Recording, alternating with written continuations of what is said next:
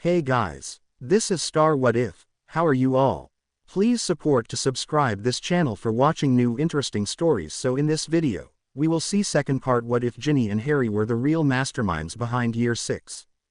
Here is short summary. While Harry chased shadows and Ron got lost in romance, Ginny and Hermione were watching everything. Secrets, schemes, and silent battles. The real war started long before Dumbledore fell, and they were already playing the game. But before we start, if you want more stuff like this, then be sure to subscribe and like this video. And if possible, share this video with your friends. Now let's start the story. Ginny didn't find Hermione after the bird incident. In fact, she wouldn't find Hermione until the Monday after the match, and even then the other girl refused to talk about what had happened. She seemed to have forgiven Ginny for telling Ron something that had made him so upset, since she was talking normally to her, but when Ginny tried to talk about Ron himself, she quickly changed the subject. Even fled from it. Oh, I'm sorry Ginny, herbology starts in about 10 minutes, and I still have to grab my books from my dorm. We'll talk later, okay? Ginny nodded, clearly understanding the message. Ron still bore scratches and cuts from Hermione's attack. Ginny overheard Lavender telling Parvati that the wounds were magical, since the birds had been too. The scratches couldn't be healed by magic, only naturally. Ron and Lavender were now officially a couple, and Ginny actually felt a bit sorry for Harry. The only way the new couple could be more attached was to be physically joined at the hip. She told Harry so during the next practice, but he only had grinned back vaguely.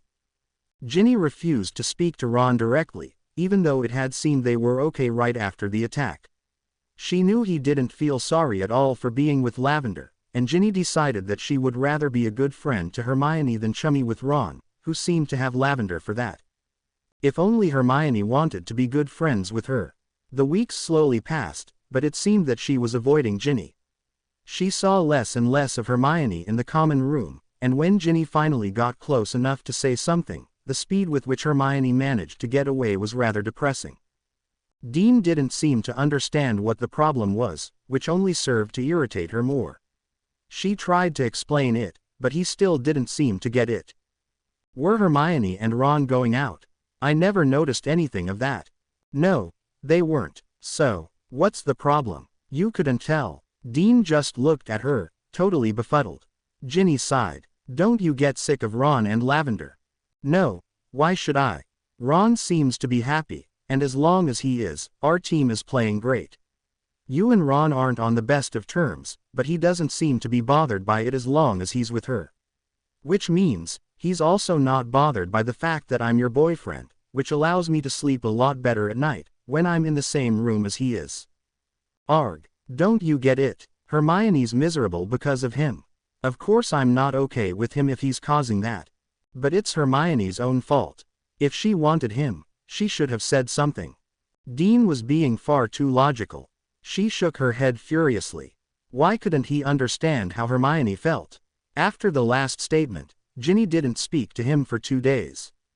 Finally, he had apologized, though Ginny wasn't sure if it was because he thought she was right or had just missed her. She didn't know what to do with Dean lately. He was sometimes so overprotective, so suffocating. If she wanted to be cared for in that way, she had 4 brothers for that. Percy didn't count and Ron was too busy. When she had let it slip that Neville had taken her to the Yule Ball 2 years ago, Dean suddenly popped up the next day when was talking to Neville about her herbology homework and if he could help her. Hey Neville, he said, throwing an arm around Ginny. Something in the way he said it irritated Ginny immensely. Hi Dean, what are you doing here in the library? Oh, looking up that charm Flitwick mentioned in the last class. And then I walked into Ginny, who said she needed help with herbology. Really? Well, that's a coincidence, he said in a strained voice and glanced at Ginny, who refused to look at him. He had clearly been planning this. Why? Neville asked, a bit confused. Well, I have to do my homework for herbology, so while I'm working on that, I can also explain it to her. Oh, okay, Neville answered, giving Ginny's book over to Dean. The fight that followed had been their biggest one yet. Why are you always asking for help from him? Because he's good in herbology. Well, so am I. I'm a year more experienced and I think I can handle explaining it to you. So, just because you are my boyfriend doesn't mean that I can't get help from other boys. No, it doesn't, but it does when you are doing the same things during studying as you do with me. Then there's your reason why I didn't ask for your help. We always end up keying and I've failed every essay I tried to write with you. She hissed back. They were still in the library, not the best place to fight. Well, then you can use the essays I gave you from last year. You don't have to ask for help from Neville. Those things don't work. What do you mean? Her big mouth had taken over again. She hissed back. They don't work. The professors give different assignments every year. Your essays are useless, but even if they weren't, I wouldn't cheat with them, since some are absolutely awful. Looking back, Ginny realized that even a physical slap to the face wouldn't have made Dean look so affronted. And why haven't you told me that? Or did you think I was just as stupid as my essays and wouldn't understand it? Ginny couldn't come up with a quick answer, but even if she'd wanted to reply, Madame Pants chose that moment to interrupt, glaring at both of them. Without even looking at Ginny, Dean stormed off. The day after that, she had apologized, and he too, though they were both touchy and a bit cold to each other. Ginny realized that it would take a while for them to be normal again and really forgive and forget. As Ginny stared at the pile of homework she had one gray November afternoon, she couldn't help but wonder how long it would take for things to be normal again. With Dean, with Ron and with Hermione. The days after the scene with the birds were weird. Hermione had, after spilling far too many tears over it, decided that Ron wasn't worth the trouble. She, a sensible, smart girl, deserved much better than him, and wasn't going to be affected by him any longer. During the day, this mask seemed to work pretty well, but at night, or when she was alone, she felt so tired of keeping up the act, and felt so unlike herself, that she often fell asleep crying.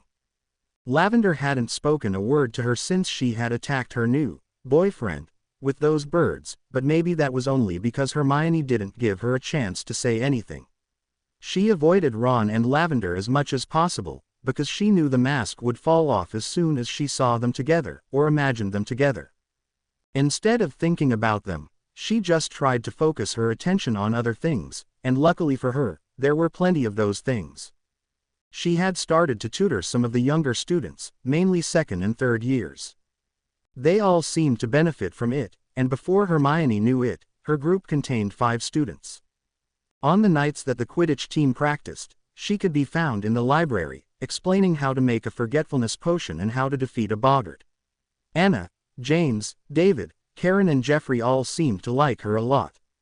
The lessons reminded Hermione a bit of the DA, and she wondered if she could give practical lessons too. For now though, her schedule was too full. She had to study a lot for herself, too. The nights she studied with Harry were hard. She knew that she didn't have to keep up the mask for him, he saw through it right away. But she tried to maintain it anyway by talking a lot about how she didn't care about Lavender and Ron.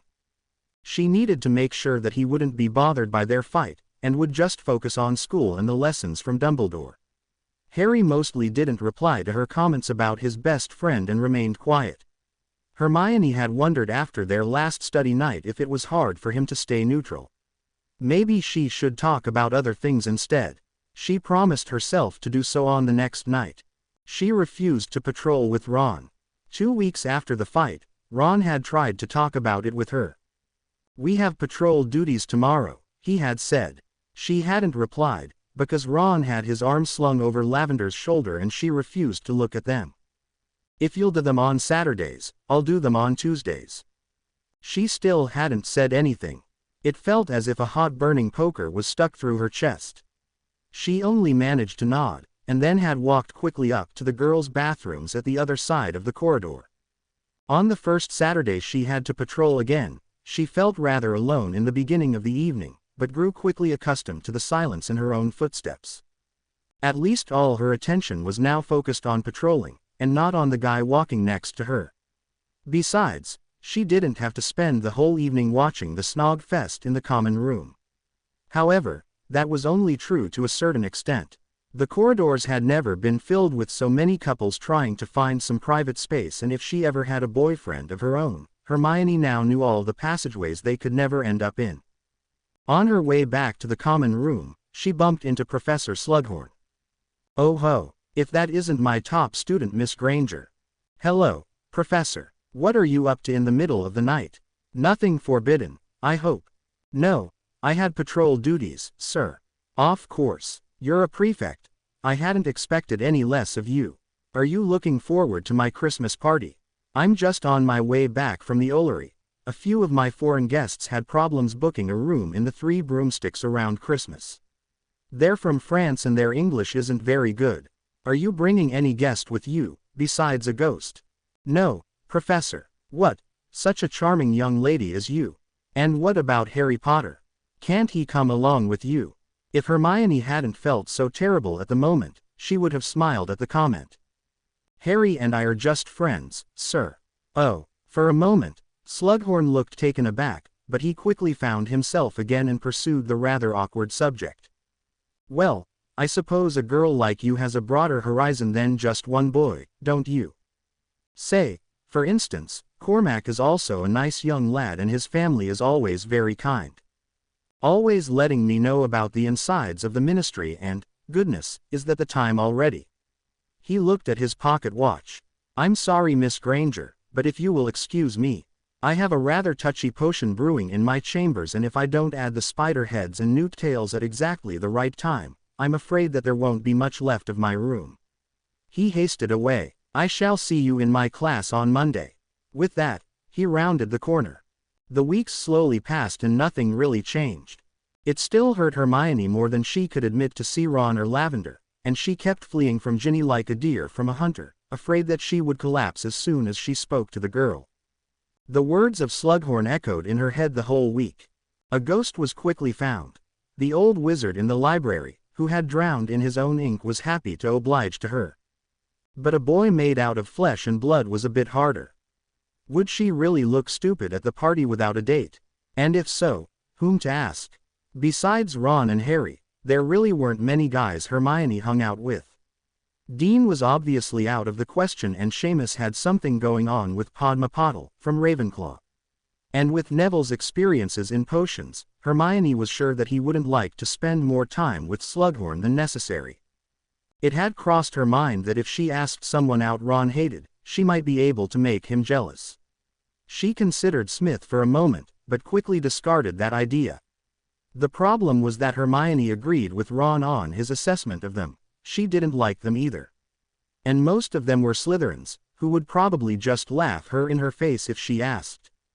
Hermione really wished that she wasn't avoiding Ginny at the moment. She might have got some advice otherwise. When she dressed for bed that next week, she heard Lavender speaking to Parvati. "Do you know McLaggen, Vati? I was watching the Quidditch practice last night, and he was there too. Started talking about how he almost became keeper this season. He was really rude. I told Ron all about him, and he became very touchy. Like he still had to prove that he was the rightful keeper or something." Hermione stopped listening. McLaggen, she could always just tell Ron that he did get that spot because of her spellwork. She was sure that it would deflate his ego. But then she also had to admit that she had caused that spellwork. That would put her in the same category as Harry with the fake Felix Felicis. She really couldn't do that. But maybe there was another way to make Ron unhappy. And Cormac McLaggen had everything to do with that. Yeah, okay, a bit of a filler chapter, but nonetheless important. We need to know that Hermione is seriously in denial. "Hi Cormac," Hermione greeted the 7th-year Gryffindor. "Oh, hi. You're Hermione, right?" It annoyed Hermione immensely that the guy barely knew her name after all those Slug Club evenings, but she kept smiling. "Yes. Listen, I was wondering if you already have a date for the Christmas party from Slughorn." Hermione wished that the guy didn't look so smug when the word, date, came up.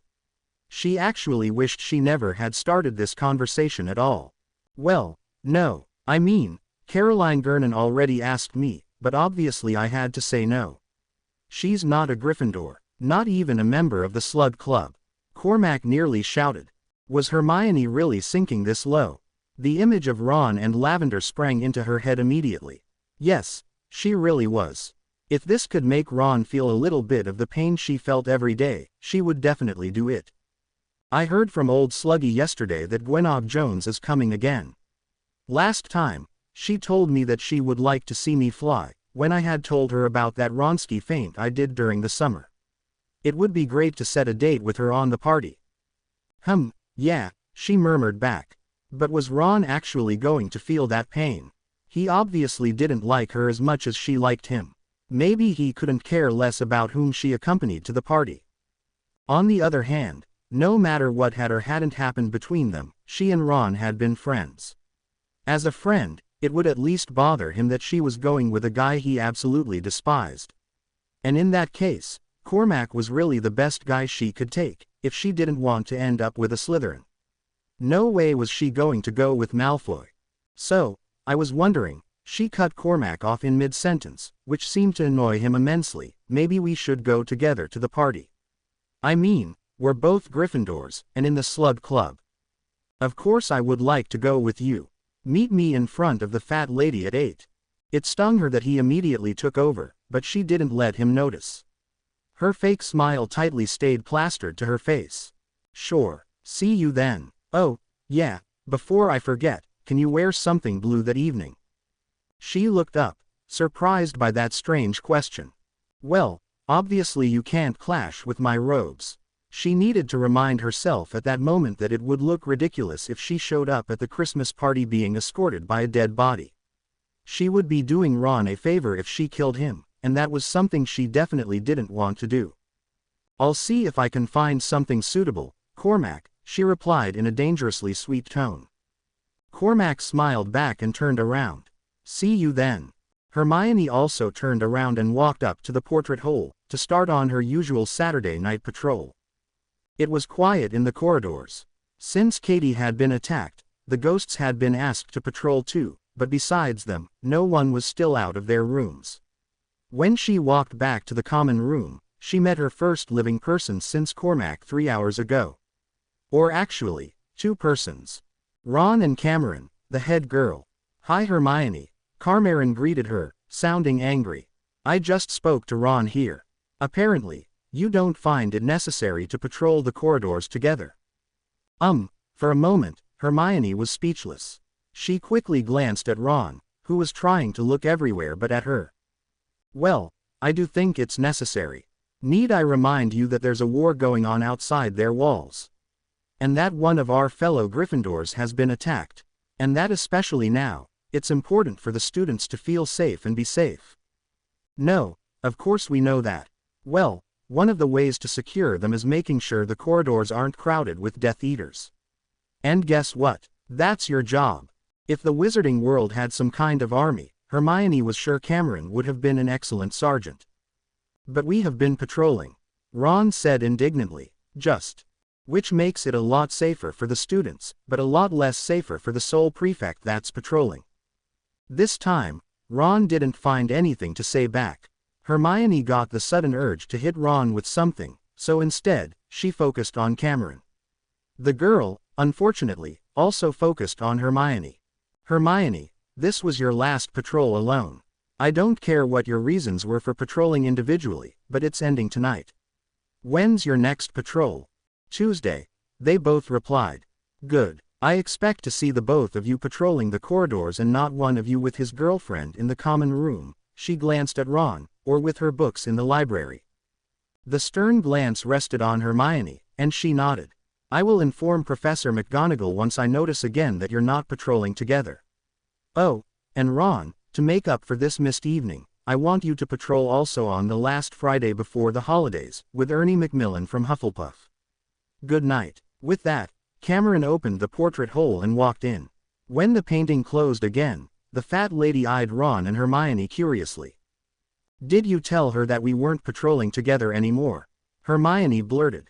No, of course not. As if I would like to spend extra time with the person who attacked me with birds. He held up his arm to show the still visible scratches. Hermione couldn't help but feel a bit triumphant. Maybe sending another flock of birds would really help her get that nasty feeling off her chest. An awkward silence followed. Ron glanced at the portrait hole. So what do we do? He asked after a while. I'm patrolling Tuesday. I'm not planning to disobey Cameron. Unlike you, I like being a prefect. Ron flushed. So that just means I'm forced to come too. No, that's your own choice. And then, before she could stop herself, she added, just like Lavender was. Before she could say anything else she might regret, or hear his reply, she walked up to the portrait hole, climbed through it, and went to her dormitory. By then, the tears were already rolling down her face. It had felt good to be so calm against Ron, but it had needed so much control, so much coldness. It goes without saying that the patrol that Tuesday was a disaster. It was harder than she thought to not say anything to Ron for that long. They both did their best to avoid their eyes, and even when they had caught a couple of fourth years in the broom closet near the Great Hall, they handled it in almost complete silence. Hermione had opened the door, Ron had docked off some points and sent them to their common room, and Hermione had closed the door again. When she fell onto her bed that night, she was almost absolutely certain that asking Cormac out had been the right thing. But somehow, a small part of her mind couldn't be comforted with the fact that she would pay Ron back. That part didn't want revenge. That part wanted her friend back. A few weeks before the Christmas holidays, Ginny finally cornered Hermione. Quite accidentally, but also rather logically when you thought about Hermione, Ginny bumped into her in the library. There you are. I haven't spoken to you in ages. Oh, hi Ginny. Hermione looked up quickly, but turned her eyes back to the dusty old book lying in front of her. She didn't seem so thrilled to see Ginny. How are you? I'm fine. A bit stressed and looking forward to the holidays. Ginny glanced over Hermione. She seemed thinner, more brittle, especially with that enormous book in front of her. There were huge bags under her eyes, and every few seconds she sniffed loudly through her nose. Ginny had never seen a person who needed a vacation more. Any special plans? You know that my mum asked you to come for the holidays. Thanks, but no, I'm looking forward to see my parents again and spend some time with them. They wanted to ski, but I talked them out of it. I don't know how much danger they are in, but best not to seek it. She dipped her quill in the ink bottle and wrote some notes on the parchment next to her. Did you tell them why you didn't want to ski? Hermione looked up. Of course not. They still don't know anything about the war, and I'd like to keep it that way. Hermione. What? Hermione stared defensively at the youngest Weasley. Do you want me to be taken out of Hogwarts too, just like Evelyn? Of course not. But don't you think your parents deserve to know what danger you risk by being a Muggleborn and being friends with Harry Potter? Hermione sighed and looked even more tired than before, something Ginny wouldn't have thought possible. Yeah, okay, they actually do. Hermione scribbled some more, before she went on. You know, I might be able to tell them. After all, I'm 17 now, they don't have to approve anymore. That's not a good argument, the youngest Weasley replied, stern in the same tone Hermione usually used against her. Just because they don't have any legal authority over you anymore doesn't mean they won't worry, or just suddenly understand. Can we please drop this subject? All right, I actually have a better one. Madame Pants walked by, and Ginny lowered her voice. What's the deal with you and Ron? I heard you're patrolling together again. Have you made up? And what was the fight about? Hermione turned a bit red. Ron and I didn't have a fight. Then where did the canaries came from after the Quidditch match? She replied quickly. We didn't fight about anything. We're just not as good friends as we used to be. Hermione refused to look at her, and Ginny leaned further over the table. Hermione, who are you fooling? This has obviously something to do with Lavend, Ginny hissed. No, it doesn't. Hermione closed the book with a bang, and a cloud of dust appeared. He's allowed to key anyone he likes. Yeah, but you wish it was you. Ginny saw that she had hit a nerve. If you could call it that, since the whole subject was rather touchy. Hermione stood up, picked up the book and said icily, without looking directly at her. Look, Ginny, I really have a lot of homework to do before the term ends. So if you don't mind discussing this later, that would be great. She turned around and walked away. Ginny stared at her, doubting whether she should just leave the whole thing alone. The next morning, during breakfast, a school owl swooped to her. Eager to know what Evelyn had written, she opened the letter. Dear Ginny, I'm glad to hear from you so regularly. I really thought that wouldn't be the case once I left, since your life's now full of interesting stuff and mine is, well, not. It sounds as if Hermione isn't happy at all. But when she's avoiding you, wouldn't it be best to let her, at least for now? Who knows, maybe your brother will break up with Lavender soon enough, or Hermione might get used to it, or get over him.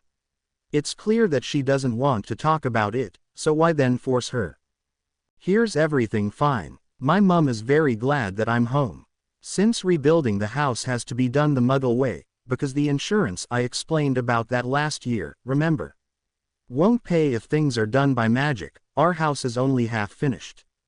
We're staying in the meantime with my gran, some 20 miles away from our home. Last week, my family agreed that it would be good for me to go to the Muggle school nearby.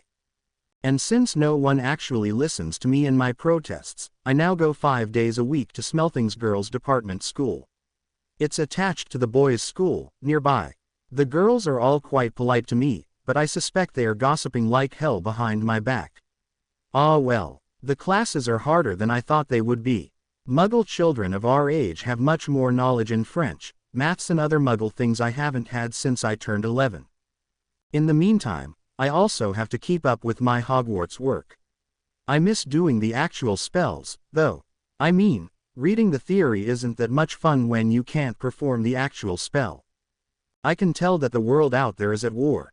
Muggles don't quite notice it, but they're all touchier, and when a girl started to cry in school yesterday during an exam, I could have sworn I saw a Dementor outside the window. I miss my own world. The Muggles are all really nice, but they just don't understand me. Even my mum doesn't anymore. I don't think that there'll be any chance of going back to Hogwarts soon. She's getting more frightened by the day. Anyway, the rest is my homework for this week. I hope I did well. Send my regards to all of the teachers, and I hope to hear from you soon. Love, Evelyn. Love is when you're kept up all night thinking of him, and then when you fall asleep, you find him in your dreams. Unknown. Oh, I definitely want to use this one, she heard a girl say. She looked up, and saw that it was Romilda Vane, with a few of her cronies. They were bent over a catalog. But don't you think it's dangerous if you mix them into his drinks? No, it says here, this love potion works for up to 24 hours at a time depending on the weight of the boy in question and the attractiveness of the girl. All one has to do is mingle the entire contents of this vial into anything the boy will consume. Success guaranteed. All the girls started to giggle, and Hermione rushed over to the sink, washing her hands, while looking in the direction of the girls. As soon as she spotted one vial or bottle of potion, she would be sure to confiscate it. But as long as she didn't have any proof. I think I'm getting one of those too. It's a fair competition, Romilda, isn't it? Romilda nodded absent-mindedly, still reading the instruction parchment. Does anyone know how much Harry weighs? A girl with gold blonde hair wondered. Hermione rolled her eyes. She should have known this was about Harry. After all, this was Romilda Vane and her friends. No, but he's average. I think it will work long enough. Most of the wheezes are really good stuff. She scowled at the name. If the twins knew they were making Harry's life harder, the girls were reading the rest of the caption, but a vial, bottle or whatsoever remained invisible. The bell rang again, and they quickly left. When they walked past Hermione, she saw how Romilda smirked her evil smile. Hermione ignored her, but this made her almost sure that they didn't have the potion with them. If they had, they wouldn't be so cocky, would they? Hermione dried her hands on a towel and hurried off to the library. I really couldn't care less, Hermione ended. She raised her quill and dotted an I. Harry didn't reply as usual and only looked more closely at his potions book. Not sure how to cope with the silence coming from her friend, and feeling a bit ashamed that she couldn't stop talking about Ron, she bowed over her own potions book, putting her now finished arithmancy paper next to her to dry. Why was it so hard for her to focus lately? She had sworn to herself that she would stop talking about Ron with Harry, but every time they were studying, she somehow got back to the subject of Ron and Lavender. Did it perhaps have anything to do with the fact that studying with Harry alone didn't feel right? Uncompleted. Somehow, she always felt that it should be Harry, Ron and herself, writing their assignments together, or just her alone? She shook her head, trying to extinguish the traitorous thoughts, and focused on the page in her potion's text.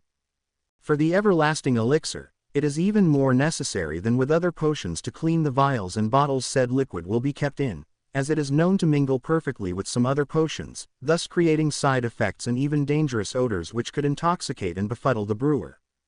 That reminded her of something. And incidentally, you need to be careful. Before she could explain more, however, Harry interrupted. For the last time, I am not giving back this book. I've learned more from the Half-Blood Prince than Snape or Slughorn have taught me in. I'm not talking about your stupid so-called prince, she said, tossing the book a glare. I'm talking about earlier. I went into the girls' bathroom just before I came in here, and there were about a dozen girls in there, including that Romilda Vane, trying to decide how to slip you a love potion. They're all hoping they're going to get you to take them to Slughorn's party, and they all seem to have bought Fred and George's love potions, which I'm afraid to say probably work. Why didn't you confiscate them then? Harry had turned pale and his voice wasn't quite his own. They didn't have the potions with them in the bathroom. They were just discussing tactics. As I doubt the Half-Blood Prince, she glanced again at the book that had caused her to be second best in a class, could dream up an antidote for a dozen different love potions at once. I'd just invite someone to go with you. That'll stop all the others thinking they've still got a chance. It's tomorrow night. They're getting desperate. There isn't anyone I want to invite, Harry mumbled back. Hermione looked at him, and saw that he was now blushing a bit. Did the idea of asking someone to the party really scare him that much? Well, just be careful what you drink, because Romilda Vane looked like she meant business. She saw in the corner of her eye that she had made a mistake in her arithmancy essay, and hitched it up again, scratching the now incorrect answers away with her quill. Hang on a moment, he said slowly. I thought Filch had banned anything bought at Weasley's Wizard Wheezes. And when has anyone ever paid attention to what Filch has banned? She asked dryly, keeping her eyes on her essay. But I thought all the owls were being searched. So how come these girls are able to bring love potions into the school? Fred and George send them disguised as perfumes and cough potions, she remembered from what she had read last summer. It's part of their owl order service. You know a lot about it. She shot him a look, and he shifted uncomfortably. It was all on the back of the bottles they showed Ginny and me in the summer. I don't go around putting potions in people's drinks, or pretending to either, which is just as bad. Yeah, well, never mind that, said Harry quickly. The point is, Filch is being fooled, isn't he? These girls are getting stuff into the school disguised as something else. So why couldn't Malfoy have brought the necklace into the school? Oh, Harry, not that again, she sighed. For the few weeks where he hadn't mentioned Malfoy, she had really hoped that he had forgotten about this crazy idea. Come on, why not? Demanded Harry. Look, secrecy sensors detect jinxes, curses, and concealment charms, don't they? They're used to find dark magic and dark objects. They'd have picked up a powerful curse, like the one in the necklace, within seconds. But something that's just been put in the wrong bottle wouldn't register. Anyway, love potions aren't dark or dangerous. Harry muttered something under his breath, but she continued over him. So it would be down to Filch to realize it wasn't a cough potion, and he's not a very good wizard. I doubt he can tell one potion from, but she suddenly stopped talking. Was it just her, or had something moved behind those shelves? She looked at Harry, who was also listening closely. Apparently he had heard it too. They waited, and a moment later, the vulture-like countenance of Madame Pants appeared around the corner. Hermione actually let out a breath she hadn't known she was holding. The library is now closed. Mind you return anything you have borrowed to the correct. What have you been doing to that book, you depraved boy? Madame Pants shrieked. Her eye had fallen on the prince's book, and she lunged at it. It isn't the library's, it's mine, said Harry hastily. Spoiled, she hissed. Desecrated, befouled. Hermione hastily grabbed her belongings and put them in her bag. It's just a book that's been written on, said Harry, tugging it out of her grip. For a moment, Hermione closed her eyes. Sometimes, Harry could be really tactless. How could he say such a thing to a librarian? She quickly grabbed Harry by the arm and marched him away. while Madame Pants her eyes almost popped out of her head at the thought that Harry found it normal to use a book as if it was an ordinary parchment scroll. "She'll ban you from the library if you're not careful. Why did you have to bring that stupid book?" "It's not my fault she's barking mad, Hermione. Or do you think she overheard you being rude about Filch? I've always thought there might be something between them." "Oh, ha ha." Talking at a normal volume again, they walked up to the common room, where, as soon as the portrait opened, Romilda Vane materialized at Harry's side. "Hi, Harry. Fancy a gillywater." Her smile was twice as wide as usual, and Hermione saw that she had changed her clothes in the time she and Harry had sat in the library. Hermione shot him a meaningful look, and Harry's eyes widened. "No thanks, I don't like it much," he said quickly. "Well, take these anyway. Chocolate cauldrons, they've got fire whiskey in them. My gran sent them to me, but I don't like them." "Oh right, thanks a lot. I'm just going over here with." He grabbed Hermione by her shoulders and quickly walked over to two armchairs that stood far away from Romilda, in the meantime using Hermione as a human shield. "Told you," she couldn't help but saying. "Sooner you ask someone, sooner they'll all leave you alone and you can." But she stopped in mid-sentence. One of the armchairs they had been walking up to was now occupied by Ron and Lavender. Her mind suddenly turned quite blank, leaving her capable of nothing but an intense desire to throw something. To prevent herself from doing so, she said, "Well, good night, Harry," in a voice that sounded a great deal higher than her own, then spun on her heel and walked up to the dormitory. When she fell into bed, she knew that she had made the right decision in asking Cormac to the party. Ron would never know what hit him. A little too much straight from the book, but that just needs to be done sometimes. "Well done, Miss Granger. 20 points for Gryffindor." McGonagall walked by and gave Hermione one of her rare smiles. She listlessly smiled back. She had practiced the color-changing spell last night, unable to fall asleep. It was far easier to do it in a well-lit classroom when you had tried to practice it in the dark, holding your book and a candle up with a Leviosa spell, while trying to point your wand at your eyebrows, checking the color with a little pocket mirror. She stared into the distance, thinking about the upcoming party. She was pretty sure that it wouldn't be fun going on a date with McLaggen, but she might be able to survive it by escaping and finding Harry. She only hoped that it would make some impression on Ron. Maybe he really didn't care about her anymore and he wouldn't mind her dating McLaggen. Maybe he saw her also as an enemy, and would actually think that they were a match made in heaven. It would make the whole evening even worse if Ron didn't even notice. Laughter on the other side of the classroom shook her out of her thoughts, and she looked up. Harry and Ron were laughing at Harry's failed attempt to color both his eyebrows. Only one was yellow, the other one still dark. The contrast looked ridiculous, as if one of his eyebrows was shaved away. She suddenly realized how much she missed those little moments of fun. She didn't seem to have much of those with Harry when Ron wasn't there. "Well, you try it then," she heard him say to Ron. Ron stood with his back in her direction. He faced the mirror, and Hermione saw that he wasn't looking at himself, like he was supposed to. Instead, his gaze was on her, and she suddenly realized that she had been staring at him and Harry for quite a while now. However, she did not avert her eyes, and kept staring back fiercely. Ron broke the eye contact first. He immediately pointed his wand at his eyebrows, giving Hermione one last glance, and muttered the spell. The sound of gunfire was heard, and in a puff of smoke, Ron managed to grow himself a gigantic mustache. Lavender shrieked as if she had been hit herself and ran over to Ron to check if he was all right, and Parvati and Harry had to hide their laughter.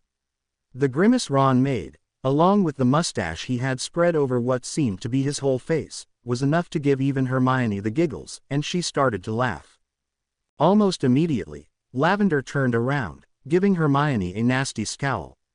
This didn't stop Hermione from laughing, however. The whole scene looked so ridiculous that she only laughed harder. She wasn't the only one. Seamus and Dean had started to chuckle too. Ron became tomato red. "Mr. Weasley, I suggest you do the extra homework about coloring spells this week. Clearly you don't have them quite under control yet," McGonagall said, while pointing at Ron's face to vanquish the mustache. "Miss Brown, Return to your own seat, please. The professor then waved her wand again, making all the mirrors float to her own desk. Now, can anyone tell me what the exact difference is between the coloring of human hair and the coloring of animal fur, as quoted by the Handbook of Transfiguration Spells? Her hand shot up as if by reflex. Miss Granger. According to the handbook, animal fur, but her mind was suddenly quite blank. In the reflection of one of the mirrors on McGonagall's desk, Hermione could see Ron doing an impression of her, his hand waving obnoxiously in the air while he was sticking out his front teeth. Yes, Miss Granger. McGonagall, clearly unaware of what was happening in the back of the classroom, as her attention was on her, awaited an answer. But fortunately, the bell rang at that moment. Hermione felt tears prickle in the corner of her eyes and stormed out of the classroom and down to the bathroom a floor below. There, she immediately started to wash her face, as if to hide that there was also water pouring out of her eyes. Beeping Myrtle, is that you? It's so nice to see you again. You still haven't told me how. Oh, Hermione, it's you. What's the matter? A serene voice echoed through the bathroom, heralding the entrance of Luna Lovegood. She was standing in the doorway, but hurried over to the sinks when she saw Hermione. What's wrong? Hermione didn't answer, but just started to cry more. Luna gently took her by her shoulders and gave her a hug. It's so stupid, how can I be so worked up about Ron? What happened? Did you have a fight? Yeah, something like that. She still sniffed, but the tears had stopped. Maybe you have a lacrimatus on your tail. They are quite hard to get rid of, but if you really focus on the pain they're causing you might be able to. No, I think I'm fine. Thanks, though. She didn't need the girl's pity. It was ridiculous to cry over such a stupid impression. She was used to them, wasn't she? In her first year, she had endured them daily, mostly from the same boy who had been doing it now. Let's go to lunch, she said. Luna looked curious, but nodded and followed her out of the bathroom. Oh, hello, Harry, said Luna suddenly. Did you know one of your eyebrows is bright yellow? Harry, still sporting his colored eyebrow, stood in front of them. Hermione hadn't noticed that she had forgotten to take her quills and some of her books until now, when Harry held them up. Hi, Luna. Hermione, you left your stuff. Oh, yes, she said, still sniffing and realizing that her eyes felt puffed up and must be red from the tears. She didn't want Harry to see that she had worked herself up about this. Thank you, Harry. Well, I'd better get going. She hurried off to the Great Hall, leaving Harry and Luna behind.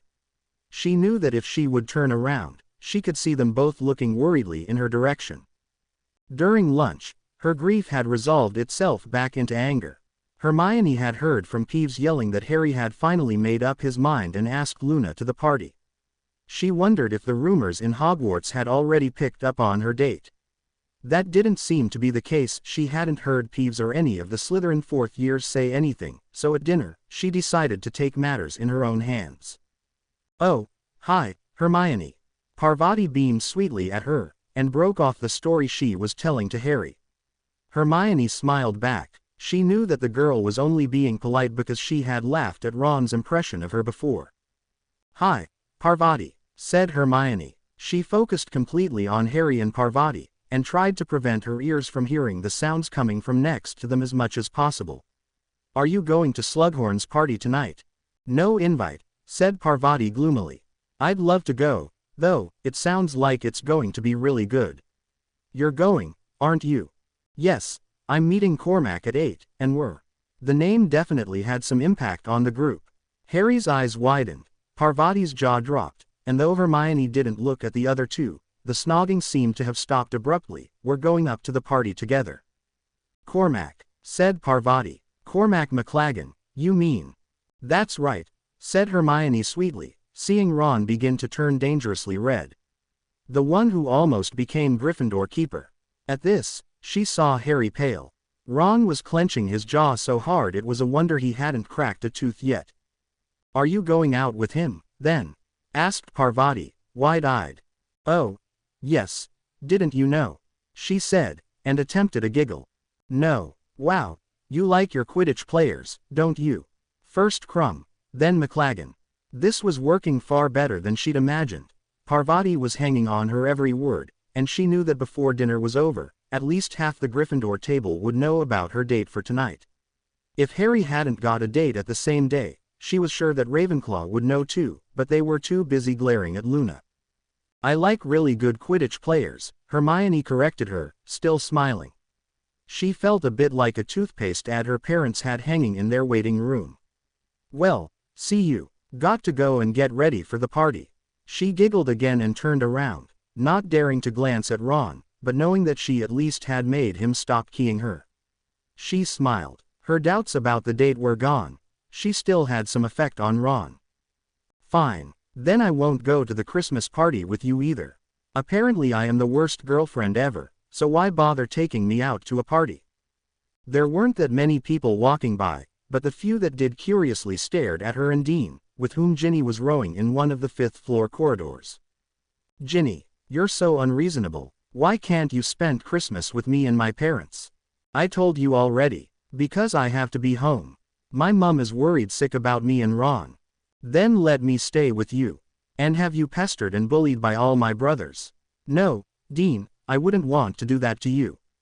You just don't want me to meet them. Not all at the same time. Trust me, I'm doing you a huge favor. Why do you care so much about being together during the break? Is it really just because our 6-month anniversary is during the Christmas holidays?" "Yes. Is it that hard for you to understand that I want to be with you then?" Ginny sighed. "Dean, it's just a date on the calendar. I honestly don't understand why you have to take it so seriously." "Well, excuse me for taking us together seriously." She could tell that he was really mad now. But well, so was she. "Are you claiming that I don't take us seriously enough?" "Yeah, maybe I am. I'm really crazy about you, Ginny, but sometimes I just can't follow you. It's like you're acting as if I'm dead weight," he whispered furiously. A silence followed. Ginny didn't know how to react to this. She would deny it if asked, but it was as if for once, Dean understood her feelings completely. She did see Dean sometimes as the reason why she couldn't be more herself. She did feel imprisoned. She shook her head. "Look, Ginny, I shouldn't have said that," he said, clearly thinking that she was far too angry to talk. His eyes met hers. "Can we just forget about it? Dean, you just can't stay over for Christmas. You just can't." She wished that she could explain it more to him, but she actually didn't understand herself why she was so eager to go home alone. Maybe it had to do with the war. Almost everyone in her family put themselves in danger every day, and it would be very ungrateful to not celebrate one of the few happy moments she had with them. But that didn't explain why she didn't want Dean to come over to the burrow. Of course the house was full, but there had always been room for Hermione and Harry, and now that the former wasn't coming, there was actually a spot open. And her brothers would pester him anyway, whether he came over now or accompanied her to the wedding of Bill and Fleur this summer. Perhaps it had more to do with her.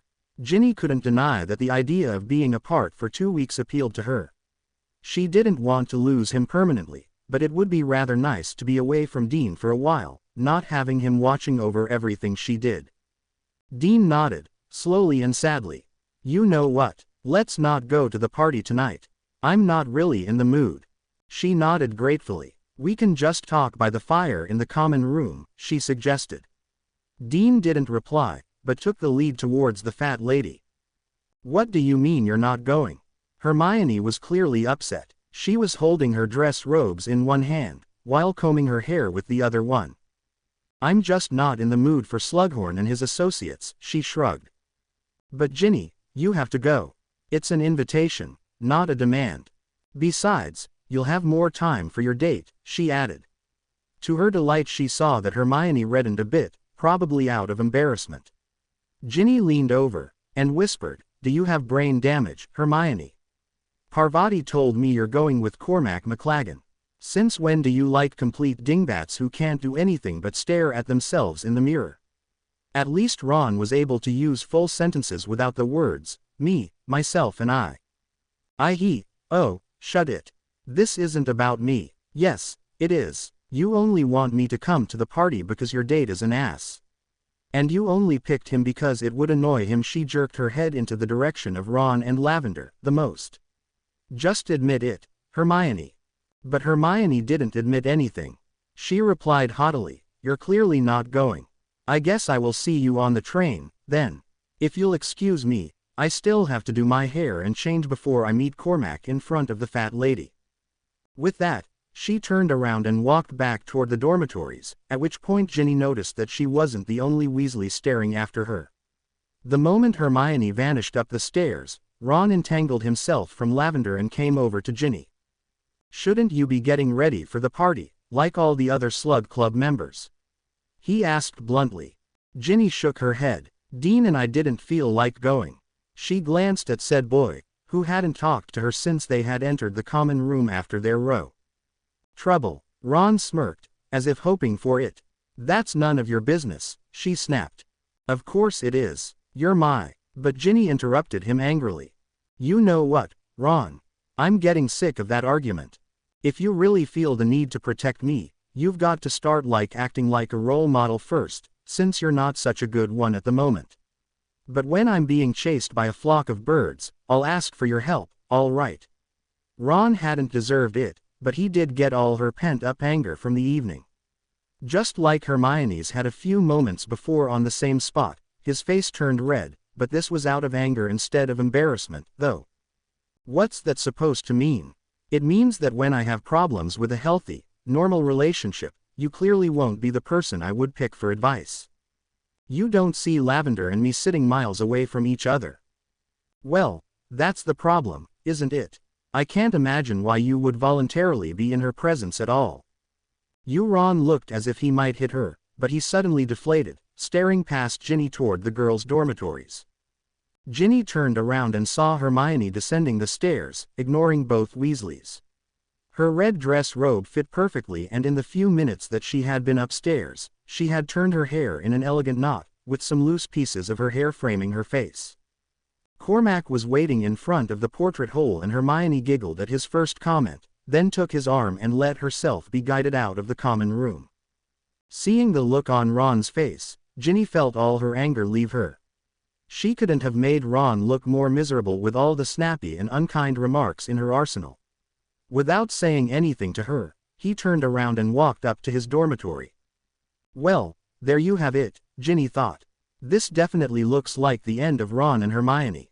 This could have been such a great evening, if only she had been here with the right boy. Or with no boy at all, for that matter. Even having empty space next to her was more welcome than standing with McLaggen at her side. And then of course there was that save I made the summer between 3rd and 4th year. I was playing a few guys from the nearest town, and they had some chasers that flew so well that you couldn't even see them passing the quaffle to each other, but I managed." She just smiled and nodded, pretending to listen. In the meanwhile, she really wished she had seen Ron when she left the common room. Now she didn't even know if this whole stupid plan would even work. And why had she come up with this idea in the first place? Really, asking a guy out to make another one jealous. It didn't sound as a plan that had been thought up by a girl who once had a 120% score on a charms exam. It sounded like the plan of somebody who was becoming desperate. Oh, Merlin, had she missed her own mental memo? How had this happened? And then I caught it with my fingertips, but managed to slam it so far away that we all had to fly down to search for it in the woods that surround the Quidditch pitch in my backyard. Quite impressive, don't you think? Yes, indeed, she murmured, as they walked towards the party. They had taken a detour, because Cormac had to pick up his broom from the broom shed first to take it with him on the Christmas holiday, when he was apparently going to Switzerland to stay with family. She already felt sorry for whoever had to spend 2 whole weeks with him in their house. "Did you really have to wear that red dress?" "Excuse me," she blinked. Clearly she had not heard him well. "Well," he said smoothly, placing his arm around her neck, "he really shouldn't have put on that much cologne. When you asked me, I said that we would clash horribly if you wore red, remember?" Being the top of her class, Hermione had remembered. She had, as a sign of rebellion, decided that she wasn't going to be Cormac's puppet the whole evening, and that the new red dress she had bought this summer was too pretty to leave in her trunk tonight. "Oh, I'm sorry, I must have forgotten," she replied sweetly with her 39th fake smile this evening. Well, At least you got your hair done. Managed to tame that mess, didn't you? He laughed. 1, 2, 3, she counted calmly in her head, only smiling back. This guy really had some nerve. Even a Slytherin would have been nicer. Or at least would have shut up.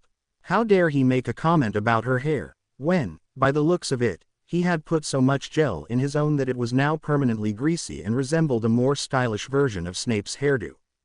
They finally arrived at the door of Slughorn's office. She was reaching out for the doorknob when suddenly, Cormac took her hand and stroked it. Very surprised, and a bit scared, she looked at him. Look, he waggled his eyebrows and pointed at the top of the doorframe. Mistletoe. Hermione felt her stomach churn and she stepped back quickly, bumping against the doorframe. Cormac placed his hands on her head, and leaned in her direction. She panicked completely. This was absolutely not what she wanted. His face drew nearer and nearer. Help, it's probably full of nargles. She screamed. Confused, Cormac looked up at the mistletoe. Hermione took advantage of this distraction by turning the doorknob, slipping out under his arms and disappearing into the party, which was, thank Merlin, quite loud and crowded. She could have sworn that she had heard him yell, "Hey!" but didn't even bother to turn around, trying to make the distance between them as big as possible. It seemed as if luck was on her side tonight. The office had been enlarged and Slughorn had decorated the place with draping and fairy lights, which made the room not only festive but also quite hard to find somebody in. However, that also meant that it was quite hard for herself to find the right people. Hermione, Hermione, she spun around, grateful for a familiar voice. Harry, there you are, thank goodness. Hi, Luna. Luna smiled serenely at her, resembling a Christmas decoration in her silver robes, but a rather nice decoration, to be fair. Harry, standing next to her, had his usual dress robes on, but he looked handsome nonetheless. What's happened to you? He asked. Oh, I've just escaped. I mean, I've just left Cormac, she said. Under the mistletoe, she added in explanation. Harry frowned. Serves you right for coming with him. For one tiny moment, she was about to argue with Harry about how Cormac was actually rather nice and that he shouldn't judge people so soon. But then she remembered what he had said about her hair again, and in a rather small voice, she answered truthfully, I thought he'd annoy Ron most. I debated for a while about Zacharias Smith, but I thought, on the whole. You considered Smith, said Harry, revolted. Yes, I did, and I'm starting to wish I'd chosen him. McLaggen makes Scrop look a gentleman. That reminded her of how tall he was and she hastily looked around. Let's go this way, we'll be able to see him coming, he's so tall. The three of them made their way over to the other side of the room. Hermione was so busy looking over her shoulder that she realized too late that Trelawney was standing in front of them. Hello, said Luna politely to Professor Trelawney. Good evening, my dear, said Professor Trelawney, slurring slightly. I haven't seen you in my classes lately. No, I've got Firenze this year, said Luna. Nor she nor Trelawney seemed to notice that Hermione was trying to avoid Harry's stern gaze. Oh, of course, said Professor Trelawney with an angry, drunken titter. Or Dobbin, as I prefer to think of him. You would have thought, would you not, that now I am returned to the school Professor Dumbledore might have got rid of the horse. But no, we share classes, it's an insult, frankly, an insult. Do you know, Hermione looked at her former professor, it was obvious that she was rather tipsy. Harry drew closer to her. Let's get something straight, are you planning to tell Ron that you interfered at keeper tryouts? He whispered. He was trying to hide behind her as he said it, hoping to avoid getting noticed by Trelawney. Do you really think I'd stoop that low? She said, though that was sort of a lie. In the darkest hour of the night, she had considered it as an option. Hermione, if you can ask McLaggen. There's a difference, she explained, more for her own benefit than for his. I've got no plans to tell Ron anything about what might or might not have happened at keeper tryouts. Good, said Harry fervently. Because he'll just fall apart again, and we'll lose the next match. Harry had gone a bit too far. One day, Hermione promised herself, she would teach Harry the meaning of the word, tact, and how to use it in front of a girl. Quidditch, is that all boys care about? Cormac hasn't asked me one single question about myself. No, I've just been treated to 100 great saves made by Cormac McLagan, non-stop ever since she stopped in the middle of her tirade, because out of the corner of her eye she could see something big coming her way. Oh no, here he comes. Without wasting time excusing herself, she quickly squeezed herself between two old wizards who were having a heated discussion near the punch table. It was only now that she spotted the house elves near her knees, walking around with huge silver platters full of pastries and other snacks. Disgusted, she turned her eyes away, which fell on the nearest exit. She made up her mind in less than a second. This party had never been fun to begin with, and the house elves were the last reason she needed. Her party was over. Without thinking any further, she made her way over to the door and slipped through it. This night had been long enough, even though it was barely 9 o'clock. She let out a sigh of relief as she closed it behind her, glad she had left that awkward situation. "What are you doing here?" The boy in front of her shrugged, not meeting her eyes. Patrol duties. Thoughts were swirling through her head, but somehow, this was the first time after the Quidditch match that she didn't feel the urge to throw something at Ron, or cry. She still felt mad and sad, but not as helpless and pathetic. Maybe asking Cormac out had been a good idea. Not to make Ron jealous, but to gain some self-confidence again. If the guy, no matter how awful he was, had wanted to press his lips on her so much, then surely she must have looked all right. However, the thoughts didn't make an end to the growing silence. She remembered that day in the greenhouse, when she had asked Ron to this party. Oh, how wonderful this evening could have been. Instead, they were now avoiding looking at each other, lost for words. Then again, Hermione was pretty sure that if they had gone out this evening, there would have been moments like this too. Just not so long. "Well, I have to go. See you," she tried to say lightly, considering it possible that Ron had turned into stone and wouldn't say anything. After all, she would have tried for certain to get the ability to turn into stone, if she had to endure all Lavender's babbling. She turned, walking away from him and the party. Hermione. Ron had said it so softly that it could have been her imagination. However, when she turned around again and met his eyes, she knew that it hadn't been. He was staring right back at her. It could have been seconds, or minutes, or even a few hours that they were just standing there, gazing at each other. She felt that odd squirming feeling in her stomach calm down, felt all her anger and pain just flowing out of her. She saw that Ron wanted to say something else, how he opened his mouth, how it seemed difficult for him, but how he kept it open nonetheless. There were so many emotions in his eyes: regret, sadness, longing. "Hermione, there you are. I've been looking all over for you. What were you saying about Nargles? Are you feeling?" McLagan's timing couldn't have been any worse. Ron turned his eyes away immediately. She felt herself blushing like mad, but the fear and panic for the guy now standing next to her was also back. "Oh, hi, yeah, they're really dangerous," she managed to say in a tiny voice. Cormac ignored Ron completely. "Well, come back inside. There are some really interesting people in here.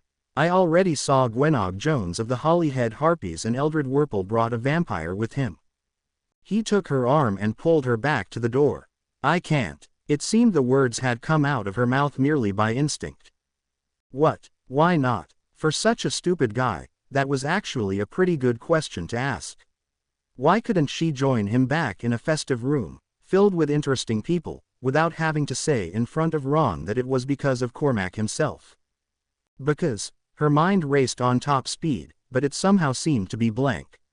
Because she has patrol duties with me. Her eyes widened and she stared at Ron with her mouth open.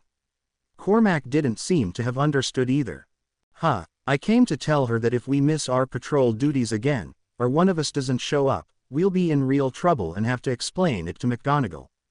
"That's right," she managed to get out, hoping that she would sound convincing. "I'm sorry, Cormac, I completely forgot, but it's really necessary for me to patrol tonight. You go back and have fun. And give my regards to Slughorn." And to make sure that Ron would see it and to end this conversation, she stood on tiptoe to key Cormac on the cheek and quickly turned around, walking away as quickly as was possible in a dress. But, She heard Cormac stuttering behind her. Ron had already disappeared. When she rounded the next corner, her controlled walk turned into a run, and it was only at the fat lady that she halted. Panting slightly, she muttered the password and entered the common room. It was only around 9:30 on a Friday night, and the common room was still pretty full. She saw Ginny in the corner, writing a letter. Not wanting another lecture, or questions about why she was already back, Hermione walked up to the stairs to the dormitories. There, among a lot of stuff she had scattered on her floor in bed barely an hour ago while preparing for the party, she cleared a place to sit and think. It felt nice to think, instead of crying, or feeling some other heavy emotion. The only thing she could do was analyze what had happened. And coincidentally, analyzing was something she did very well. But a girl could analyze only so much. At 11 o'clock, she was still wide awake and not able to think about anything besides what had happened this evening. What could it mean? Ron had been nice. She really didn't deserve nice, after what she had done to hurt him. Did that mean that he didn't care about her and Cormac? Or did he save her from him, just because he cared? And what exactly had that stare meant? Her head was too full for sleep, so she changed into some normal clothes, grabbed her arithmancy book, and went to the common room.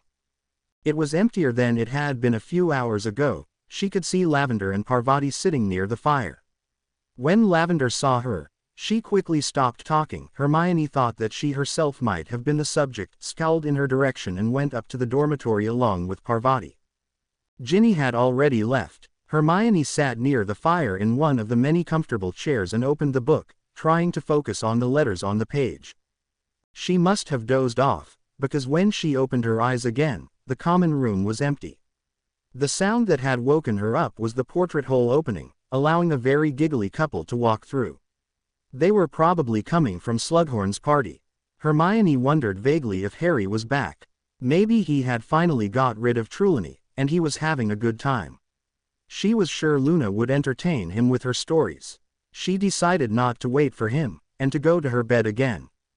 While removing the sticky pages of the book from where they had stuck to her cheek, the portrait hole opened again. She looked up, only to turn crimson. Ron was standing in the opening, looking surprised to see her. He turned pretty red also. She didn't say anything, just grabbed her book and almost ran upstairs. "Merry Christmas, Hermione," she heard him say, before she closed the door of her bedroom. It stopped her in her tracks. Just before she turned around and walked up to her bed, she whispered, "Merry Christmas, Ron. Suzanne, could you hold on to Arnold for just a minute? I have to grab my sweater from my trunk." Ginny handed her pet over to the girl next to her and started to rummage through her trunk for what must have been the fourth time that morning. She had been too lazy to pack yesterday, which had resulted in her mania this morning. The professors had decided against sending everyone home on the train, instead setting up the flow through each house's common room. The Muggle-borns were brought home with side-along apparition by the head girl, boy and some of the teachers. "Found it," she shouted triumphantly, holding the green sweater up in one of her hands. "Hermione," she heard Harry yell and looked up. He clattered down the stairs from the boys' dormitories and dragged Hermione away from the armchair where she was sitting with her trunk. Ron attempted to follow him, but was cornered by Lavender. "Listen, I have to tell you something. It's about Malfoy and Snape. I saw them last night," but Ginny couldn't hear any more of what Harry said, as Lavender almost screamed. "Oh, Won, I will miss you so much. Promise you'll write to me at least 3 times a day." Ron didn't a chance to say anything in reply, for Lavender had already flung herself at him and started keying him before he could open his mouth. Ginny quickly looked away. They still hadn't managed to improve their technique. It was the sort of keying she thought really shouldn't be allowed in public places. Dean had already left a few minutes ago, being side-along apparated with Flitwick to his home. The goodbye between him and Ginny had involved a key, but was still rather coldly. They both hadn't forgotten their fight from the previous night. Ronald Weasley, Ginny Weasley and Harry Potter. McGonagall called from the fireplace. "Have a nice Christmas, Ginny," Suzanne said. "You too." Ginny hugged her and then walked over to Hermione and gave her a hug too. "Have a nice Christmas, Hermione. Good luck with telling your parents." Yeah, thanks, I'll need it. Happy Christmas to you too, Ginny. Hermione replied vaguely. It looked to Ginny as if the other girl hadn't gotten much sleep. Ginny then walked over to her Transfiguration teacher. Come along, come along. There are more people waiting, McGonagall said briskly. Ron finally disentangled himself from Lavender and without saying anything to Hermione, he followed Harry to the fireplace. Have a nice Christmas, Professor, Ginny said politely, as she stepped into the green flames with her trunk in one hand and Arnold's cage in the other. McGonagall gave a polite nod. The burrow. With the familiar whooshing sound, she vanished through the chimney. Oh, it's so nice to see you all home safe, her mother said for the umpteenth time that evening, her eyes tearing up, as she levitated a stack of plates into the kitchen. Fred and George rolled their eyes in unison. How's Hogwarts without us? Fred asked. More normal, Ginny replied dryly. More boring, you mean?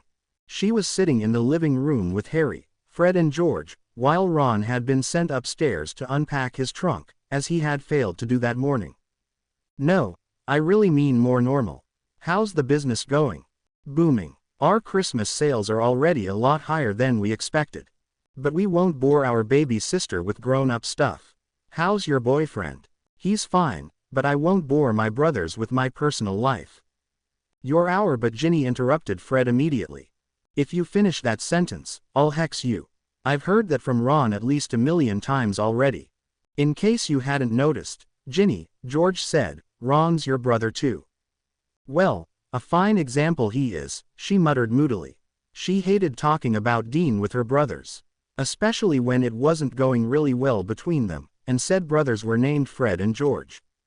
What do you mean? If you'd seen him licking Lavender's face in public, you'd know what I meant. Too late. She saw that Harry was making signs not to mention the topic. Wait, you mean that Ron has a girlfriend? By the looks on the twins' face, she had already given them the best Christmas gift they could have asked for. Harry shook his head and kept staring at his knees, steadfastly ignoring the looks Fred and George were shooting him. Yeah, Lavender Brown, 6th year, Ginny filled them in. Wow. For a moment, it was silent in the room, but then Fred continued. And here we were, thinking that he would come home with Hermione when he finally came to his senses. So that's the reason why she didn't come this Christmas, then. Too busy being mad at him. Harry nodded, but Ginny felt the urge to defend her friend. No, that's not the reason. She hasn't seen much of her parents for a long time, and since she was here for most of the summer, she decided to spend some more time with them. But Fred and George were barely listening, whispering in delight about the many ways they could torture Ron with this new information. Who are you kidding, Ginny? Harry asked softly so the twins didn't hear him. For Merlin's sake, she's even dating McLaggen to annoy him. She even said so last night. Oh, now that you mention it, how was the party? Oh, it was all right. I had a lot of fun with Luna. Luna, Harry, we thought you had better taste, George said, pretending to be affronted. Hey, Luna is very nice. Ginny fired up. I'm not dating Luna, I just went with her to a party, as friends. And the boy who lived couldn't have gotten anyone else. Fred corrected himself at the look on Ginny's face. There must be a lot of girls who like you, Harry, now that you're the chosen one. George said, putting air quotes around the title. Harry turned red, but didn't reply. Yeah, do tell us, Harry. What's your type? Fred tried to continue, but Ginny snapped, oh, give it a rest, you two.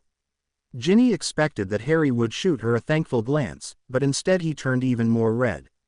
At this rate he could give Ron a run for his money. However, before anyone could bring up a new topic, an owl swooped off the chimney into the living room, holding a letter in its talons. It dropped the letter on Ginny's lap, hooted once, and left through the chimney again. Who's there? Her mother shouted, running out of the kitchen with her wand drawn. No one, Mum, George answered reassuringly. It's just an owl for Ginny. Ginny didn't hear her mother's reply. She had opened the letter and seen that it was from Dean. The first paragraph not only went on and on about how much he missed her, but even apologized for their fight. No, Fred, that red one is supposed to hang there. She pointed a meter away from the place her brother was standing. Does it actually matter? Why can't we just hang these things with magic? George asked. He was currently sitting on the couch, checking if the fairies he'd bought were radiating enough light. We always decorate the tree the Muggle way. Yes, because when we started it, none of us could perform magic, Jin, came the reply of Ron, standing on a chair to hang another glittery chain from the ceiling. Harry was holding the chair. It's tradition, she replied sternly. It's lunatic, George muttered, but when she gave him a firm stare, he quickly started to check the fairies again. So, since we're talking about annoying things, Ginny, how's sleeping in the same room as Fleur? Already got the desire to murder her in her sleep? Fred asked after a moment of silence, where only the newest single of the Weird Sisters could be heard. Ginny's face darkened immediately. She didn't know what was worse. The fact that Fleur thought that Ginny was her best friend, or the fact that it took her future sister-in-law at least an hour to comb her hair, put on a nightgown, and go to bed. She was half wishing that Fleur would snore, or talk in her sleep. At least then she could really have a valid reason for not liking her. The boys would only swoon over her more if she told them that Fleur was being nice to her. How dare she? She could almost hear Fred reply sarcastically. Slowly, Ginny had started to realize that Fleur really was going to marry her oldest brother. Which meant that whether she liked it or not, Ginny would just have to deal with it. It just annoyed her incredibly that Fleur and Bill looked perfect while she and Dean were far from it. Well, Harry looked up, which made Ron almost fall from his chair. Okay, she's still phlegm. I can't put it any differently. As if Ron had read her mind, he replied, you'll just have to get used to it. She'll be your sister-in-law next summer and you can't change anything about that. Wow, Ickle Ronikins, Lavender had better watch out. What do you mean? Ron's ears were already starting to go red, as if he already knew that the twins would insult him. Well, it looks like you still can't get over the whole Vila effect. Says the one who isn't swearing when she's around. And since when do you hold doors open for anyone? He looked expectantly at George. The smile that Harry had playing around his lips seemed contagious. Ginny felt it on her face too. Ron had now stepped off the chair and was quarreling with Fred and George, who only teased him more about Lavender.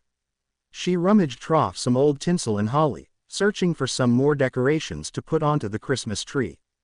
Need a hand? Harry had come over. I think they will probably be busy for some time.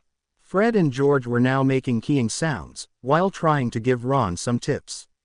Ron was getting angrier by the second.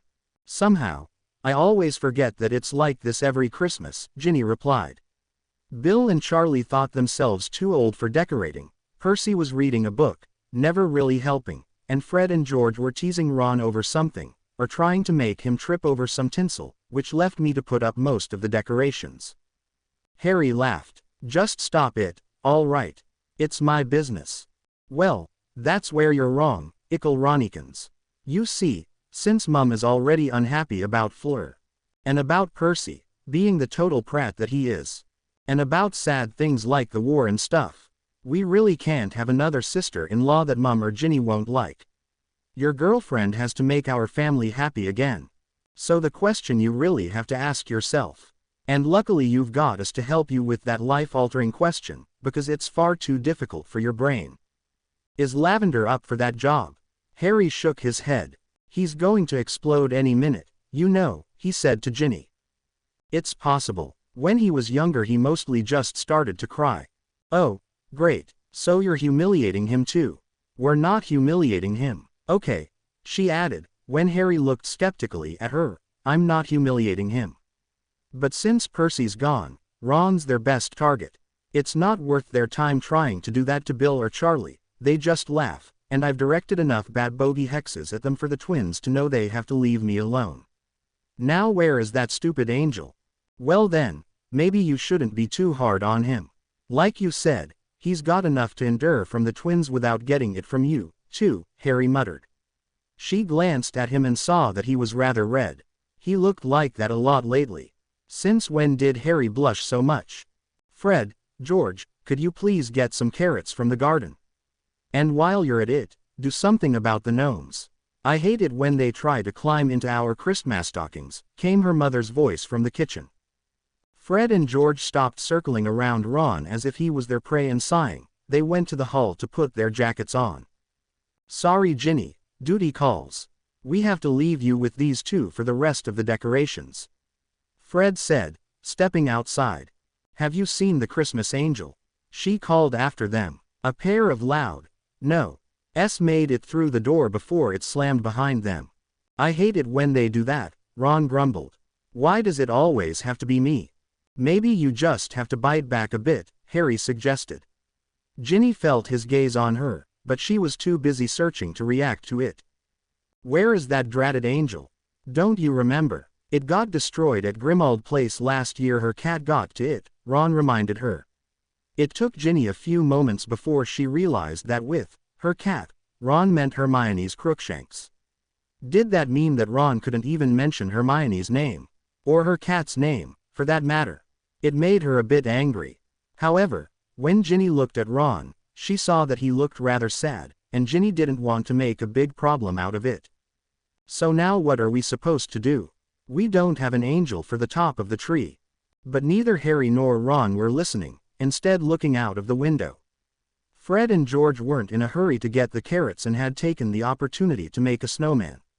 Forgetting for a moment that she had a decorating problem, Ginny stood next to them. I hope they lose their balance and fall into the snow on their faces, Ron mumbled angrily next to her. You really need to bite back, Ron, Ginny sighed, remembering Harry's plea from earlier.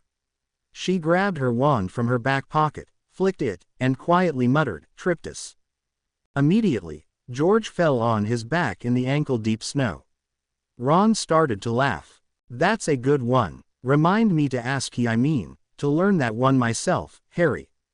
It seemed that the fall had reminded the twins that they actually had a job to do, and they started to pull some carrots out of the ground.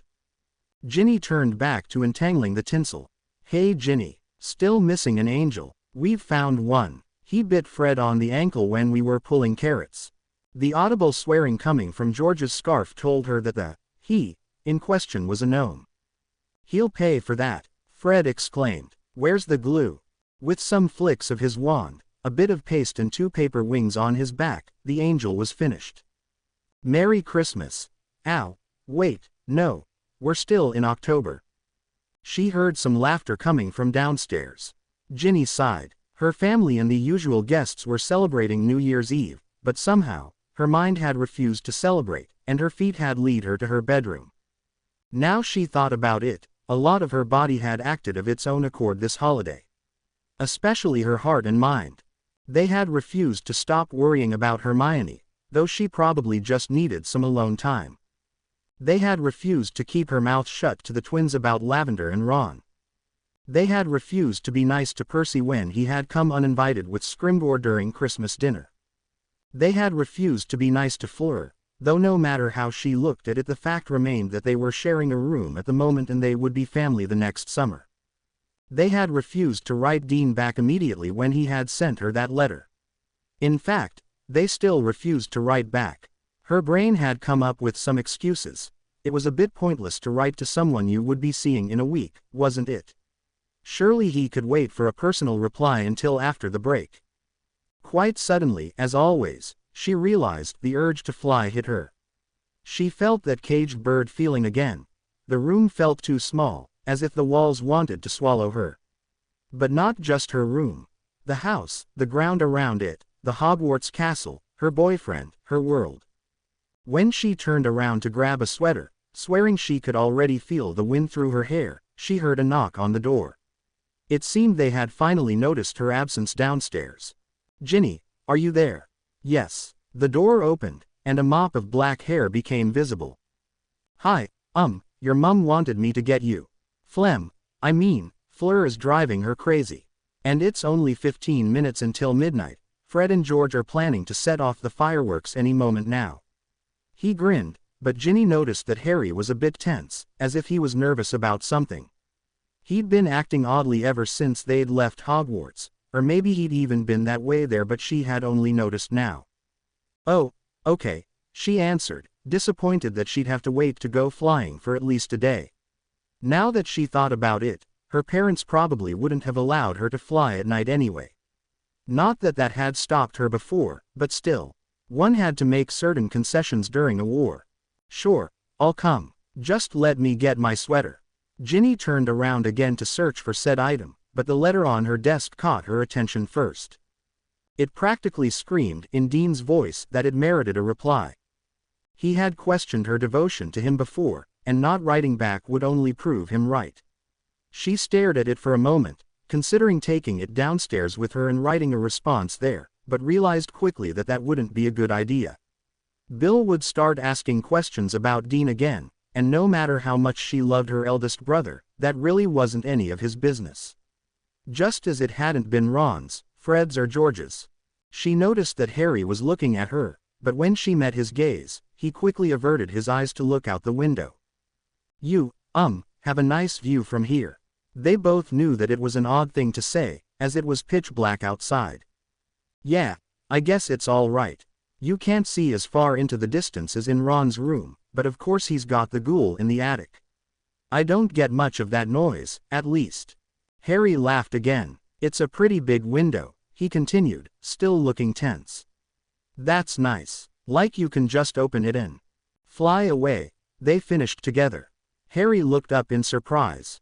"I actually did once, on Fred's toy broom. I fell, of course, being only 4. So my dad put muggle locks on it until I was old enough." "Why muggle?" "Oh, Percy tended to break locking spells when he threw tantrums. Ron too." He smiled and sat down on her bed, still looking outside. Ginny sat down next to him. Apparently Harry wasn't in a rush to get back downstairs. She focused on the window. There was some light from a faraway bonfire barely visible if she squinted her eyes. She didn't feel in a hurry to get downstairs either. "So is it normal for weird things to happen to wizards when they're children?" Harry asked suddenly. "Well, not as weird as surviving a curse that's only ever caused death and being told on their 11th birthday that they're famous, of course."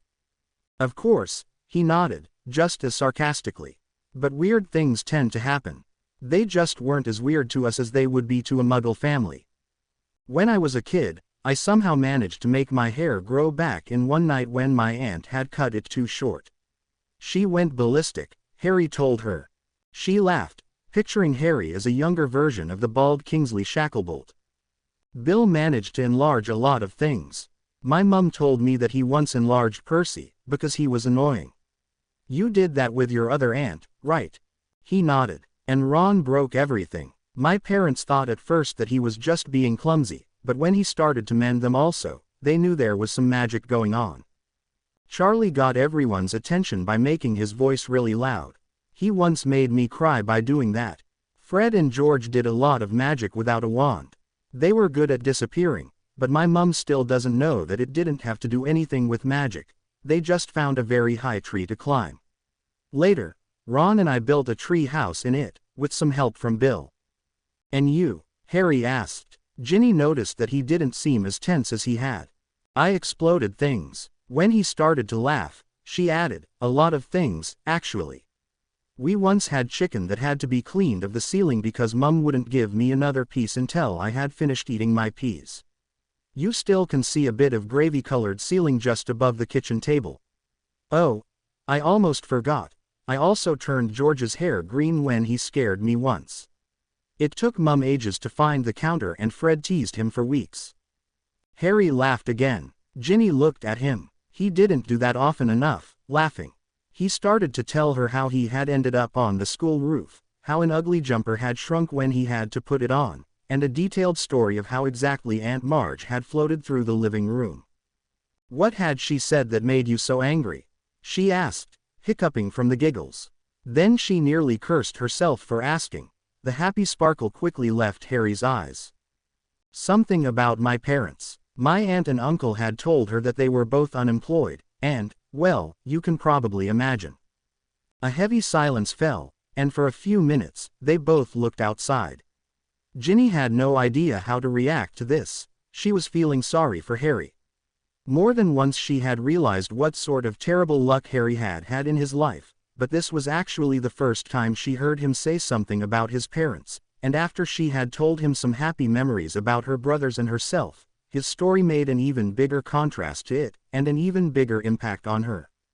She turned her eyes from the window and looked at him. Giving him an encouraging smile, he nodded lightly, as if he understood and appreciated the gesture. Ginny didn't need words to let him know that she felt sorry.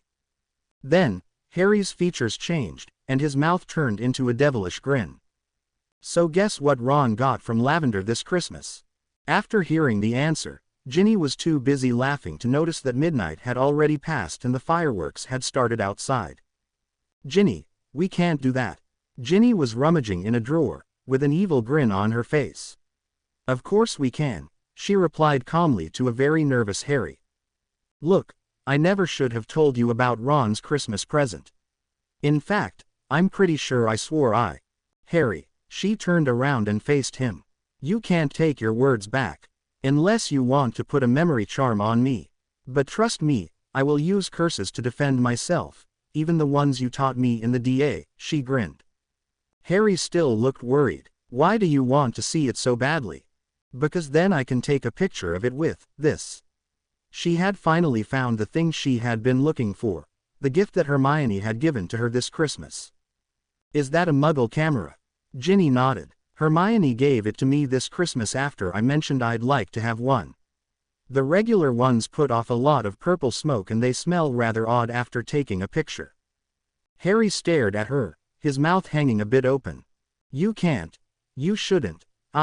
But Ginny opened the door and walked up the stairs, heading to Ron's room. "Ginny," he called after her. "Wait, are you sure?" "Yes, Harry. This is the best idea I've had since throwing parsnips at Percy." "But why? Do you hate Ron as much as Percy?" That remark offended her and she turned around. "Of course not." She stopped, looking aghast. "How could you even say such a thing? I really don't see how taking such a picture shows sisterly affection for Ron." "It's for Hermione," she explained. "Look, you might be fine with Ron having a girlfriend to whom he's attached at the lips, but I'm not, and Hermione certainly isn't. While you're standing up for my dear brother, you might also want to consider the feelings of your other friend. What's going on with her? Why is she so incredibly angry with Ron that she attacks him with birds? Is it just because she likes him?" Harry looked flustered, and for a few seconds, Ginny felt some odd feeling of guilt swimming in her stomach. She wondered if she had been too harsh, but she knew she was right and that she was merely making Harry face the facts. "I don't know. I think they had agreed to go to Slughorn's party together, during some herbology class, but the next thing I knew they weren't speaking. I've tried to talk to them, but Hermione's refusing to admit that she's angry, which is a laugh. She hasn't spoken to him after that whole bird incident. And Ron's pretending he's fine, too. Trust me, I hate that they aren't speaking to each other just as much as you do. But do you think that taking a picture of the most ridiculous Christmas gift Ron has ever gotten is going to help? Well, it'll do Hermione good and will probably take Ron down a few pegs," she mumbled, turning around again to continue up the stairs. "Ginny," she heard Harry behind her say while he followed her, "Ron's not arrogant. He's just finally found some confidence. Please don't take that away now. Think about how poorly he'll play Quidditch." "No," she answered stubbornly, and her hand reached out to the door. Harry, however, jumped in front of it. "Just promise me you won't show it to Fred and George. Only to Hermione, please." He looked her in the eyes. The plan had been to take the picture and develop 2 copies. One would be attached immediately to an owl incentive to Hermione, and the other picture was for herself to show the twins tomorrow morning. But an odd feeling in her stomach grew when she saw the look Harry was giving her. "All right," she sighed at last. "I promise." She saw Harry relax a bit. "But only because his keeper skills will go downhill if I show it to the twins. And you have to promise that you will try to talk to Hermione and Ron." "I really have been trying. But every time I do, Hermione makes it clear that I should stay out of it, and Ron refuses to see the problem." Ginny opened Ron's room and looked around. On the left stood the familiar cot, and right next to it, Harry's trunk, half open. Curious, she walked up to it. "Let me look," Harry mumbled from behind her, not following her gaze to his own trunk. "I think I saw him hiding it in here, somewhere." He walked to Ron's things, while Ginny noticed something. Who gave you so many chocolate cauldrons? Harry looked up as Ginny picked the 2 boxes with the Honeydukes emblem. Oh, Romilda Vane, he answered vaguely. What? Yeah, Hermione reckons she's trying to poison me with a love potion or something, so don't eat them.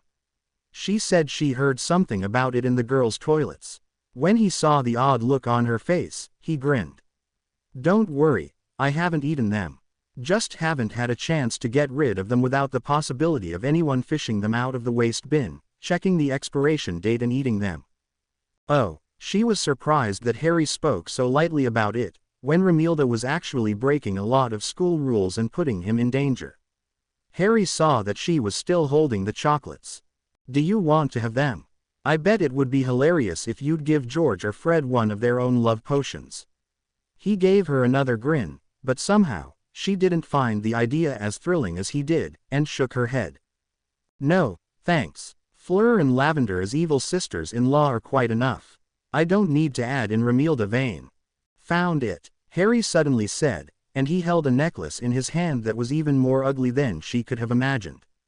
Perfect, she said, turning the Muggle device on. Just perfect. She quickly took a few shots, grinning like mad. This was the worst present ever, and Ginny thought Lavender might actually hate Ron. She must, because you would only give your worst enemy something this ugly.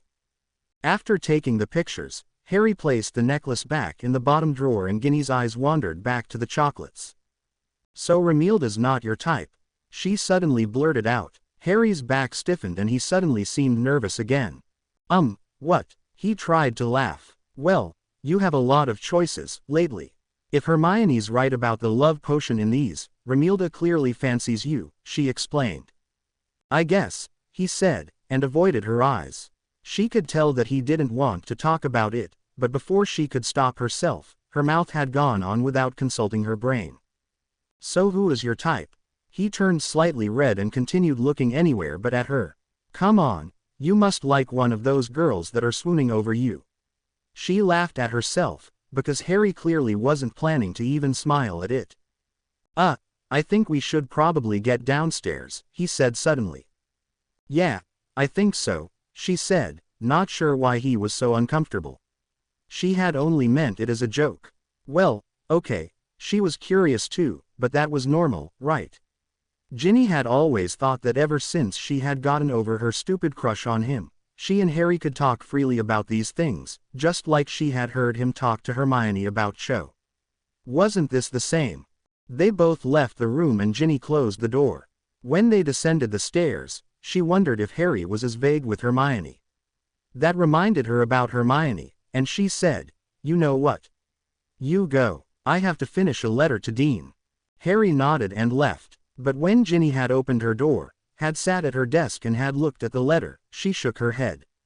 Dean could wait, even though she would see her in a week also, just like Dean, she needed to get in contact with Hermione first. Hermione was staring out of her bedroom window. She sighed. She really wanted to forget the letter she had received that morning, but couldn't bring herself to think about anything else. Besides, it wouldn't be fair to Ginny to ignore her. Her eyes slowly turned from the tree, sprinkled with snow and standing proudly in the Grangers' front garden, to the letter in her hand. Dear Hermione, how are you? I know you will probably say, fine, or something along those lines, but I know you're not, so don't answer that. See it as a rhetorical question a person is obliged to ask at the beginning of a letter to pretend to be polite. I hope your parents are in good health. Have you finally told them what's going on? You really should, you know. Preferably before you, Harry and Ron are lying dead on a battlefield because you did stupid heroic things. It will be easier for me to explain why their only child is dead, if your parents actually have heard of the name, Voldemort, or at least, you know who. Here's everything fine, but only superficially. Usually, Christmas at the Burrow is cozy, but my parents and the friends that came to visit are so jumpy that it doesn't seem right to celebrate. Scrimgeour came by, which made Christmas even more peculiar. He wanted to speak to Harry and as a diversion, he brought a not-so-welcome guest, Percy. Fred and George started to throw parsnips at him as soon as I had hexed the first one to explode in his face. I think the talk between Scrimgeour and Harry went just as well as forcing Percy upon us to be a happy family again. When they came back, Harry looked smug and Scrimgeour looked as if the parsnips on Percy's face made him nauseous. Speaking of idiots to whom I most unfortunately am related, have you spoken to Ron lately? Or at all since November? Look, I know it's not my business, but why are you so angry at Ron? Did he actually know you liked him when he started to date Lavender? And don't you dare denying that. I had to bring him to the hospital wing when those birds attacked him. I asked Harry, but he couldn't have been more vague, mumbled something about herbology and Slughorn, but there must be more to it than that. I didn't understand a word of what he was saying. Come to think of it, Harry has been pretty weird lately. Most of the time he answers shortly and stumbles over his words. Do you know what's wrong with him? But anyway, you should really try talking to Ron again. Without you on his side, he's just a stupid prat. When you're around, he's a stupid prat with a nice friend I can talk to. And he's a bit too cocky since he got himself a stupid wench of a girlfriend. Oh, before I forget, thanks for the Muggle camera and the instructions to the potion to make the pictures move. I have used it already to take a picture that will make your day. I wanted to send it with this letter, but it's actually more fun for me to see your reaction, so you'll have to wait until school starts again. Let me just say 2 words, my sweetheart. I miss you here, Hermione. Home doesn't seem quite so nice without you here to talk to. And I'm worried about you. Not only because you have the horrible taste in guys, don't deny that either. First my brother and now McLaggen, but also because you seem to be so depressed lately. Please write back soon. Yours, Ginny. Hermione felt angry at Ginny. She'd thrown food at Percy, and had used hexes when she wasn't allowed. She'd written far too openly about everything and ignored the fact that the mail could have been intercepted. She'd told her she should tell her parents about what exactly had been happening in her life for the past 2 years. She'd reminded her how much she missed the burrow. She'd told her to talk to Ron, when she was in fact trying to get over him since she had seen him key Lavender goodbye so passionately before the holidays. She'd been so truly honest and right about everything. The last item annoyed her the most. Hermione fell on her bed, thinking. Maybe, just maybe, there was a tiny place in her brain where she also felt angry at Ginny for telling Ron she had keyed Victor. After all, hadn't that comment led to the festivities she was trying so hard to avoid? If Ginny hadn't blurted out that she had keyed Victor, Ron wouldn't have been angry with her, Harry wouldn't have had to pretend to put the potion into his drink, Hermione wouldn't have accused him of doing so, and they wouldn't have fought about that, which wouldn't have led him to Lavender at the party. She sighed. If she was blaming Ginny for that, she should also blame Harry, Ron and especially herself. She owed Ginny a reply, especially since the Weasley girl had noticed Hermione trying to avoid her for the last weeks. Grabbing a piece of parchment, an ink bottle and a quill, Hermione sat against the wall and started to write a reply back.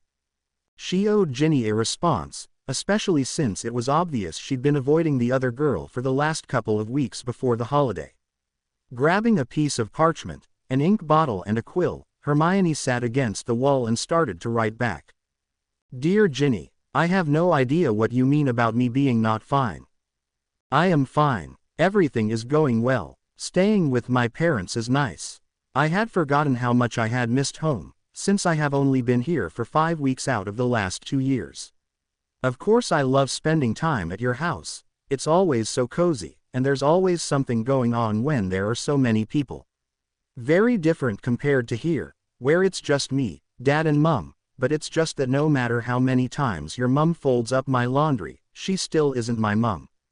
I haven't told them about the war yet, mainly because I'm scared that they will forbid me to go back to Hogwarts once they hear everything.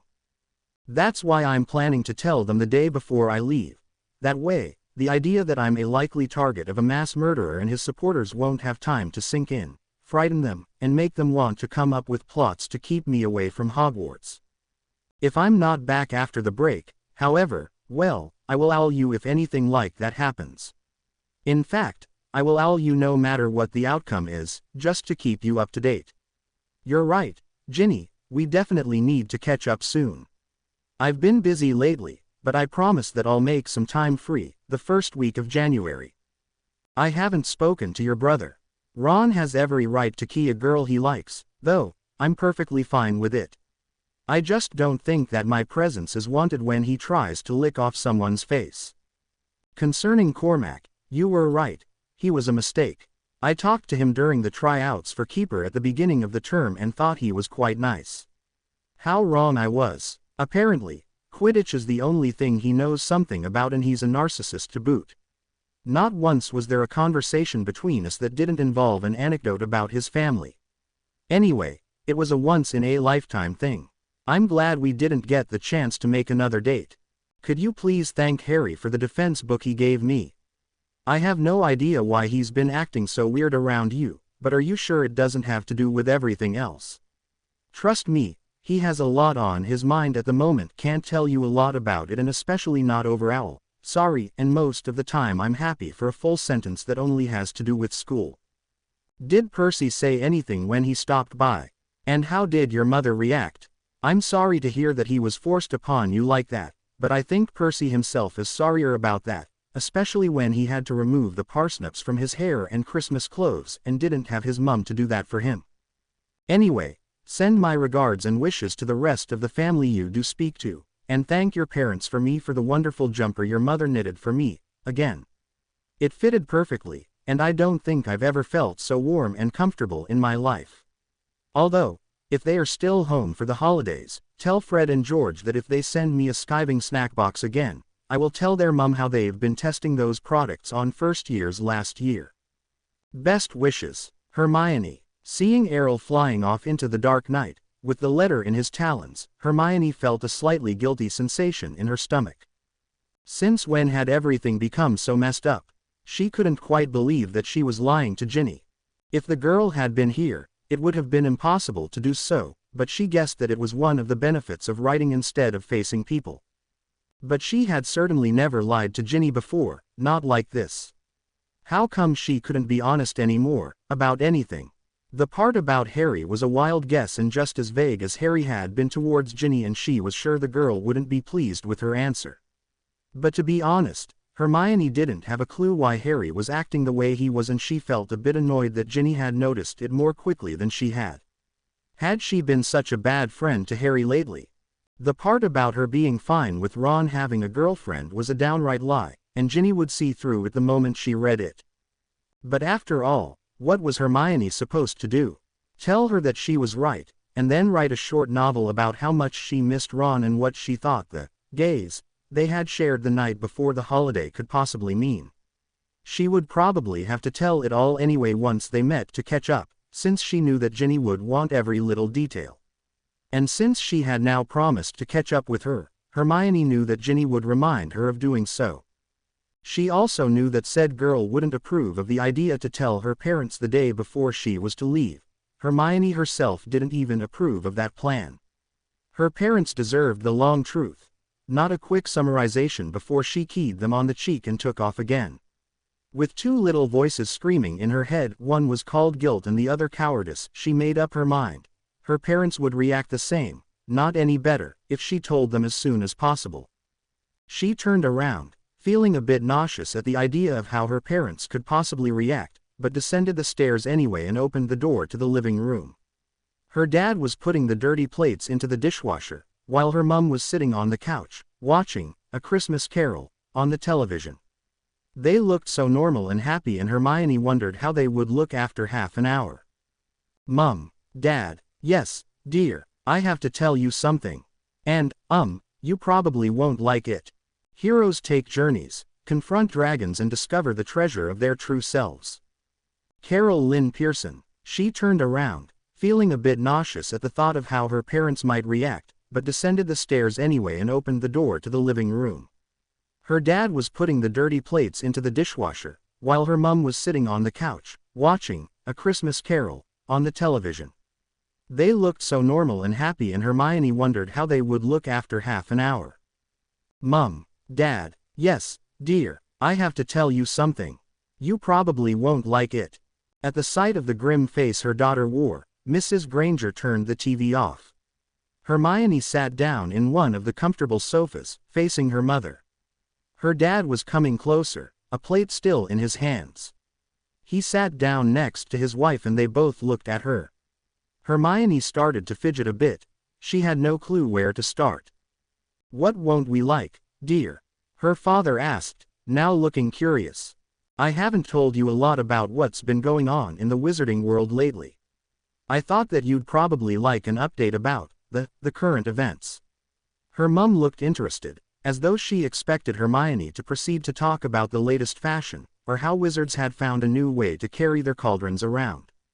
"What do you mean? Your letters are always long and filled with details about your school and your friends." Ignoring the last remark her dad made, Hermione looked at her feet. She swallowed. Her throat felt dry and she didn't know where to begin her story. She had never lied directly to her parents, just twisted the truth and mastered the skills of diversion and other tactics to avoid the subject, or anything related to the war. In her mind, it had seemed reasonable and logical, but now she was sitting in front of them. She wondered if it would sound just as logical to them. Probably not. "Well, I've told you before that Harry defeated Voldemort when he was a baby. But he came back in our first year, and Harry defeated him again." Yes, her father interrupted. "You've told us that, and that he came back through a book during your second year. How he did it is still a mystery to me. It's a mystery to almost everyone on the planet, Dad. But that's not what I wanted to tell you." "Well, then, on with it already." Her dad didn't look so relaxed anymore. "At the end of our fourth year, Voldemort came back again. This time it wasn't as a parasite or as a ghost from a diary, but in a human form. Harry was there. He witnessed it." She paused, wanting to give her parents the opportunity for questions or remarks, but they remained silent. "Voldemort was active last year, but the Ministry of Magic didn't believe he was alive. They didn't believe Harry, and they tried their best to cover up Voldemort's return. Dumbledore did believe Harry and reformed a special defense group, the Order of the Phoenix. Voldemort went to search for allies and his former supporters, the Death Eaters. At the end of last year, Voldemort had enough support to lure Harry to the Ministry of Magic, to retrieve something there that only he and Harry could get. It's a prophecy, and it was about both of them." She suddenly realized that even if she wanted to, she really couldn't tell her parents everything. Most of the stuff she was telling them wasn't even known by ordinary wizards. "Ron and I and some of our other friends went with him, but of course it was a trap and we were attacked by Death Eaters.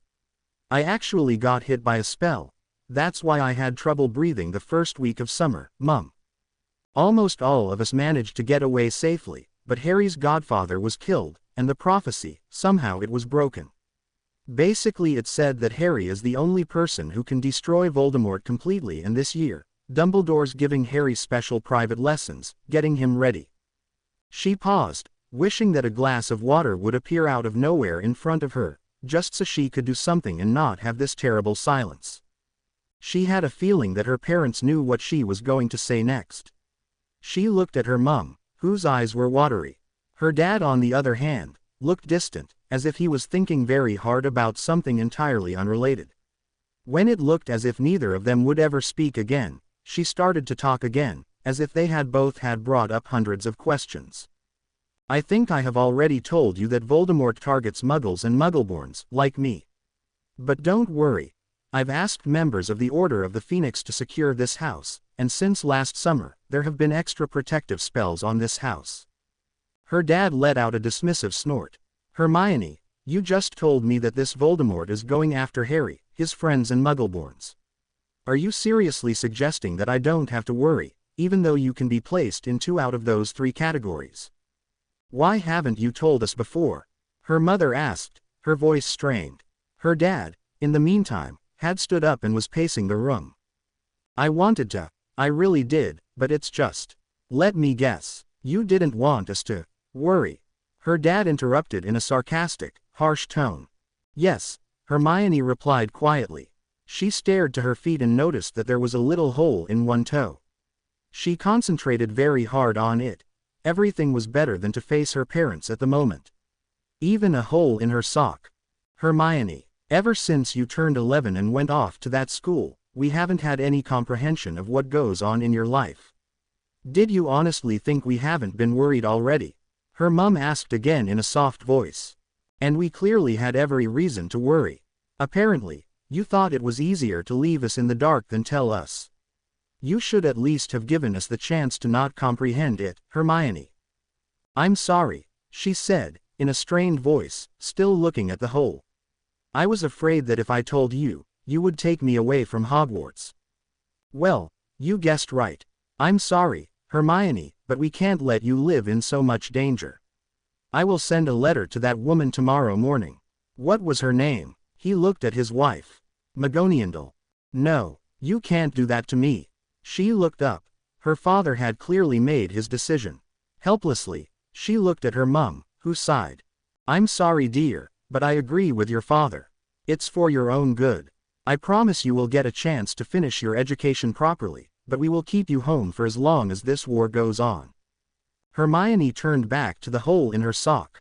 There was a little voice in the back of her mind, yelling that she should use the best argument she had. It had also been the real reason why she had waited so long with telling her parents. But it was just so cruel. She couldn't do that to her parents. It would destroy the bond she had with them completely. She just shook her head, stood up and walked to her room. For now, she would let it rest. She would just need to find another way to get to Hogwarts. Dear Harry, the moment she was done with the why, she scratched out the name. She couldn't write Harry, not when he already held the fate of practically the entire world on his shoulders. She couldn't bother him with something like this. Hermione looked out of the window, her vision unfocused and her mind working at top speed. Ron certainly wasn't an option.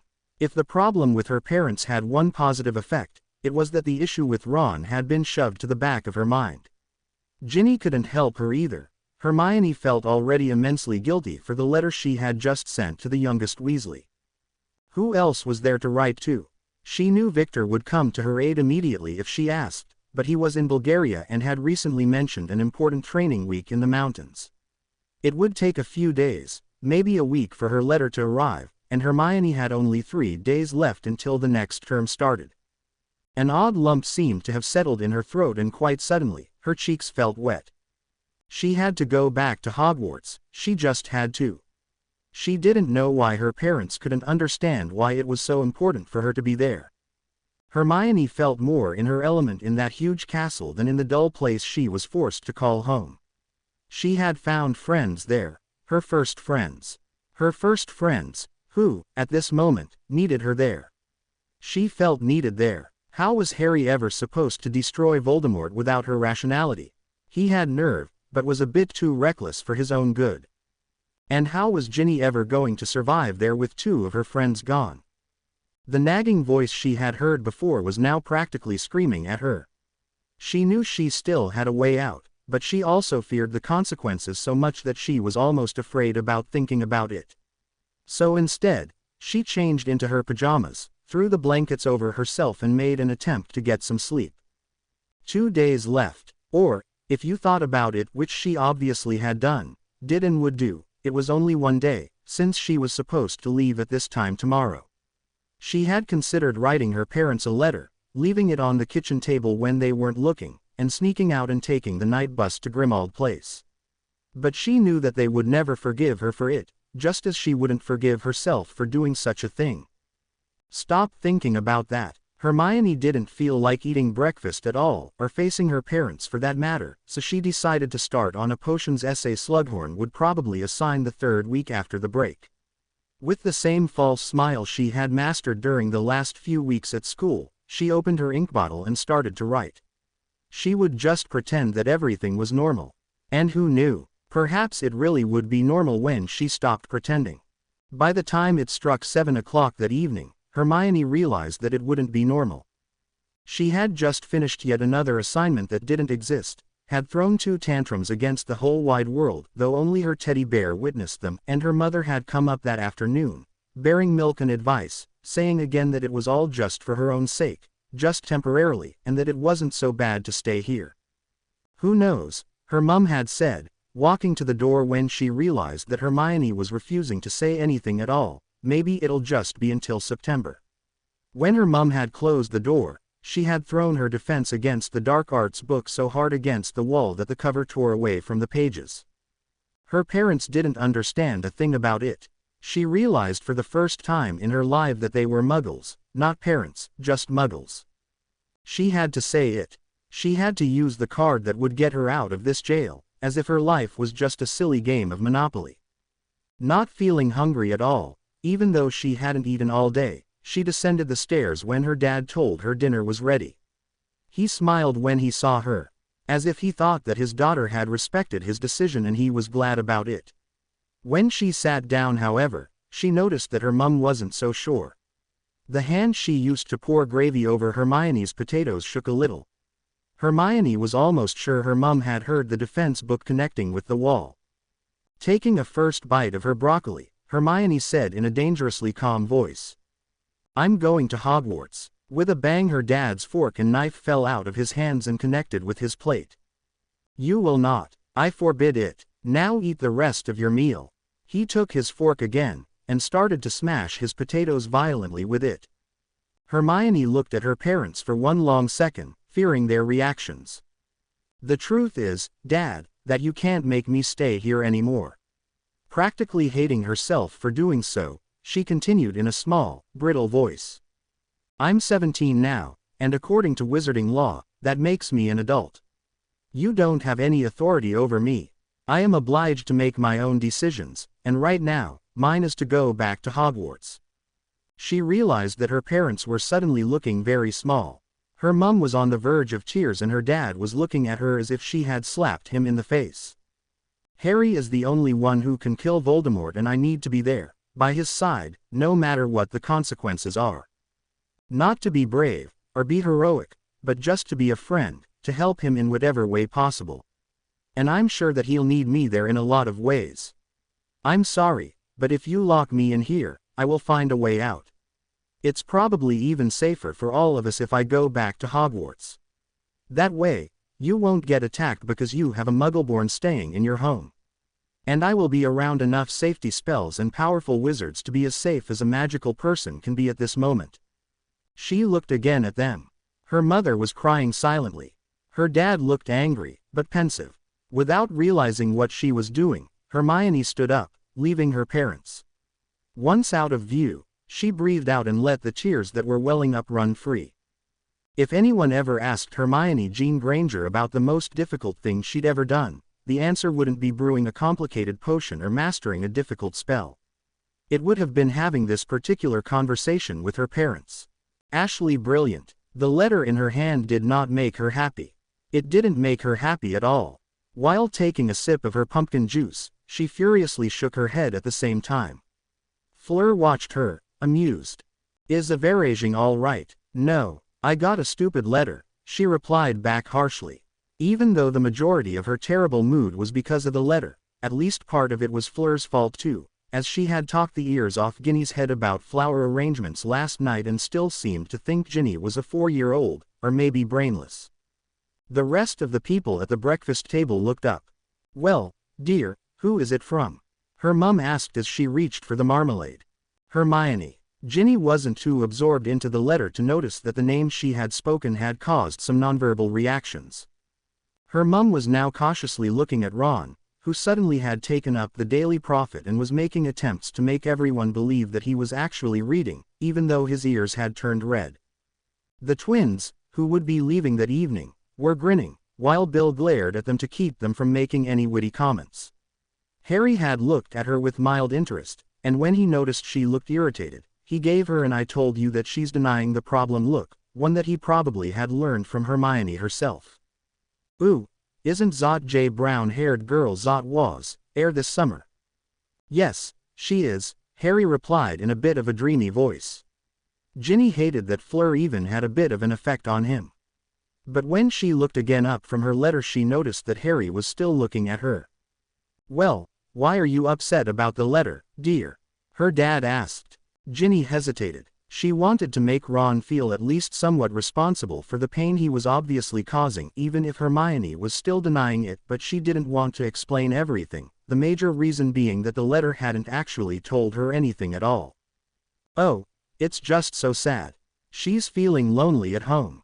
Ron turned a page of the newspaper and suddenly, it hit Ginny that she could make him feel something after all. There was always one thing Ron reacted to very poorly: jealousy. But another friend of hers, Victor, will be coming over for a few days. So I guess there's nothing to worry about. Victor Crumb, from the Triwizard Tournament. How lovely that they keep in touch, Fleur said. Ginny nodded, but kept looking at Ron, who was now rifling through the paper.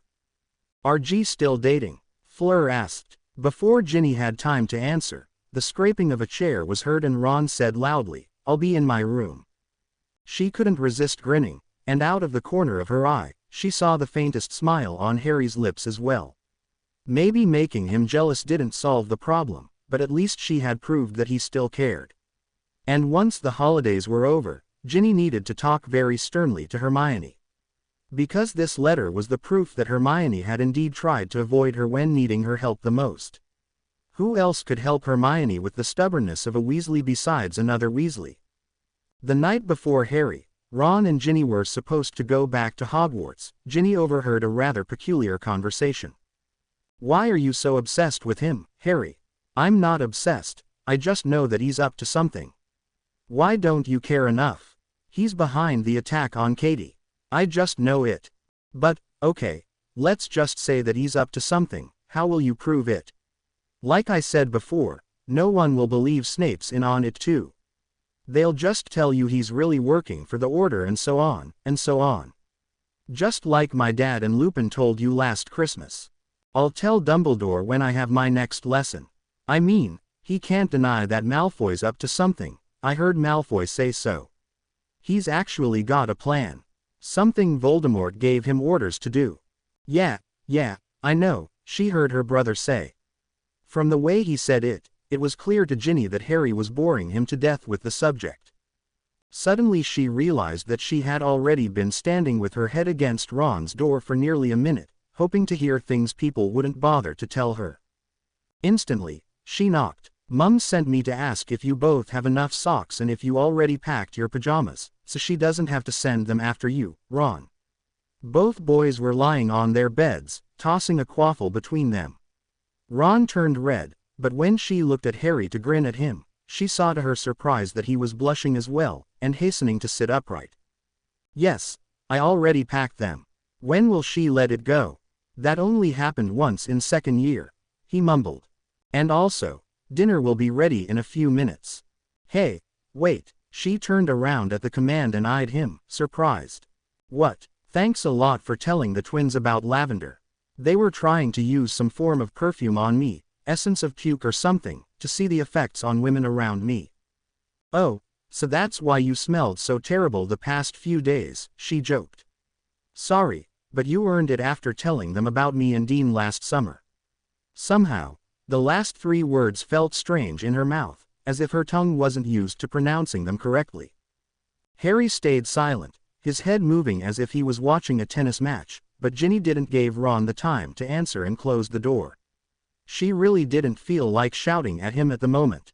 She needed to think about what she had just heard. It was times like these that she hated that Hermione was being so distant at the moment.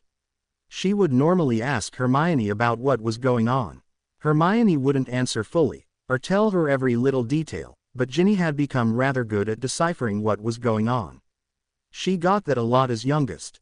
Nobody would tell her anything interesting, unless she read between the lines, or found out herself. Did Harry still think that Malfoy was a Death Eater? And that he was behind the attack on Katie?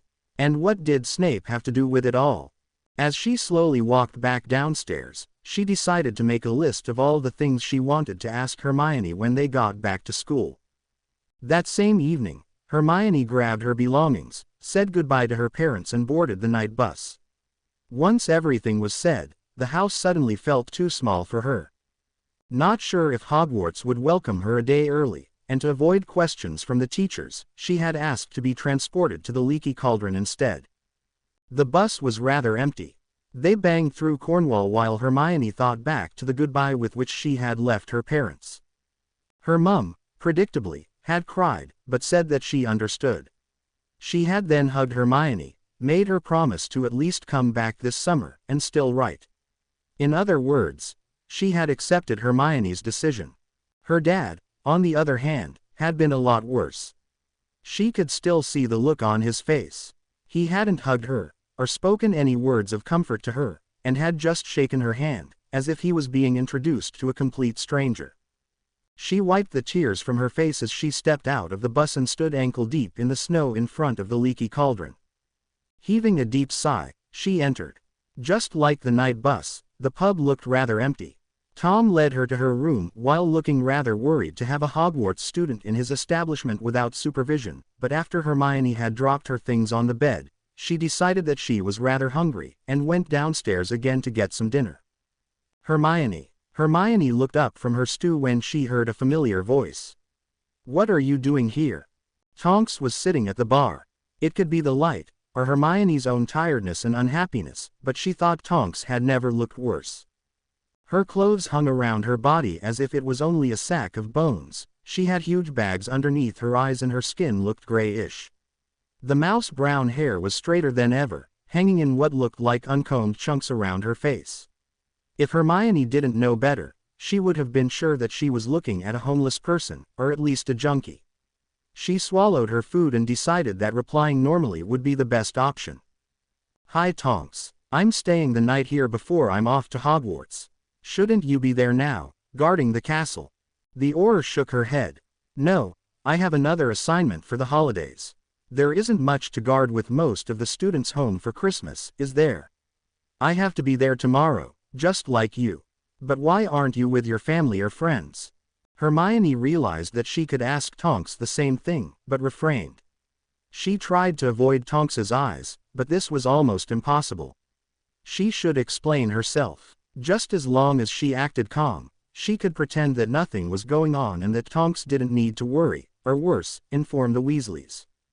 "I think just ran away from home." "What? Why?" Tonks suddenly seemed very alert. "My parents didn't want me to go back to Hogwarts after I told them what's been happening in the wizarding world, but since I'm 17, they don't have the authority over me anymore, so I decided to take matters into my own hands." Her voice, steady as a rock, didn't resemble her eyes, which were open drains again, and she felt her cheeks wet for what must have been the umpteenth time that day. The Auror was suddenly sitting next to her, giving her an enormous hug. "I've made such a mess of everything, Tonks," she heard herself say, not in a steady voice anymore, but blubbering. "Where am I supposed to go for the holidays? I thought I didn't need them, but I really, really do. We all need someone to lean on." Hermione, the woman hugging her, whispered quietly. "I can't go to Hogwarts like this. I need to know that my parents support me. But with this stupid fight I'll only put them in danger. I told them things they shouldn't know." "What did you tell them exactly? Is it something most wizards don't even know?" Tonks's voice was suddenly very sharp, quiet and businesslike. Hermione tried to think back to what she had said exactly. Had she endangered the Order and its mission? She knew that she had thought at one point that she couldn't talk further. But had she slipped before that? With all the power in the world, she just couldn't remember anymore. I don't know exactly, it seems like a blur," she answered, trying to stop crying. "Well, then there's only one answer, isn't there?" Hermione pulled away and looked at her. Tonks tried to smile, but failed. Up close, Hermione could see that her eyes looked watery too. "We need to modify their memories. Since you told them things they shouldn't know, it's really a matter of national importance." Hermione could do nothing more than stare. She now understood why Tonks was such a good Auror. The decisiveness in her voice almost made her nod immediately. But that was before her rational mind took over again. Was it really such a good idea? Surely short-term memory loss would help her a lot, but wasn't that a bit too radical? And she knew that according to the Wizengamot law of 1964, no Muggle could be placed under such a spell without the permission of the Ministry, unless it was an emergency, and then the Ministry could condone the spell afterwards. Was this really the only way to sort this mess out? After Tonks had explained to her that it was now too late in the evening to go back to her house, Ministry rules. They didn't give out that purple pamphlet for nothing. As an Auror, I have to set the right example. Besides, it's a miracle you arrived here safely after dark.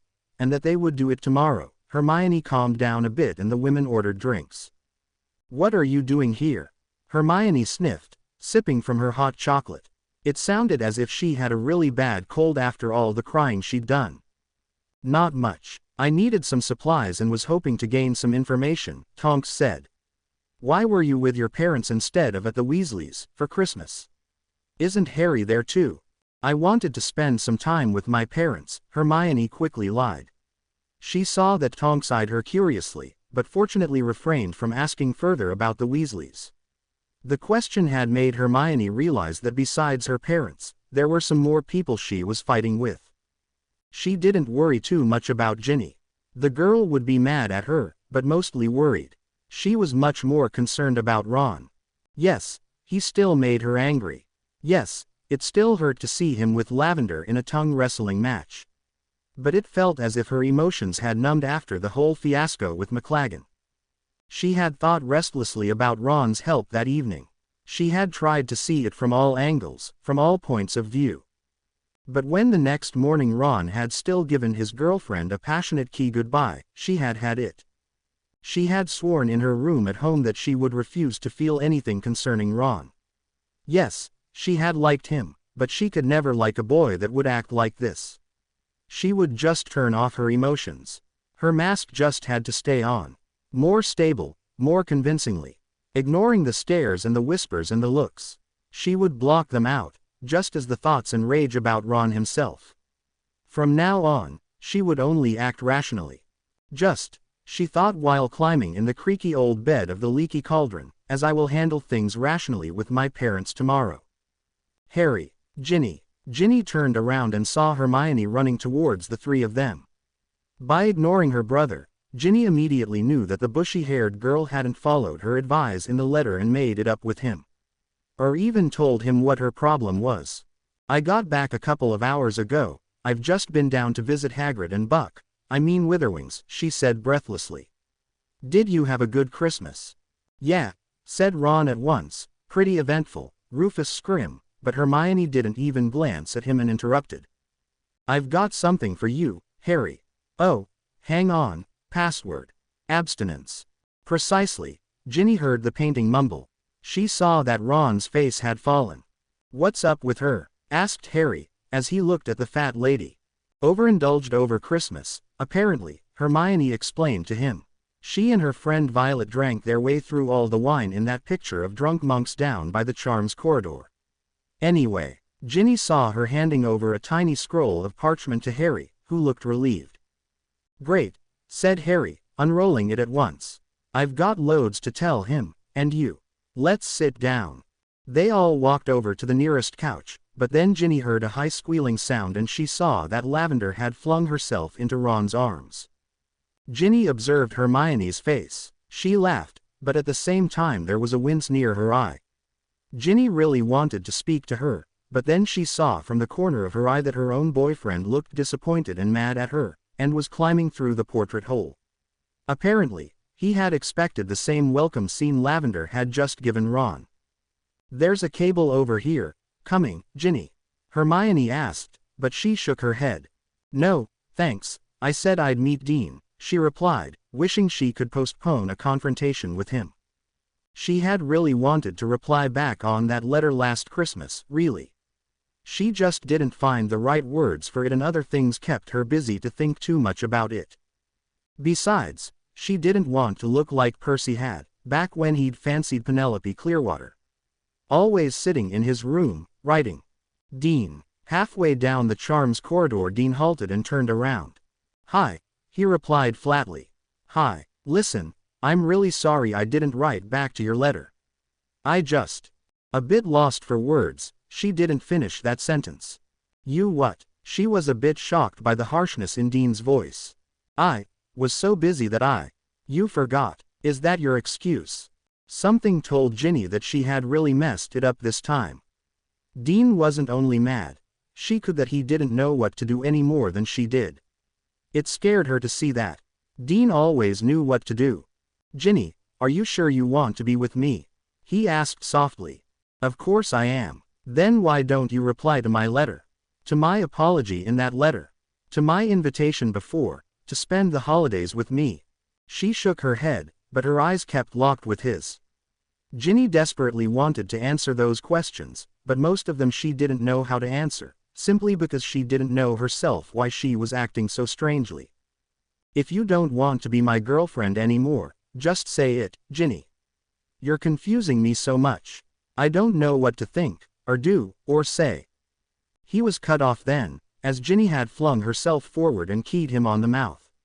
She felt that Dean was even more startled by this, but accepted it as an answer not long after that. They both stumbled towards the nearest secret passage, still keying. Ginny also barely knew where the urge to key him suddenly had come from, while they were actually in such a serious conversation. However, she really didn't regret doing it. She had forgotten that Dean was such a good keyer. However, when she gasped for breath for a moment, still smiling, the stunning thought crept up that this wouldn't solve anything. They still didn't have answers to all those questions. Dear Evelyn, this will be a short one, but I promise I won't make a habit out of it. It's nice to hear that your house is finally finished. I'm guessing that it will subdue the tension between you and your mum quite a bit. I've just arrived back at Hogwarts via Flow, since they thought it too risky to come back with the Hogwarts Express. Maybe it's because the Christmas holiday is just over, but more than ever now I have the feeling that you will emerge from behind a corner to hug me and ask me how my holidays were. Since I'm guessing that such thing will not happen in the near future, I'll tell you how my holidays were in this letter. The minister came by to persuade Harry into becoming a poster boy, and he brought Percy along. You can imagine what that did to my mother's nerves. She immediately started hugging him. The rest of us were furious at him for showing his ugly face in our home again. The twins and I got him with mashed parsnips. I know, not very mature, but I have to say that doing it felt really good. Harry's been acting weird during the whole holiday, though Ron and the others don't seem to notice anything. Is it normal that your best friend doesn't see that you're jumpy and nervous, while his little sister does? Between schoolwork, Quidditch, worrying about my family, writing you and giving attention to my boyfriend, I will have to make some time to figure out what's bothering him. I mean, the world's best DA teacher has to have something interesting on his mind when he's getting nervous. Like I told you the night before the holidays, Dean and I were fighting. I'm not sure if we made up. I didn't reply to the apology he wrote over the holidays, and a few moments ago, when I saw him again, I ended a row by keying him. I'm kind of wondering where we are now, but since he could do nothing more than smile after we keyed, I'm guessing we're good. Anyway, like I said, I have to keep it short this time. Hope you're doing well with school and give my greetings to your family. Love, Ginny. It's time to spill it all out, Hermione. I won't give you any more time or space to run away from me again. Ginny was angry, not only because Hermione acted as if nothing had happened and as if she hadn't lied in the last few letters about her physical state, but also at herself, for letting it go this far. How could she ever have thought that giving Hermione some time would have been good? Why hadn't she pressed more on the matter before the holidays? The girl looked like a total wreck, but here she was, rearranging her belongings in her trunk and folding up her clothes as if nothing had happened. What? Your letters were all a lie. These past months have all been a lie. You're perfectly fine with Ron and Lavender. Please. How stupid do you think I am to put such a lie in your letter? No one is perfectly fine and happy with those two, and you are the least fine with it. What point do you have in denying it? Hermione looked at Ginny, and for a moment, she was quiet. Then, Hermione said in a soft, but steady voice, "If I admit that I'm not fine with it, I've let him win.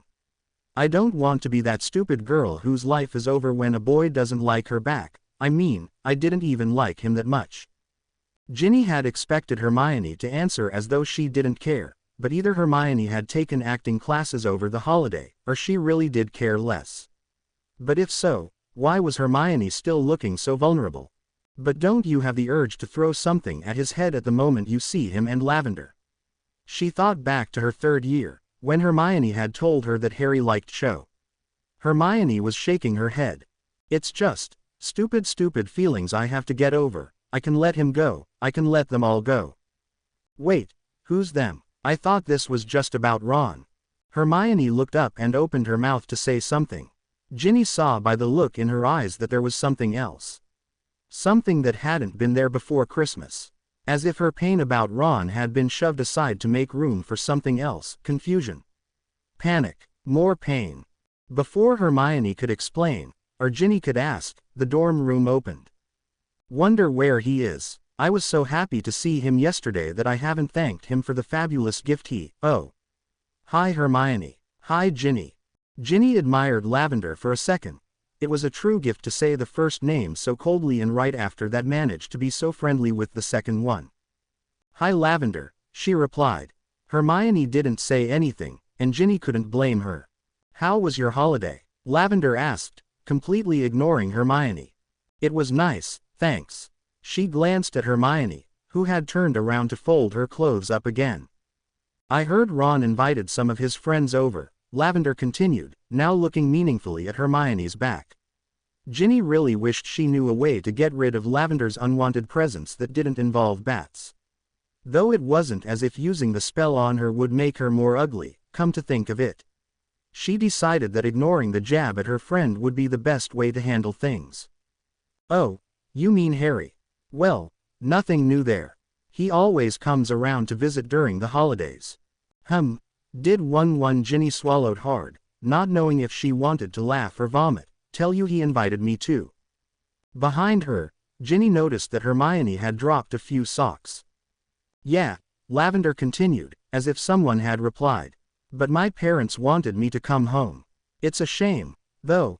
I mean, I don't know you that well, while we're practically family. Christmas would have been the perfect opportunity to get to know your family, don't you think? Ginny had lost the ability to speak, and was only nodding, still with her mouth open. Anyway, I was just telling Parvati about the marvelous earrings Ron gave me for Christmas.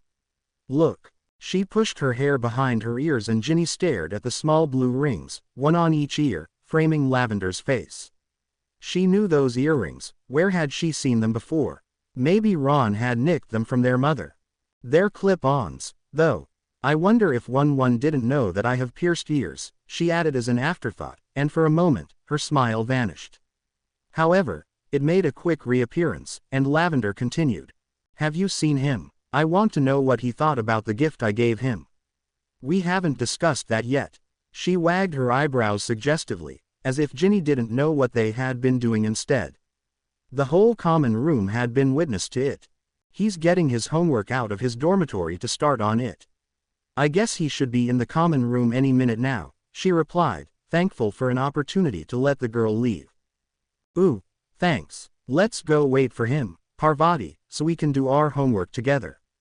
Parvati didn't look too happy with that suggestion, but before she could say anything, Lavender had grabbed her hand, thanked Ginny, and dragged her best friend out of the room. I think I just threw up a bit in my mouth. Hermione smiled sadly. You'll get used to it. Before Ginny could stop herself, she started to rage. I swear, if that girl ever becomes my sister-in-law, I will kill Ron personally. His taste in women is even worse than Bill's. Hermione, how can you be fine when your best friend is going out with that? How can you even live in the same room without trying to kill her while she sleeps? I often put a silencing charm around my bed, Hermione replied. Ginny noticed that the tone in her voice had changed to a happier one. There was even a smile playing around her lips. A silence fell. Ginny kept looking at Hermione while she folded up her socks. There was something else. Ginny really wanted to know what was bothering Hermione, but also knew that if she pressed on, Hermione might not say anything, and probably wouldn't for a very long time. Suddenly, without any warning, Hermione sat down on her bed and silently started to cry.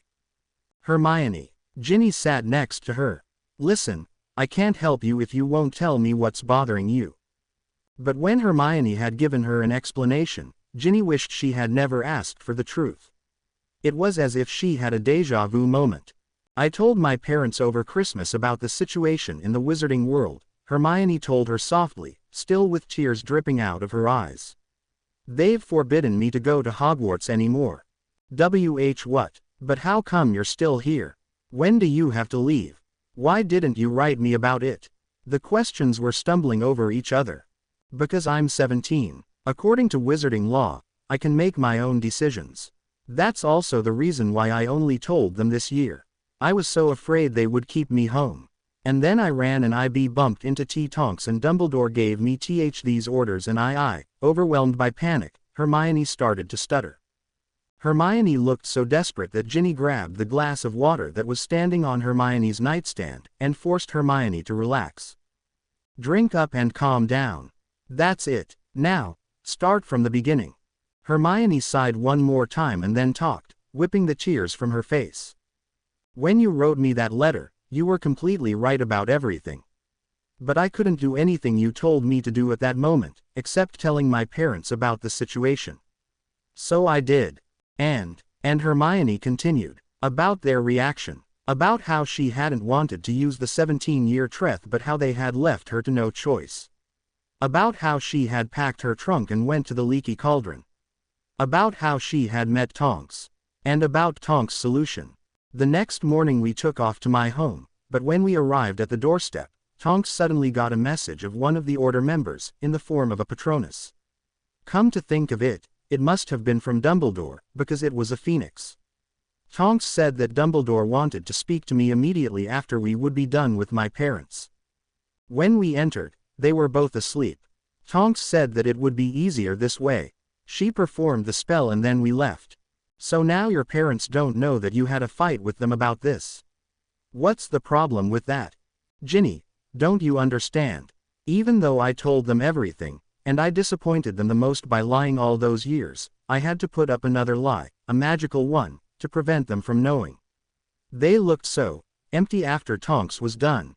For a moment, it looked as if I was looking at their bodies, as if there was no life left in them anymore. Ginny's eyes became wide. You think Tonks failed and made a mistake? No, she said it was part of the spell and that it would wear off. Then, we left. Ginny, I'm not sure if I can really explain it properly, but I feel so guilty. I'm putting my parents under a spell to be here and live in peace with them at the same time. But how can I be able to do that, knowing that I had to erase a part of their memory? Ginny understood. It was kind of harsh to put your parents under a spell. As if you were playing the game of child and parent, but you were cheating very cruelly. And then you went to Dumbledore. What did he say? He only left me more confused. What do you mean? I sighed along apparated to Hogsmeade, where Tonks said goodbye. Then I walked up to the castle, and to Dumbledore's study. He told me that he had thought something like this would happen. That's why Tonks had been around my house all holiday to watch me. Instead of, I don't know, explaining to me and how he knew about my problems with my parents, he started to explain the movement and spell power of the spell Tonks had used. And then he gave me a note with some titles of books that might be useful to read, too, and which I should find in Hogwarts before I would be graduating next year. For one short moment, Ginny was considering the odds that Hermione was making this all up. It couldn't get any more weird. What do you mean? He said, that I might need to know the book's its contents in the future. When I asked about my parents again, he told me that Tonks had, on his request, only modified a little bit of their memories, but there might come a time when I myself would have to modify a lot. Okay, so actually it could be even more weird. What? Why? I don't know. He wouldn't explain that to me. He said it would become clear to me when the time was ready. What's that supposed to be for an answer? He then said that if I needed anything, I could always find it in his office. And then, well, when I wanted to ask more, or at least find some consolation for the fact that my parents were bewitched and I might have to do it again, he only gave me a note, for Harry, and dismissed me. What kind of note did he give you for Harry? Something that's between Harry and Dumbledore, Hermione answered. When Ginny tried to stare her down to get something more, Hermione shook her head sadly. Sorry, I really can't tell you. Sworn to Harry that I wouldn't. Besides, it's best if you don't know. Well, I think that's not your decision to make, what's best for me and what isn't, Ginny replied testily.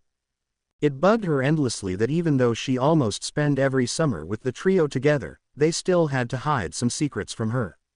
Probably also for the rest of the world, but still. They should know by now that she could be trusted. She actually wanted to end this conversation, but when she saw Hermione's confused face, her anger melted. For a bookworm like her friend, Not understanding something was probably a living hell. Look, Hermione, you've got to pick yourself up and think rationally. Maybe Dumbledore's right. Maybe it will become clear in the future. We just have to trust him. Tomorrow, after our lessons, I will go with you to the library and help you search those books and study the contents. Maybe the contents of the books will clear the mystery up. And even if it doesn't, I'm sure it will have a reason, though we might not see it at first. Just take it step by step and not all at once. Thanks, Ginny. For you, always, Hermione. She smiled reassuringly at the brown-haired girl, and to her surprise, she got a watery smile back. After a short thinking pause, Ginny asked, "Have you told Harry this? Maybe he knows what Dumbledore means." "No, but I'm not planning to do so either." "What? Why not?" "Because then I have to tell him what has happened the last few days to me." "You haven't even told him that." "Hermione, he really has enough to think about already. He has to stay focused. And I'm sure that if I would tell him, he would somehow manage to feel guilty about it, as if it is his fault." Ginny opened her mouth, but Hermione's voice suddenly got the old bossiness back and interrupted her before she even could start. "No, really, Ginny, he has enough on his mind. Trust me. Is that why he was acting so weird during the holidays?" "I don't think he's acting weird because of all the, information he and Dumbledore share. No, really, he was acting very jumpy and odd during Christmas." "Well, I will see if I notice it too. But promise me you won't tell him about my problems, Ginny." "I promise," she heard herself say, but also knew in the back of her mind that with that vow she hadn't sworn to tell it to anyone else. Marcus Aurelius. So now he's giving me the assignment to figure out what Slughorn is so desperately concealing, Harry finished. He had just told Hermione during their morning break what he had learned the previous night from Dumbledore. For a moment, Hermione was silent, pondering over what Harry had said. He must be determined to hide what really happened if Dumbledore couldn't get it out of him, she finally said. Horcruxes. Horcruxes. I've never even heard of them." "You haven't?" She heard that Harry was honestly surprised about that. They must be really advanced dark magic, or why would Voldemort have wanted to know about them? "I think it's going to be difficult to get the information, Harry. You'll have to be very careful about how you approach Slughorn, think out a strategy. Ron reckons I should just hang back after potions this afternoon." She flared up immediately. "Sure, Ron always had been the subtle one of your friends. That's why he's publicly snogging out someone's brains without even considering my feelings." "Oh, well, if one thinks that, you'd better do it. After all, when has one's judgment ever been faulty?" She saw that Harry was looking at her pleadingly. "Hermione, can't you?" "No," she said, determined, and stormed away before she would let her mask fall. Just a moment ago, she had felt needed again, like she'd always felt with Ron and Harry before that stupid Prince book and her fight with Ron. And apparently, that book had also affected Harry's judgment. Since when did he value Ron's opinion more than hers? She knew that most of what she was thinking at the moment came from the green monster inside of her that had gained power after seeing Lavender's earrings, but Hermione knew that there was a truth behind her opinion. Even though Harry and Ron were both blinded with awe of that potion book, Hermione was sure that it was dangerous. And she was going to make Ron and Harry see that. "So you haven't noticed anything today about him?" Ginny asked that evening as they were sitting in the library to look up the titles Dumbledore had given Hermione a few days earlier. "No, I noticed nothing. But he was acting all weird during the holidays. Nervous, and jumpy." "Ginny, why are you so obsessed with Harry? I thought you were over him," she whispered teasingly. "I am." And after receiving a deathly glare for talking so loud in the library from Madame Pants, Ginny continued in a whisper, "I am. But I'm not blind or crazy. He was acting weird. Maybe it's got something to do with that potion book of his," Hermione said, absent-minded. Ginny eyed her skeptically, but Hermione ignored her. She knew that Ginny wasn't agreeing with her, but that book was pure evil. "Anyway, what is all this?" the Weasleys said, changing the subject. She pointed at all the books that were lying around them. "I suppose Dumbledore thought that I couldn't live without the Helpful Healer's Handbook, or the..." She picked up another heavy book, Useful Unreadable Magic and Their Undoables. Always wanted to have that one lying on my bedstand, Ginny replied, just as sarcastic. Anyway, what are you going to do now? This doesn't make it more clear what Dumbledore wants from you. I'm going to read the books one by one, and after I'm done with that and it still isn't clear, I suppose I will ask him, Hermione stated simply. She felt a lot more confident since her breakdown in front of Ginny yesterday. Now that she saw the actual books, it somehow made the assignment Dumbledore had given her more logic, more reasonable. She had always been the know-it-all. Reading books was her thing. You're really going to read all this?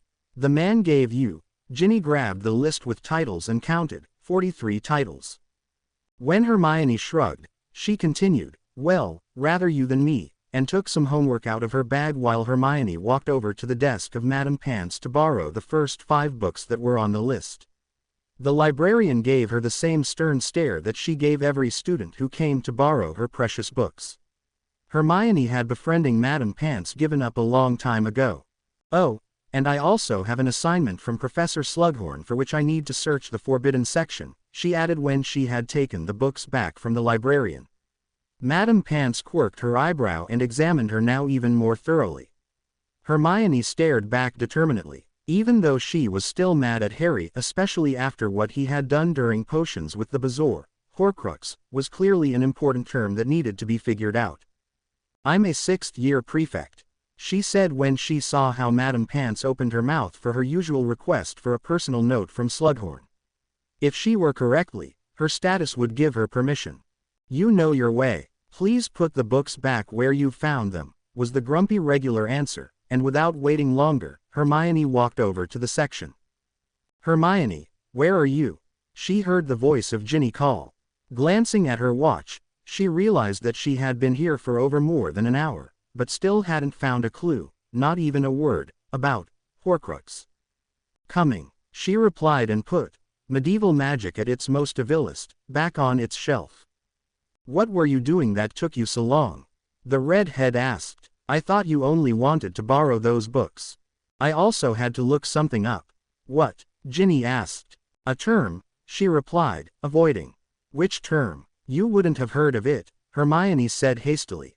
Ginny eyed her grumpily. Try me. All right, I have to find the meaning of the word, Horcrux.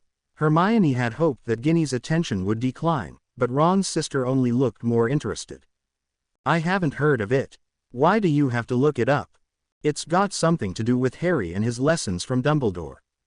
What? Just a few seconds after I discuss Harry's odd behavior you are going to look something weird for him up in the forbidden section and you're refusing me to tell why. Hermione saw that the mere thought of not knowing something made Ginny furious, but she shook her head. Look Ginny, I've told you a million times before, I just can't tell you what is going on.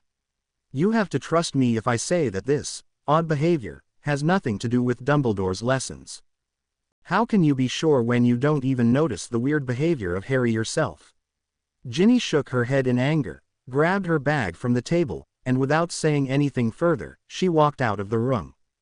Hermione shook her head again. She really didn't understand Ginny sometimes. Why would she make such a big deal out of not knowing something? After that thought, she felt herself blush. It was only yesterday that she had cried in front of Ginny, complexly panicked because she didn't understand Dumbledore, because she didn't know what had been the point.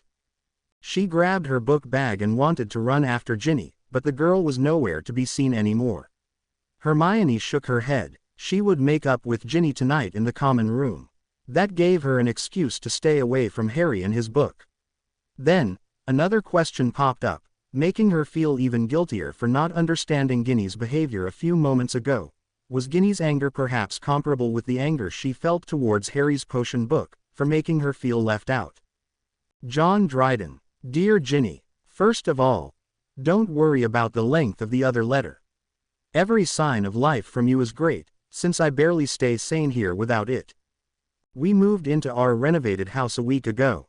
When the construction builders had left, my dad immediately used a lot of spells to improve the house and make it safer. I hope it will actually work. Since we're not living with my grandma anymore, I won't have to follow Muggle classes at that horrid school, thank Merlin. However, My parents both agreed that they didn't want to see me using all my time studying for Hogwarts, so they wanted me to get a job. I was so glad not to have to go to that school anymore that I agreed, and now I'm stocking shelves at the local supermarket every Wednesday, Friday and Saturday evening. It's boring and annoying work, but I think I've finally made some Muggle friends. Not that I can discuss much with them, of course, since half my life is a secret, but still, Elle is nice and makes a lot of jokes during work time. Don't feel replaced. You are still my best and only possessed by a diary friend. This makes you much more interesting than a Muggle, or any other wizard for that matter. Besides, you have a family that's totally awesome. Fred and George keep sending me prototypes of their newest inventions. Mark my words, the magical fart cushion that will shoot you 5 feet in the air will be a hit. They only have to name it better. Fart blow doesn't sound catchy enough. I'm now officially behind with my Hogwarts work. McGonagall sent me all the tests that I took in December and I failed everything. I'm not really bothered by it, though. I mean, it was kind of predictable, wasn't it? You just can't learn magic by only reading about it. That's exactly why most of us hated Umbridge last year. That, and the fact that her pink clothes made you want to vomit. It sounds really funny, the way you've thrown Percy out of the house. But how did your mum react to that? And what exactly was the outcome of the talk Harry had with the minister? Okay, forget that last question. Since you swooned over the boy for more than 2 years, I think I know enough about Harry through you to know his answer. He didn't want to be the poster boy, right? Are you sure he's acting weird and he's not just a bit more nervous since the war? Please keep me updated if you know more. I do not understand what the status is with you and Dean. Do you still like him? He's obviously crazy about you, but you kind of have to like him back to continue this, Ginny. Are you really sure that the pros outweigh the cons? Well, that's up to you, I suppose. Just keep me updated on that too. I talked to my parents last night about the war. My dad knows that it will take a lot of time before there is a chance of me going back to Hogwarts. However, he finds it necessary to fool me and he keeps saying that I can probably come back for the next term in September. I just felt myself nod, while he looked away and couldn't even look me in the eyes. If that's what it takes to keep them happy, I think I will just keep the charade up. I know that I won't go to Hogwarts soon, but somewhere in the back of my mind, there is that little voice that keeps hoping that I will finish my education. Maybe not next year, or maybe not even for another 5. But I refuse to become a Muggle, now that I've tasted what it's like to be a witch. My mum and I seem to get along better. She's still really protective. The other day she came by the supermarket just to check if I was still there when she had heard on the wireless that there had been sightings of Dementors 25 miles from here.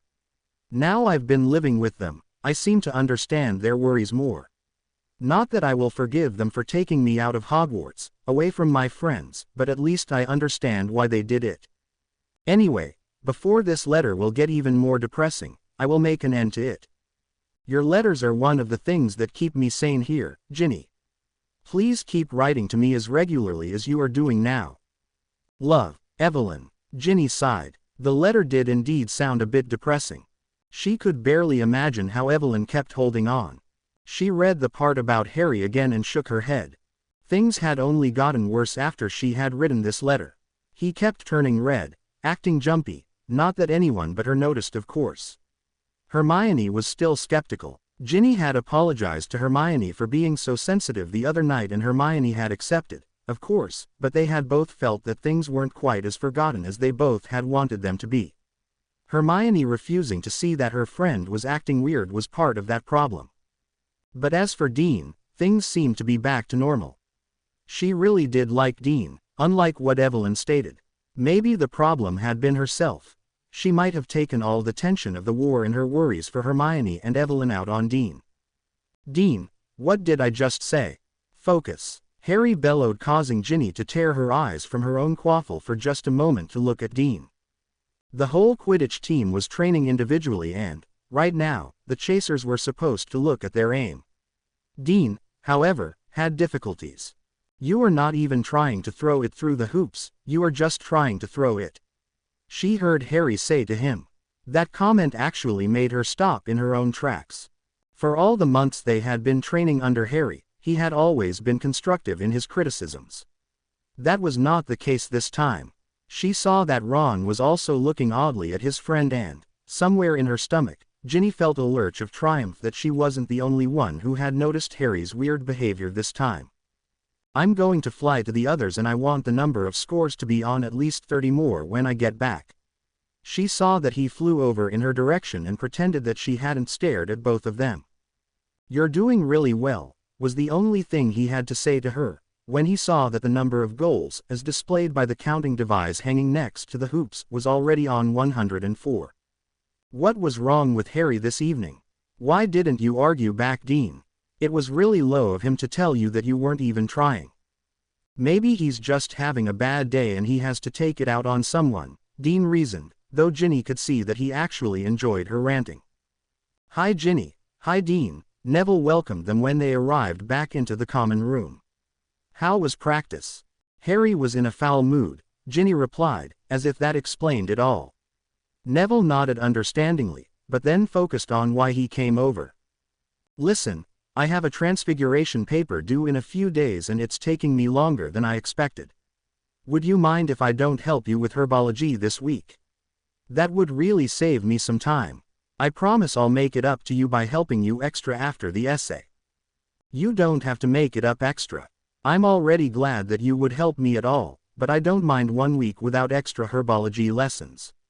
Besides, I think Sprout is going to continue to talk about the lovage this week, and you already explained a lot about that last Monday. Okay, great. Well, I suppose I have to get back to that essay then. Neville sighed and he walked back to his table in the common room, which was covered with charts, parchment and large books. Have you already started with that transfiguration essay? Ginny asked Dean, while looking at how Neville sighed and scratched something with his quill. Yes, but we all have different subjects to write about. Mine was a lot easier than Neville's. They also sat down and Ginny grabbed a book from her bag she still had to read for Muggle studies. I didn't know you still studied with Neville, Dean suddenly said after a silence. Oh, yeah, he's great at herbology. Came the cold remark and Dean also grabbed a book from his bag and started reading it. His movements expressed that he was not happy with her reply. What's wrong with that? I thought you liked Neville. There's nothing wrong with me, he snapped back and he hid his face behind his book. Ginny shook her head. Dean was probably still mad due to being yelled at by Harry. However, that couldn't prevent Ginny from thinking that boys were really weird lately. Harry HH. Slowly, January passed over into February and Hermione wondered since when she had become so busy. Besides the usual homework she always did in the library to avoid Ron, she now also had the name, Prince, to look up there, as well as the books Dumbledore had given her. After having the panic attack several weeks ago, she was now quite calm about the fact that her headmaster had given her a cryptic assignment and that her parents weren't remembering their fatal Christmas row. Hermione found it easier to push it out of her mind while they were not around. She simply had no time to worry about it. Besides the prince, the Dumbledore books and the homework, there was also the case of the word, Horcrux. After she had informed Harry that she had only found one reference to it, her research hadn't stopped. She felt that it was her way of helping Harry. She couldn't help him with persuading Slughorn, but searching for a word was her thing and it had never given her problems before. In the spare time that was left after all these activities, she also taught some of the younger students whilst Harry, Ron and Ginny were busy with Quidditch. To Hermione's delight, they actually made a lot of progress under her helping hand. Even though it didn't have the same coziness, it did remind her a lot about the times when she was looking over some of the homework Harry and Ron had done. Hermione finally seemed to be over Ron.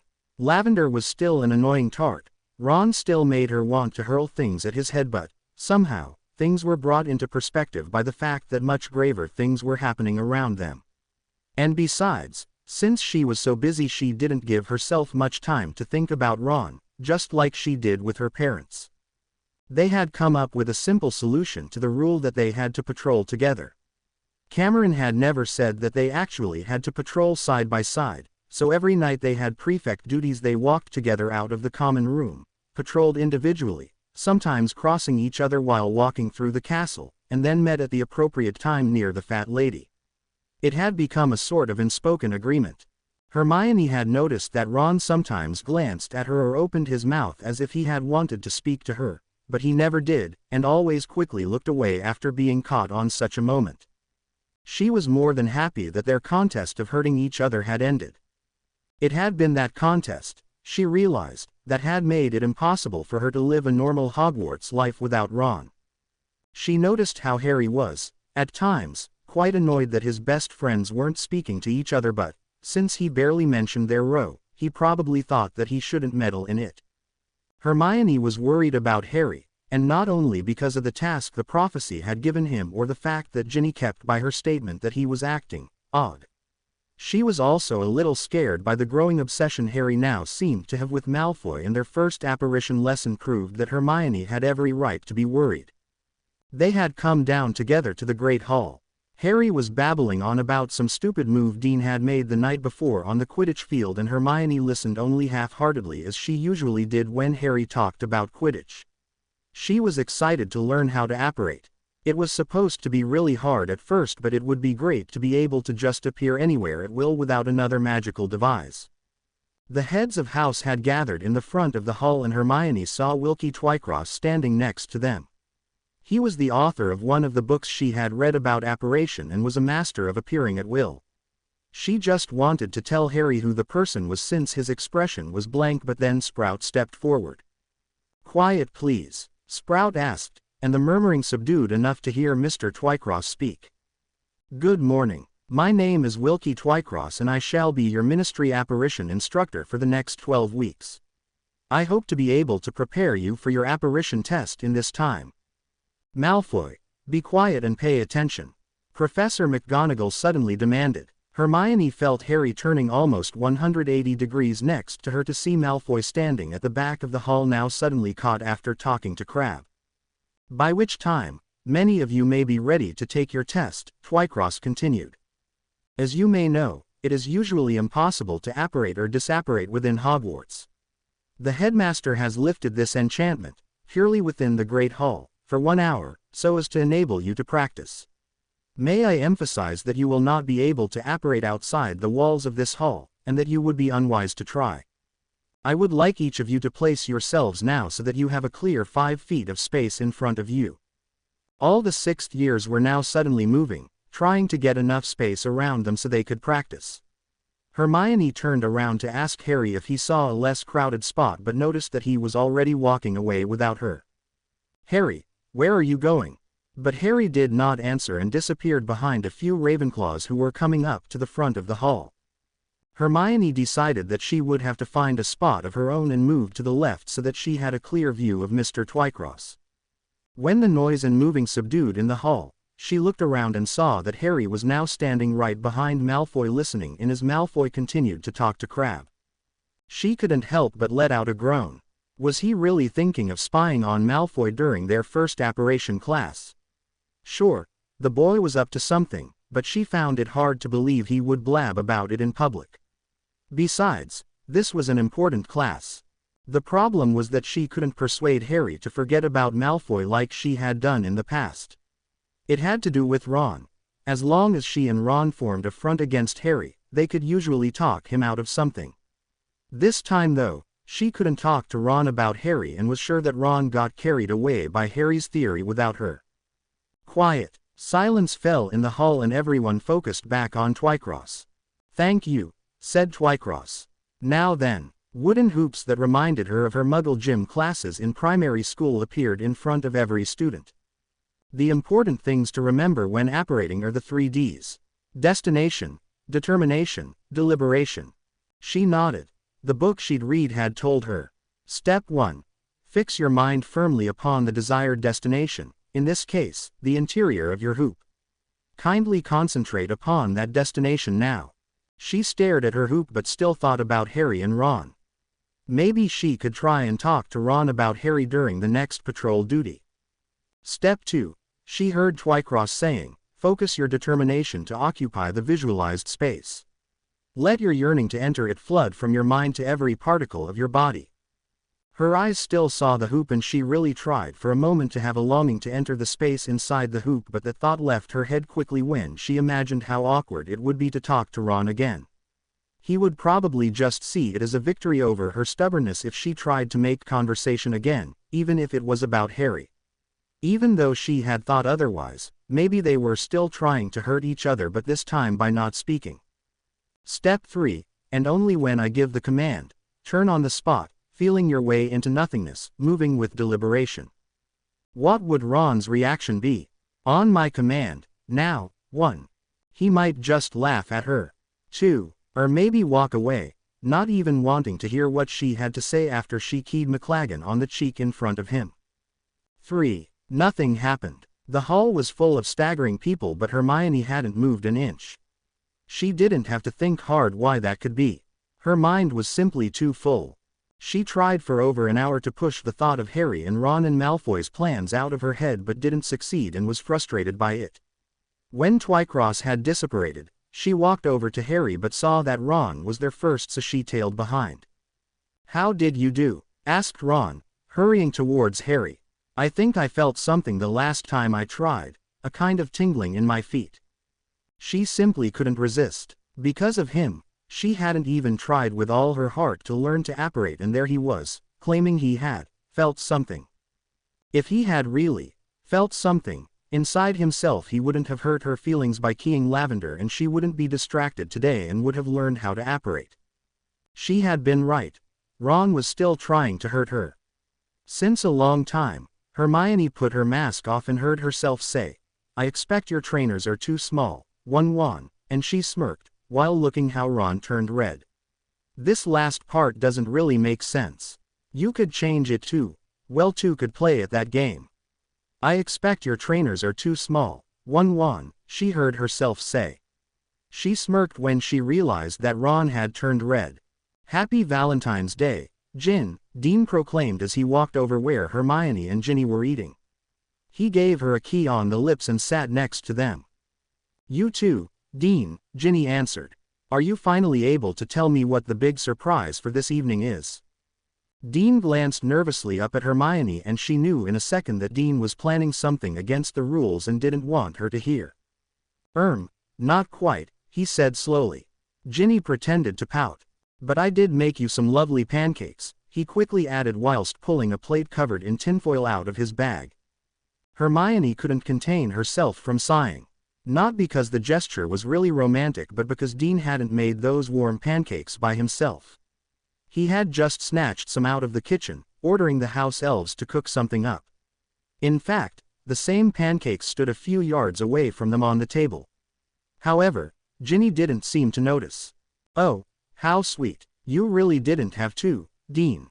I thought we wouldn't make a big deal out of this holiday." "Well, don't you think they're nice?"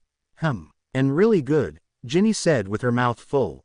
The girl shot a glance at Hermione that clearly ordered her not to start about house elves at that moment. Hermione understood the message and also saw it as her cue to leave. Besides, she saw Harry entering the hall anyway. "Good morning." Came the reply when they both sat down a few seats away from Ginny and Dean. Harry looked very moody. "Managed to dump 1-1 with Lav on Valentine's?" she asked brightly. Lately, she had noticed that Ron didn't actually like being around Lavender a lot, except to eat her face. That, and the picture Ginny had finally given her about a certain necklace, made the thought about him and his girlfriend on Valentine's Day a bit more bearable. "I don't know. He was still getting dressed as I left," Harry muttered, while not even looking at her. "And the reason why you are so cranky is because..." She couldn't help but saying. Harry now focused on her. "Because I have nothing to be happy about. I'm still not any further with Slughorn, and I found this." He ducked underneath the table to get something out of his book bag. It was a crumbled piece of paper, and when Hermione straightened it out, it read, "Not from the stars do I my judgment pluck, and yet methinks I have astronomy. But not to tell of good and evil luck, of plagueis, of dearths or seasons quality. Nor can I fortune to brief minutes tell, pointing to each his thunder, rain and wind.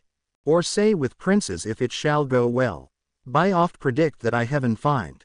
But from thine eyes my knowledge I derive, and, Constant stars, in them I read such art. As truth and beauty shall together thrive. If from thyself, to store thou wouldst convert. Or else of thee this I prognosticate. Thy end is truth's and beauty's doom and date. This is Shakespeare, with some misspellings in the first 2 sentences, was all Hermione could come up with when she was done reading. Well, I'm glad I now know the lunatic who sent me this didn't come up with it by herself. Was Harry's sarcastic remark. Hermione couldn't help but grin, which only seemed to infuriate him even more. I thought I had had the worst when the mistletoe was hanging everywhere. It's actually very badly chosen. I mean, the last few sentences are referring to your death. Great, so now I also have to include Beeping Myrtle as one of the candidates who could have written this, Harry ranted. You probably won't know who sent it, do you? Hermione shook her head, while still trying to hide her smile. It's not as if you haven't received letters before, just ignore them, like you did in your 2nd year, she tried to tell him with a straight face. However, it didn't work and only seemed to infuriate Harry more. He went red and started to cut up his already scrambled eggs in an aggressive way. Where did you find it? At my nightstand. Ron actually found it. He laughed himself mad. I could just prevent him from reading it out loud to the other guys, he murmured ashamedly. Hermione couldn't hide her laughter any longer and giggled at the image. You actually think that's funny? Harry asked, eyes wide. What's funny? Ginny overheard and leaned in. In the blink of an eye, Harry plunged himself forward, grabbed, with his excellent seeker skills, the parchment out of Hermione's hands and hid it under the table. Nothing, Hermione heard herself and Harry say at exactly the same time, not sounding innocent at all. Ginny quirked an eyebrow but shrugged it off. Hermione guessed that Ginny was used to not knowing what she and Harry talked about. She saw that it still annoyed her but, for this time at least, she accepted it. Hermione threw a glance at Harry and saw, to her surprise, that he was now as crimson as she had only known Ron could be. Ginny was just about to ask something when Dean came over too. I got my stuff. Let's go, Ginny. I'll walk you to your class. Then, as he saw Harry, he greeted, Hi Harry. You left the dorm at top speed this morning. What was Ron laughing about? Hi Dean, Harry muttered darkly, not looking at Dean or answering his question. When Dean led Ginny away from them, the redhead exchanged a quick but meaningful glance with Hermione to indicate that this was exactly the odd behavior of Harry's that she was talking about. Hermione turned her attention back to Harry and saw that he was now tearing the parchment into little pieces with his eyes on Ginny and Dean who were holding hands. Setting it on fire will be much quicker, she tried to humor him. He didn't react. She poured herself some pumpkin juice and drank for a while, really hoping that an idea would spring to her mind to get Harry talking about what was bothering him, other than the Valentine's poem that was. She had promised Ginny to find out what was bothering Harry a few days ago when the redhead had started talking again about how weird Harry acted during the practices. Hermione wondered why Ginny had seen that Harry acted weird before she had noticed it herself. It actually bothered her a bit since she was supposed to be closer to Harry than Ginny was. As she glanced at her friend who lived, still trying to make the pieces of parchment smaller and smaller, while looking at Ginny and Dean with an angry expression on his face, it suddenly hit her. Maybe the poem hadn't irritated Harry as much as she had thought it had. Maybe the fact that it reminded him of another, even worse poem had bugged him more. Ginny, move more to the left. You're leaving an opportunity open there, and Hufflepuff will use everything they can to get past you in the upcoming match. Ginny pulled a face, but did fly more to the left as Harry had ordered. It was the last week of February and already Harry was making them train harder than normal for the upcoming game in March. Quickly, she passed the quaffle to Demelza, who passed it to Dean, who passed it back to her and saved it again, Gin. Her brother bellowed, you'll have to do more than that. The trick's getting a bit old. Well done Ron, but stop annoying your sister. Both the Weasleys looked up at this comment from their team captain, but Harry had already turned his broom around and blown on his whistle. That's it for tonight people. It's getting too dark to see the bludgers and I don't want any more injuries. Katie was enough. They landed and Ron walked up to Ginny. Hey, did you get a letter from Mum too? She nodded. Did I understand it correctly by thinking that she and Dad are moving back to Grimmauld Place? I deduced that too. Ron groaned. Great, I'm looking forward to spending another summer cleaning an evil house. Maybe Mum and Dad will only live there temporarily. Just until we come back for the summer, she shrugged. She had forgotten how nice it sometimes was to talk to Ron. They didn't do that enough. Ron. 1-1. Lavender was standing in the stands, waving at her boyfriend, who, at that time, pretended not to hear her. Ginny realized that this was exactly the reason why she didn't talk so much with Ron. He had an annoying girlfriend. Ginny saw that Lavender had dressed as if it was already summer and was slowly turning blue. Just as blue as the earrings she now wore every day. Ron, those earrings you gave to Lavender, she suddenly started, now remembering something that had bugged her for quite some time. Were they meant for her? Talk about changing the subject. We were having a conversation about Grimmauld Place, remember? He said, avoiding her question. No really, Ron, were they? Because, and now it suddenly all came back. Because you had already bought them in October, hadn't you? Through post-ordering, and you hadn't even started to date Lavender then. Ron didn't react, but when she kept glaring, feeling more certain of herself with every second, he stammered, they were for Lavender. I liked her back then and I had wanted to give them to her for her birthday. Let's go change, Ginny, I have a huge amount of homework to get through once we're back in the castle. He turned around and, with his broom over his shoulder, walked to the dressing rooms. No you didn't, you said they were a Christmas gift for someone. She remembered, but Ron didn't react and walked further away from her. When she changed into her normal clothes, her pensive mood changed slowly into anger. She was sure that those clip-on earrings had been meant for Hermione. How dare he give them to that little tart sitting in the stands instead? If only he knew how much Hermione had needed him during Christmas. If only they both knew how much they needed each other, that gave her an idea. She changed into her regular clothes extra slowly and shrugged Dean off, who walked on his own to the castle. Only Harry and Ron were left in the dressing room now. Ron was actually waiting for Harry, who was putting the bats belonging to the beaters in their crate in the corner. An idea suddenly struck her. Harry, I think Peeks and Coot left their table menace balls on the ground again, she said. Harry just stared at her, so she tried again. You know, the little white things the beaters are supposed to practice their aim with. Oh, you mean table tennis. He sighed and opened the door to the field again. Shall I help, mate? Ron asked. But Ginny wanted to prevent that. She really needed to be alone with Ron. Finally, the oddness Harry had hanging over him would help her. She somehow just knew how he was going to react. I'll help too, she said as she walked up to Harry and the door, but the first one hastily shook his head. No, that won't be necessary. You guys just walk up to the castle. It won't be long. She nodded and when the door closed, immediately turned to Ron, who took a few steps back due to the look on her face. Shall we go then? I think Lavender is waiting outside for me, he tried to ask in an offhanded manner. No, not yet, I have to talk to you first. I'm the one who talks. You don't have to say anything back to me, but I think that you should know this. Ron tried to back away from her but found that he was standing against the wall. Those earrings you gave Lavender were meant for Hermione. Now, I know you two aren't speaking to each other and I don't exactly understand why that is, though I have a good idea, but I think that you are still her friend and need to know that she needs you. Last Christmas, when you were giving her earrings to another girl, she was having a very hard time with her parents. They refused to let her go back to Hogwarts after hearing what kind of state our world is in. In a panic she ran away and into Tonks, who had to modify her parents' memories. When she arrived back at Hogwarts a day too early, she talked with Dumbledore. But instead of reassuring her, in his Dumbledore-ish manner as he usually does, he gave her some weird books to read and the message that it might be necessary to modify her parents' memories again.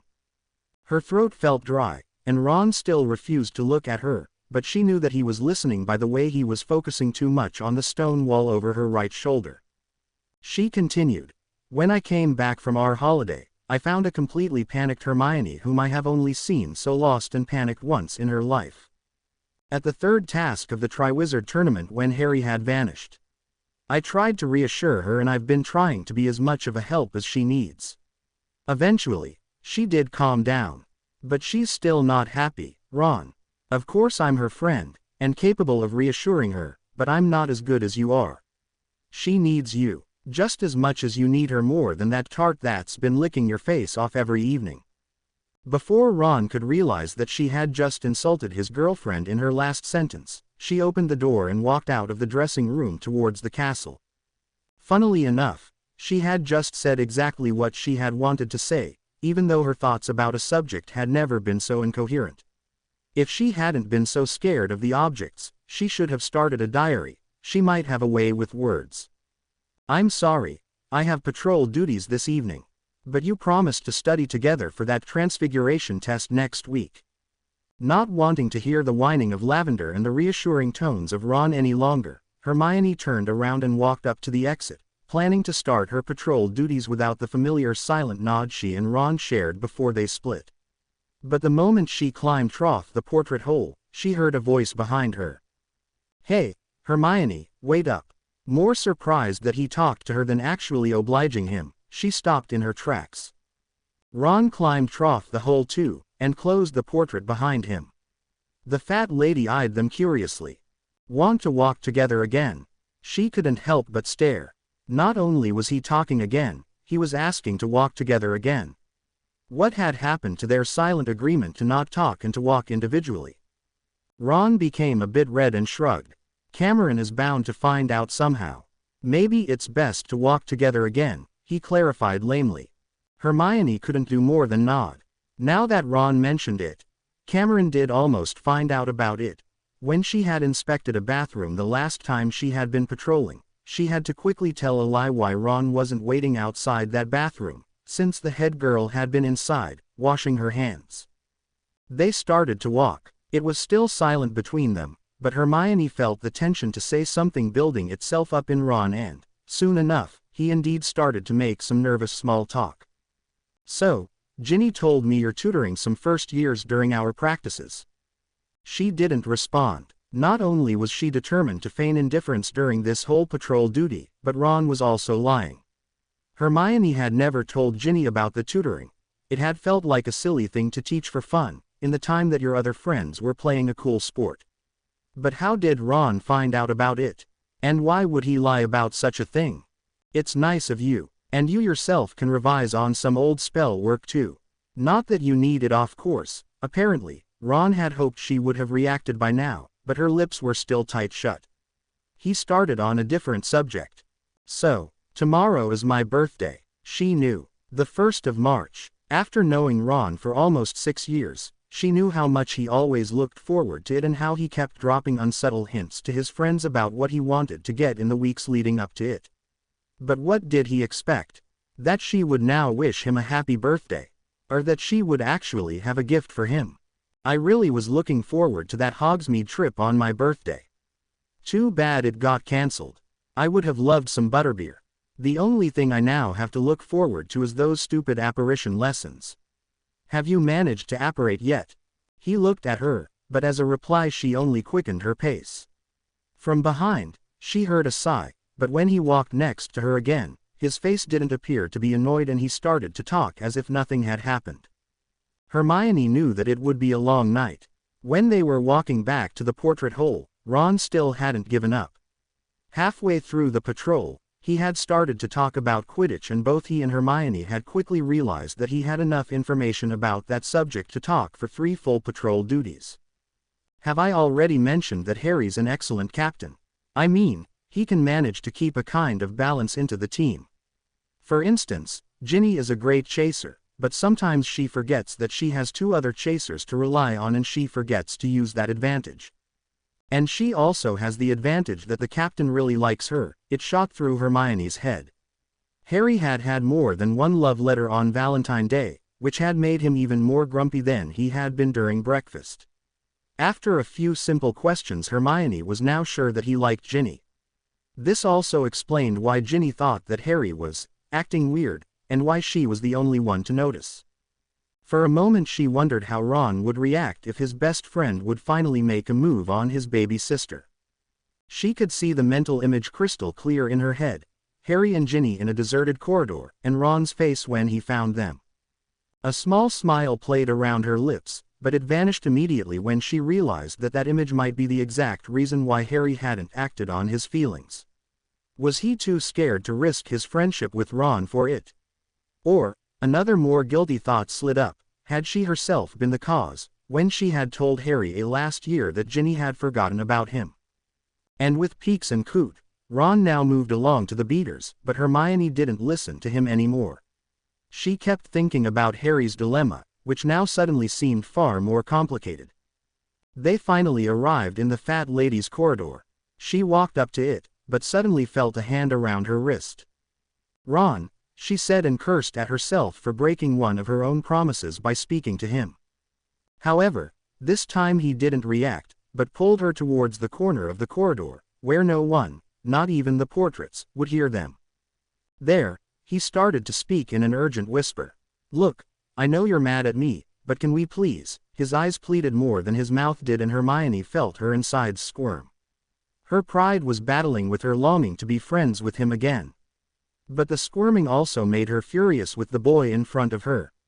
Where did he get the nerve to rip her wound open like that again? Couldn't he just let things rest? Her answer came not as quickly as she had wanted, but it sounded very steady. "No, but she interrupted him. "No, Ron, what is it this time you need me for? Your homework, your apparating progression, or lack thereof, your worries for Harry." But Ron reacted calmer than expected, and it threw Hermione even more off balance than all the surprising things he had done this evening added up. "I heard about your Christmas holiday with your parents."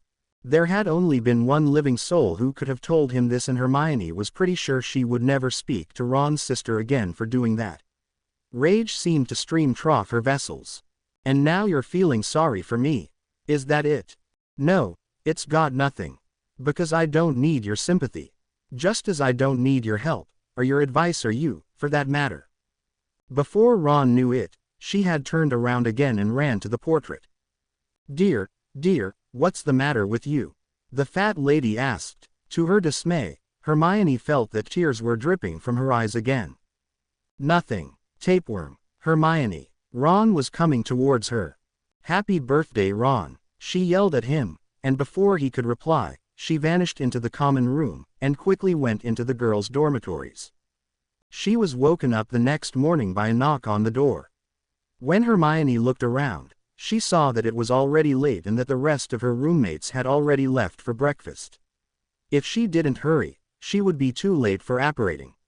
She stood up and opened the door. Ginny was standing in the doorway, looking panicked.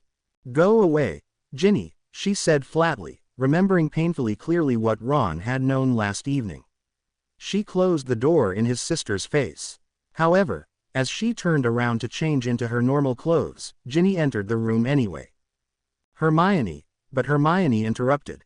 "I don't care how sorry you are for telling Ron about my parents or what good reasons you had. I told you not to do so. But he was the last person who I wanted to know that I had a lousy Christmas. You don't blab personal stuff to the person I'm fighting with. You should have stayed out of it.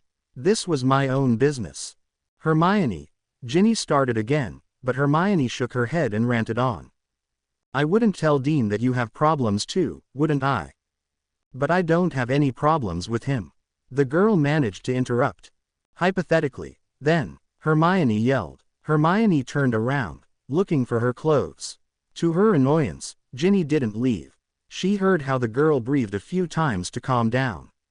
Just as Hermione was turning around to find her pants, Ginny stated, "Look, I'm not here to apologize. I came to tell you that McGonagall just asked for me in her office. Ron's been poisoned.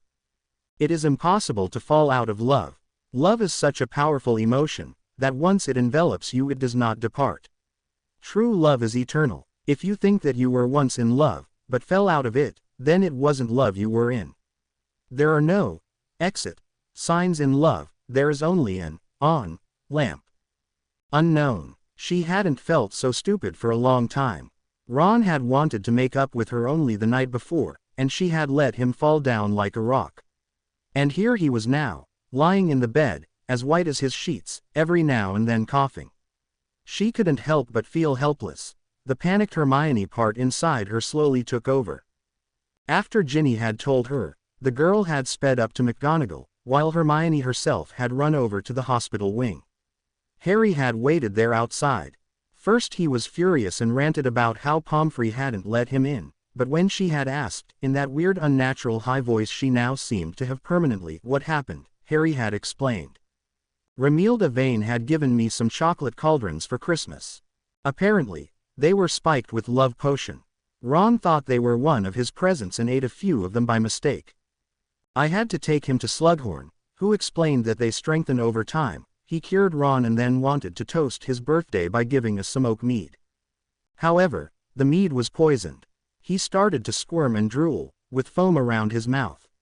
I remembered the bezoar that I used last lesson and thought it might still be in Slughorn's bag, so I grabbed it and then I got the bezoar down his throat and his breathing eased up a bit. Slughorn ran for help. McGonagall and Madame Pomfrey turned up, and they brought Ron up here. But now they won't let me in. In an hour, Ginny had arrived, looking very pale. McGonagall wants to see you too, Harry. She wants to know exactly what happened, she told her friend. Harry shook his head. I want to see Ron. Just go, we'll watch Ron. You know Madame Pomfrey, she will keep us away for as long as possible, Ginny said in a soft voice. Miraculously, Harry had left after that. Harry told them later that besides McGonagall, Dumbledore had wanted to see him too, but it didn't matter that he had left longer than planned. The door had still been closed when he arrived back, and the only evidence of the passing of the time had been the sunlight getting brighter in the corridor and the now apparent tear streaks on Ginny's face, which she had rubbed away furiously. They had discussed who had tried to kill Ron, but Hermione hadn't participated. For all she knew, the only enemy Ron really had been her. It had only been a few hours ago that the door finally opened, allowing First Only Family, which contained Ginny and her now arrived parents, into the room. After half an hour, Harry and Hermione were allowed to go in also. Mr. and Mrs. Weasley were called away quickly after that, to talk to Dumbledore about Ron's state. Pomfrey had told them that Ron was going to be fine, while Ginny was trying to rub the tears off her face again. However, Hermione hadn't said a word. She was simply too scared. Only now Ron was unable to talk physically. She realized how much she had missed him in the few months they hadn't exchanged words. She didn't hear some new people arrive around the bed until they spoke. Hi Ginny, how is he? Hermione recognized the voice of George. As good as he can be, I heard Madame Pomfrey say. So, all in all, not one of Ron's better birthdays, said Fred. This isn't how we imagined handing over our present, said George, and he bowed over to put a huge gift on the bed stand next to Hermione. Yeah, when we pictured the scene, he was conscious, said Fred. There we were in Hogsmeade, waiting to surprise him, said George. You were in Hogsmeade? Asked Ginny, looking up. We were thinking of buying Zonkos, said Fred gloomily. A Hogsmeade branch, you know, but a fat lot of good it'll do us if you lot aren't allowed out at weekends to buy our stuff anymore. But never mind that now. How exactly did it happen, Harry? Harry retold the same story, just as he had told it to Ginny and probably to McGonagall and Dumbledore. Hermione didn't listen. She didn't need to know how it had happened. She needed to know how it could be undone. How these past few months could be undone. Ron couldn't be unconscious for such a long time. He had to listen to her apologizing. He had to listen to her worries she had had for the last couple of months. He even had to listen to her know-it-all voice, which he hated, but which she always seemed to use anyway, when everything would be back to normal and they would fight and quarrel again. Blimey, it was lucky you thought of a bezoar, she cashed George, saying. Lucky there was one in the room, Harry replied darkly. Hermione shuddered and felt tears sting behind her eyes. How horrible it would be if Ron had died, or if he died now. Do Mum and Dad know? Fred asked. They've already seen him. They arrived an hour ago. They're in Dumbledore's office now, but they'll be back soon. A silence fell, but Hermione didn't notice. She had grabbed Ron's hand and now heard him mumble something. So the poison was in the drink, said Fred quietly. Yes, Slughorn poured it out. Would he have been able to slip something into Ron's glass without you seeing? Probably, said Harry, but why would Slughorn want to poison Ron? Ron mumbled something more, and Hermione listened intensely. No idea, came the reply. You don't think he could have mixed up the glasses by mistake? Meaning to get you. Why would Slughorn want to poison Harry? She heard Ginny ask. She wished they would all quiet down a bit, so she could hear what Ron was mumbling. There must be loads of people who'd like to poison Harry, mustn't there? The chosen one, and all that. So you think Slughorn's a Death Eater? Said Ginny. Anything's possible, said Fred darkly. He could be under the Imperious curse, said George. Or he could be innocent, Ginny discussed. The poison could have been in the bottle, in which case it was probably meant for Slughorn himself. Who'd want to kill Slughorn? She gave up her attempts to hear anything from Ron and, for the first time in hours, withdrew her face from the ill body under the sheets towards the lively discussion that was now going on around the bed. Dumbledore reckons Voldemort wanted Slughorn on his side, Harry added. Slughorn was in hiding for a year before he came to Hogwarts. And, she saw that he was quickly glancing at her and they both thought about the memory Harry had to get from Slughorn. And maybe Voldemort wants him out of the way, maybe he thinks he could be valuable to Dumbledore. But you said Slughorn had been planning to give that bottle to Dumbledore for Christmas, Ginny said, shaking her head. So the poisoner could just as easily have been after Dumbledore. Then the poisoner didn't know Slughorn very well, she heard herself say with a hoarse voice. All looked in her direction and she explained. Anyone who knew Slughorn would have known there was a good chance he'd keep something that tasty for himself. The attention was taken off her as Ron suddenly mumbled, this time louder. Hermione, she tensed. Was that really her name he had spoken? By the looks of Fred and George and the smile playing around Ginny's lips, it must have been. She focused back on Ron again, who was muttering some more. Ori errant ehou. All eyes the eyes in the room were on him and his lips, but then the door suddenly flew open. The only person who didn't look up, feeling guiltier than ever for her stupid behavior in these past few months, and trying to fight back tears, was Hermione. Ginny couldn't help but feel a bit happy after the mumbling. Even in his sleep Ron managed to startle Hermione. That must have meant that he was getting better, right? Hagrid had entered and was now discussing with Harry what exactly had happened. No more than 6 visitors at a time, she suddenly heard Madame Pomfrey say. Ginny exchanged a glance with George and Fred, who would make the obvious comment first. Hagrid makes 6, George pointed out. Oh, yes, came the lame reply. After frowning upon Hagrid's footprints and cleaning them up, she quickly disappeared back into her office again. I don't believe this. Just don't believe it. Look at him lying there. Who'd want to hurt him, That's just what we were discussing, said Harry. We don't know. Someone couldn't have a grudge against the Gryffindor Quidditch team, could they? Said Hagrid anxiously. First Katie, now Ron. I can't see anyone trying to bump off a Quidditch team, said George, and Ginny had to agree with that. Wood might have done the Slytherins if he could have got away with it, said Fred fairly. Ginny smiled. She would never admit it out loud, but sometimes she really missed the twins in Hogwarts. They had a way of turning even the worst things into something funny. Well, I don't think it's Quidditch, but I think there's a connection between the attacks, said Hermione quietly. Ginny turned again, looking at her. Hermione's eyes were still focused on Ron, with a desperation that clearly wanted to urge him to say more. How do you work that out? Asked Fred. Well, for one thing, they both ought to have been fatal and weren't, although that was pure luck. And for another, neither the poison nor the necklace seems to have reached the person who was supposed to be killed.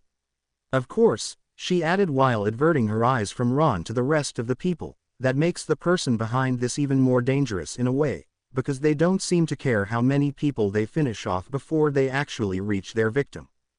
Ginny saw Harry nod and knew of whom he was thinking, but before he could say a thing, her parents walked in. Her mother walked immediately up to Harry, whereas her father gave her and her brothers, the ones that were awake, a tiny nod. Dumbledore's told us how you saved him with the Bazour, her mother said in a teary, brittle voice. Oh, Harry, what can we say? You saved Ginny, you saved Arthur, now you've saved Ron. She saw that Harry was getting crimson and he sputtered. Don't be, I didn't. Unfortunately, her father continued. Half our family does seem to owe you their lives, now I stop and think about it. Well, all I can say is that it was a lucky day for the Weasleys when Ron decided to sit in your compartment on the Hogwarts Express, Harry. Harry seemed to be too embarrassed to reply and a silence would have fallen if it wasn't for Madame Pomfrey. I'm sorry, but only 6 visitors per time. I was going to go, anyway, Harry said, slowly turning. To Ginny's surprise, Hermione also stood up and after saying goodbye, she followed Harry. Hagrid closed the door behind them, claiming he needed to feed Fang, which left Ginny with her family. While her parents bowed over Ron once more, Ginny focused back on George and Fred. Enough about our dearest younger brother, I would say. He always manages to get the most attention. Ginny, how are you? Yes, because you two never draw a crowd. I'm fine, I guess, she answered a bit apprehensively for where this was leading to. As fine as I can be when my brother is poisoned by an unknown person for an unknown reason, of course, she added. Of course, still dating that Thomas guy. In a split second, she suddenly remembered that she had agreed to meet Dean some 4 hours ago, but Ginny had no intention to let her stupidity be known to her 2 brothers who seemed to have mastered the skill of quickly changing subjects. Yes, why do you ask? Oh, nothing, nothing, George said in a way that was too innocent to be normal. What? She now asked. We thought you would have, moved on, more fish in the sea and all that stuff. If you mean that I'm easy, she started with an angry voice, but Fred interrupted. That wasn't what we meant at all, beloved sister. Then what did you mean? But the twins didn't say any more and merely laughed innocently at her. When Ginny was lying in her bed that night, it took a long time for her to fall asleep. The pale face of Ron kept drifting into her thoughts and fear kept her awake.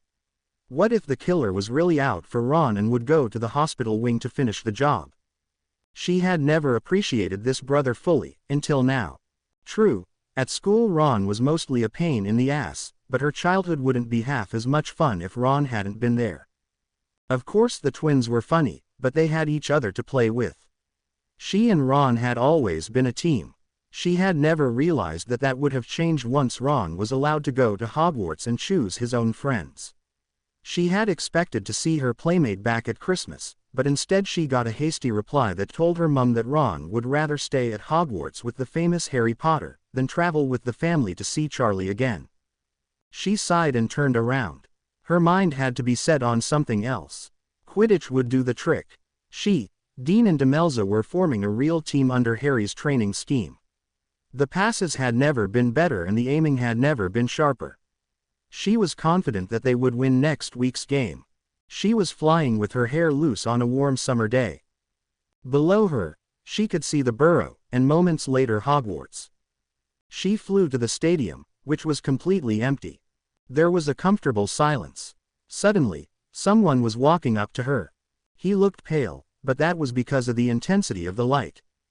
It was Dean. Ginny landed and stood next to him. He said something, but she didn't hear it because they were already keying. A nice breeze flew over the field and twirled around them. The key was intense and nice and she felt the butterflies in her stomach again that she lately had been missing with her and Dean. Ginny opened her eyes, but to her surprise, she wasn't keying Dean anymore. Harry was keying her, and instead of stopping when she realized it wasn't Dean anymore, she just kept keying. Her lips felt electric and were tingling, her hands were now in his hair and the dream disappeared. When Ginny would wake up the next morning, she would only remember that she had slept really well and had dreamed, but couldn't exactly remember what it had been about. What do you mean? This is just like Ron. Is he destined to get poisoned? Ginny flared up. She shook off Dean's arm that was lying on her shoulders and Arnold the pygmy puff, who was sitting on her head, twittered angrily because of her sudden movement. No Ginny, calm down. That wasn't at all what I meant. Oh, sod off, Dean, she exclaimed, and walked towards the portrait hole to disappear. When she heard the portrait fall back behind her, she was already sorry about her outburst. Dean had been more than understandable this morning. He had been comforting when she had told him what had happened yesterday.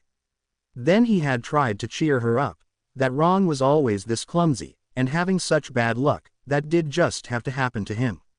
And now she was standing here. Not ready to go back and to apologize, she suddenly heard familiar voices coming from around the corner and she followed the noise. Why did no one tell me? For Merlin's sake, I'm his girlfriend. I was so worried when he wasn't anywhere to be found, and then I had to hear it from Parvati this morning. Practically a day after it had happened. The voice sounded whiny and could only belong to Lavender.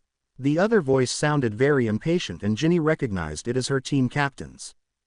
Between getting Ron to the hospital wing, and worrying sick about him, I simply forgot. Look, I already said I'm sorry Lavender. I have to go now. Ron's expecting me. Since her brother hadn't awoken yet, the last sentence clearly had been a lie to shrug her off. But it didn't work. Wait up, Harry, I'll walk with you, he's probably longing to see me too. A sigh was heard and then footsteps walking away from Ginny. She waited until they died out. She didn't want to see Lavender, just for being her annoying self. She would probably demand an apology from Ginny too. Which she wouldn't give. Ginny had thought about warning Lavender yesterday, but was of the opinion that Hermione had deserved some alone time with Ron as an apology from her for telling Ron about the situation with her parents. Hi Ginny, nice to see you again. She almost bumped into Luna. Oh, hi Luna, I haven't seen you in a while. How are you? What are you doing? I'm fine, thank you for asking. I'm looking for my book bag. Bernard Bradley found it funny to hide it yesterday, she stated calmly. I heard about Ronald. Is he all right? They say he will be fine. Just hasn't woken up yet. Shall I help look for your bag? Oh, that would be nice. I'm actually done with searching the library. When I asked Bradley this morning where my book bag was, he said I could get lost, so I'm searching in all the places you can get lost in Hogwarts. Ah, poor Luna, have you got any idea where it could be? Explaining to Luna that she shouldn't have taken that comment too literary would have taken too much time, so instead Ginny suggested, maybe in the dungeons. That's a good one. While walking, Luna was humming softly, and Ginny was trying to find the off button in her head that would stop her own thoughts. She had tried to fool herself long enough, but the fact remained that things hadn't been well between her and Dean after Christmas. They never spoke about it, but little annoyances kept creeping up, a sign that the unresolved fight was still bothering her. She suddenly had to know. Luna, what do you think of Dean? He's quite good at Quidditch. You can outfly him, but Demelza is probably only better at scoring. Dean is really good at avoiding bludgers. That didn't help at all, but since Luna was the only one she could talk to at the moment, she continued, do you think that we fit together? When asked out loud, the question sounded too stupid to be asked in the first place. However, Luna looked serious for a moment and then said, I think you like him very much and are very fond of him. But why would I like him? Ginny asked more to herself than to Luna. He makes time for you. Your other Gryffindor friends are always busy. Ron's not busy, she replied stubbornly. Ronald is more your brother than your friend. And he has a girlfriend with whom he spends time. Ginny wanted to use Hermione as a counter-argument for Luna's statement, but that sounded ridiculous in her head. Denying that Hermione wasn't busy was like saying the girl didn't like to read books. And Harry? She asked. Harry's always busy, came the serene answer, between two tones of the humming that had started again. Ginny nodded. Harry did indeed always look quite busy. Question was, however. With what? Saving the world, of course. That was actually a good point. A wall of secrets would always stand between her and the trio, and now that Evelyn was gone, and Suzanne hung out more with the other girls who Ginny didn't like, she indeed only had Dean and Luna as really close friends. Wait. Of course Dean was more, wasn't he? You wouldn't key a good friend regularly, with tongue. I've been watching your last training session. Demelza scored really well. Luna cut her thoughts off when they walked into the entrance hall. You have. Demelza's been training really hard the past few weeks. She told me that she had no idea she would like Quidditch so much. I have to say, she's better than that Vasey boy from Slytherin. He can't aim that good. Have you been watching all the teams practice? Yes, Luna hummed. Why, It's freezing on the stands. The last snow only disappeared a week ago. Oh, I find Quidditch quite interesting. And when I take my homework with me, nobody has time to smudge my essay when I'm off to the bathroom. I thought they had stopped doing that, she said angrily, wondering if those boys had forgotten how badly she had hexed them last year. Maybe it was time to remind them. Oh, they say it happened accidentally this time, Luna replied. But I never see you during practice. I'm up in the stands. Lavender doesn't like me very much, I think. She comes to see Ronald every time. I wish I could fly just as well as Ronald and you, or maybe do something with Quidditch. Oh look, they've left my book bag hanging on that chandelier. She ran up to a candle holder that was fixed to the wall and jumped several times to push her bag over the candle and its holder. Ginny watched, feeling a bit ashamed and guilty. If Luna was really one of the only people who could be counted as a close friend who was around at the moment, she had better start to notice and help her more and stop fussing over little details about her relationship with Dean. Before you go, I want to remind all of you that the match against Hufflepuff is in less than 2 weeks. Tension will grow, but I will not tolerate incidents that may happen in the corridors, nor debates about who started them. Good luck to all of our teammates. McGonagall gave a little nod in Ginny's direction.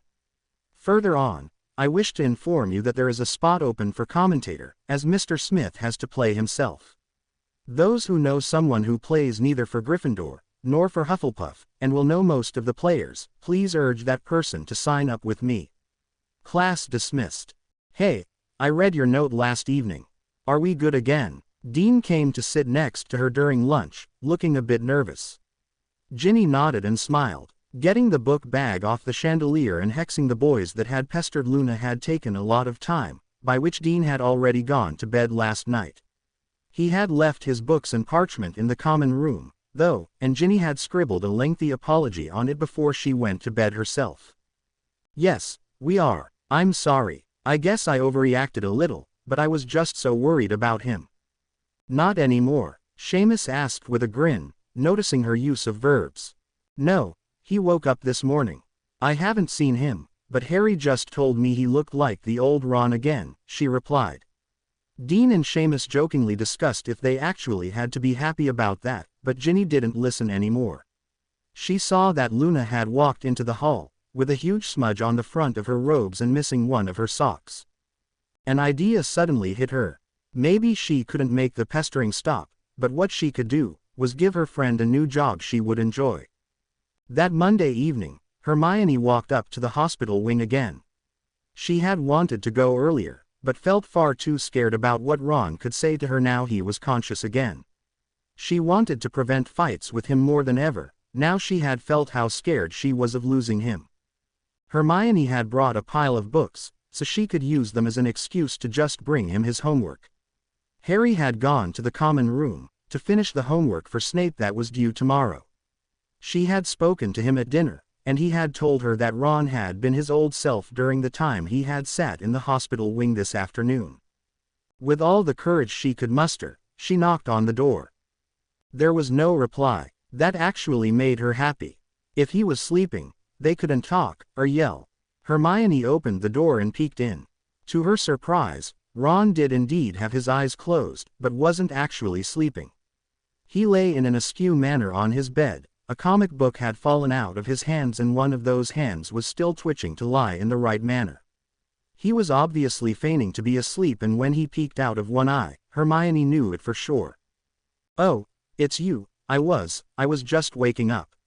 She played along, carefully avoiding any discussion they could have. Oh, okay, if you want me to leave. No, come in. I was just going to drop these off. Well, that's very kind. McGonagall told me to. It's still nice. They both stammered, and quite suddenly, a silence fell. Hermione stared at her feet. Take a chair, Ron invited. She sat down, but still didn't say anything. She felt that Ron was looking at her, but she carefully avoided eye contact and kept staring at her feet. She really had to polish her shoes more often. How are you? I think I'm supposed to ask you that question, she joked in an unsteady voice. Well, I'm already healing from my pains. She looked up in surprise. Even though the comment was probably meant to be funny, it was still one of the most sensitive things Ron had ever said to her. "I'm fine." The shoe staring was back. Ron didn't reply. "I'm sorry." When she still felt the stare, she continued, "For the birds." Hermione looked up. "I guess I deserved it," came the soft reply. Hermione saw that Ron was getting just as red as she already was. Are we good again?" he asked. She nodded fervently. She was relieved that he had plucked up the courage to ask it. She could never have done it. "That's nice. I really missed you, and not just because of the homework," he went on. She nodded again, feeling a bit awkward. She wanted to say how worried she was, or how stupid she had been to yell at him during the last time he had made an attempt to talk again, but all of the words seemed to formulate themselves in a movement. Suddenly, without thinking, or becoming insecure, Hermione stood up and hugged him.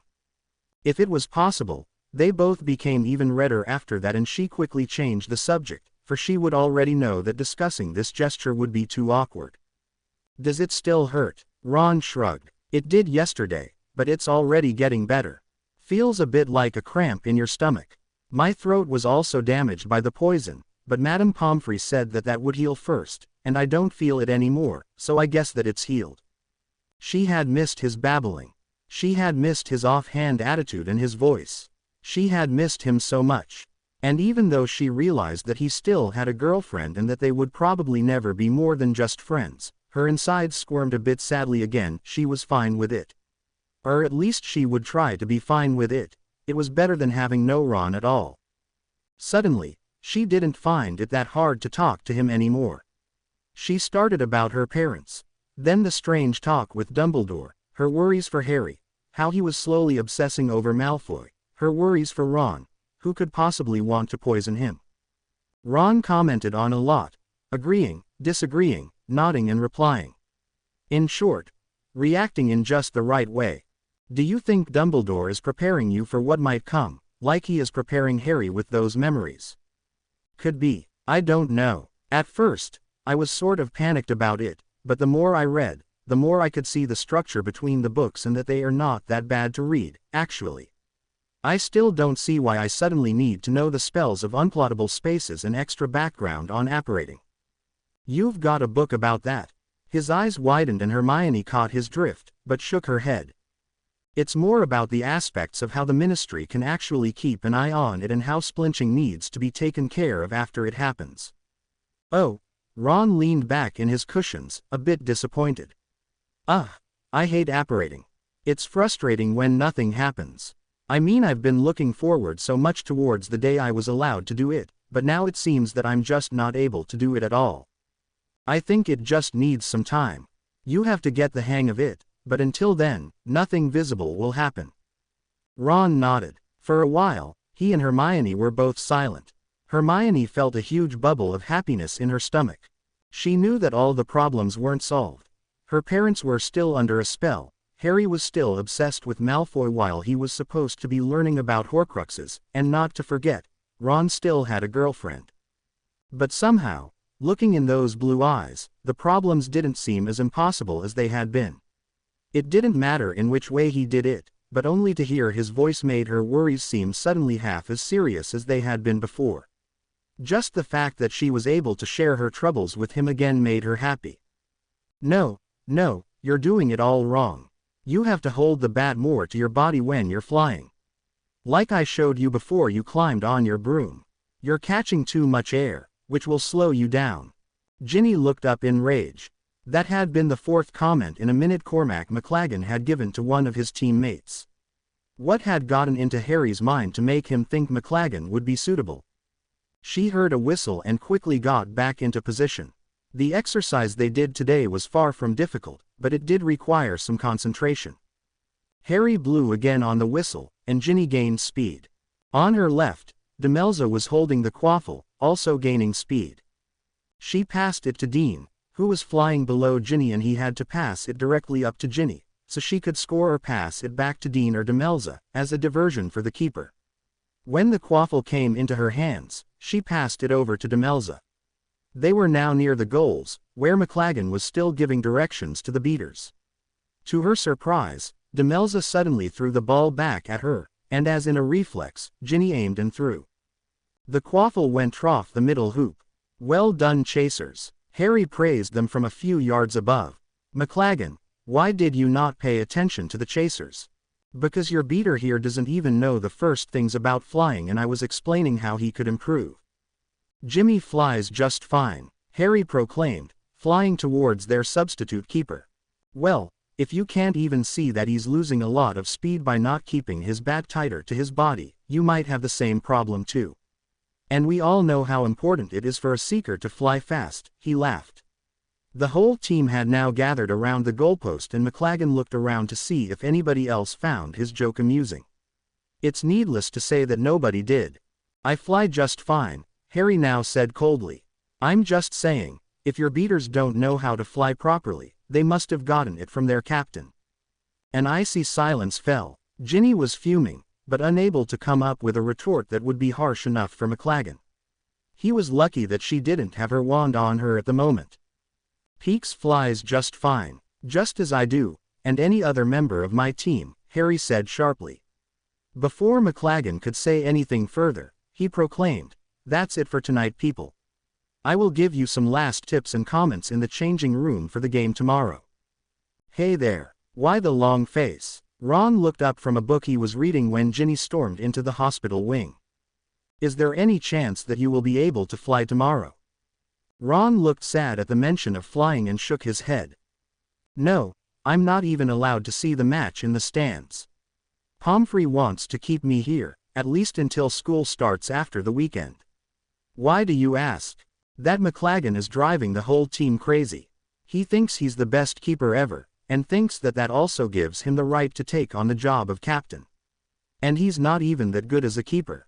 While giving the others advice, he forgets to guard the goals, and we scored every ruddy time during training. While ranting, Ginny noticed that Ron actually looked pleased instead of more concerned for his team. Well, I'm sorry. I promise that I won't get poisoned a week before the next game. You better not be, she grunted. Ginny grabbed a chair and sat next to him. Ron put his book away on his nightstand, where 3 other books were lying.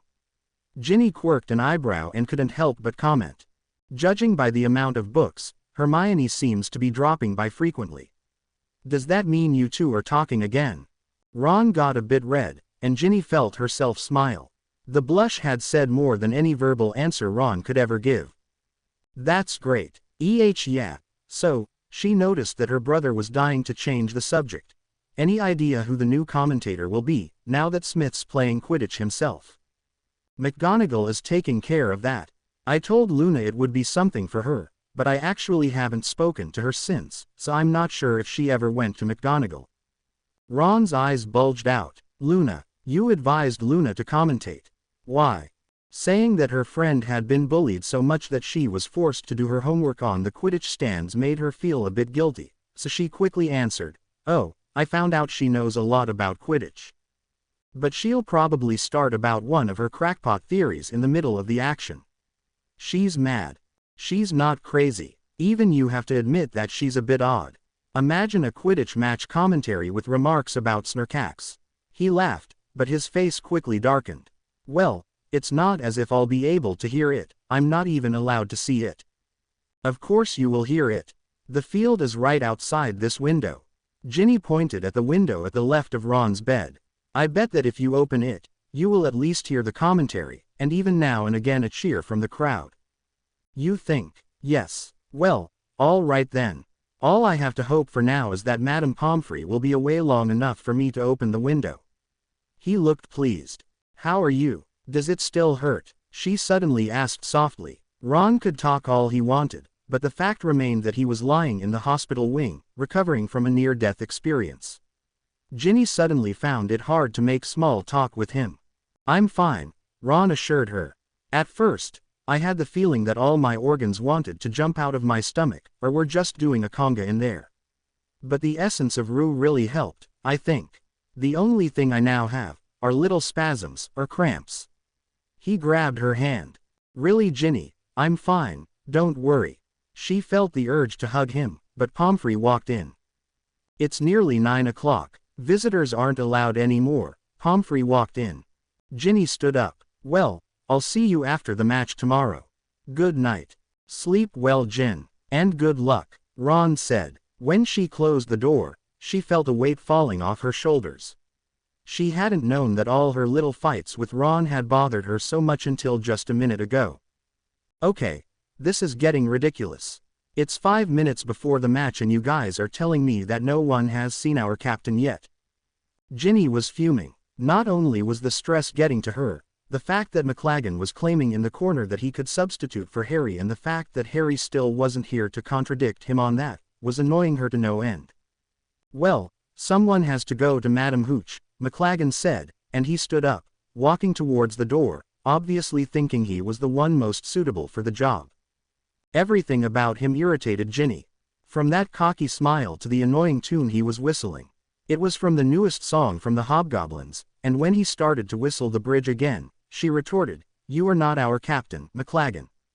Ginny could feel herself flaring up. "You were barely part of the team, since you're only substituting." McLagan wanted to reply, but just at that moment, Harry opened another door and sprinted in. "Where have you been?" demanded Ginny. The team, glad their captain had finally arrived, all joined McLagan, who still stood near the stadium doors but didn't seem as happy as he had a minute ago. "I met Malfoy," Harry told her quietly, as he pulled his Scarlet robes over his head. It seemed as if Harry thought that that argument would explain everything. So I wanted to know how come he's up at the castle with a couple of girlfriends while everyone else is down here. Ginny had heard from Hermione that Harry was getting obsessed, but she never knew it had been this bad. He preferred knowing what Malfoy was up to above Quidditch. He was the bloody captain. Does it matter right now? Well, I'm not likely to find out, am I? Said Harry, seizing his firebolt and pushing his glasses straight. Come on then. And without another word, he marched out onto the pitch to deafening cheers and boos. Ginny couldn't help but stare after him for a moment, before she followed the rest of the team. The cheering or booing was deafening, and Ginny held her hand above her eyes to spot Hermione on the Gryffindor stands, waving with a huge smile on her face. She turned 180 degrees to see Luna near the scoreboard, but Luna was too busy with examining the megaphone McGonagall had given her to notice Ginny or any of the other players. Ginny had just heard this morning from Luna that she was chosen to commentate. She wondered what Ron would think when he heard Luna's voice in his bed. On her left, McLagan was giving some last tips to the beaters, while Harry was telling him for the umpteenth time that that wasn't his job. Somehow, Ginny knew for sure that this was going to be an annoying game.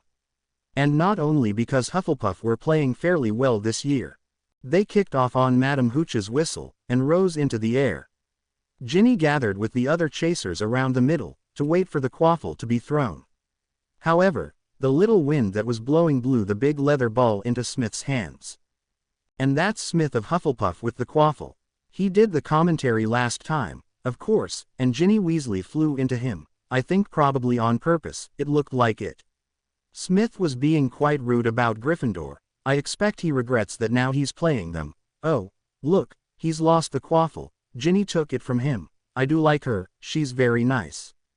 Ginny couldn't help but grin a bit sheepishly at what Luna had said. Now she heard the girl actually commentating, she was a lot less sure about her choice to push Luna to do this. In her distracted state, Cadwallader took the quaffle from Ginny even before she could have passed it on to Demelza.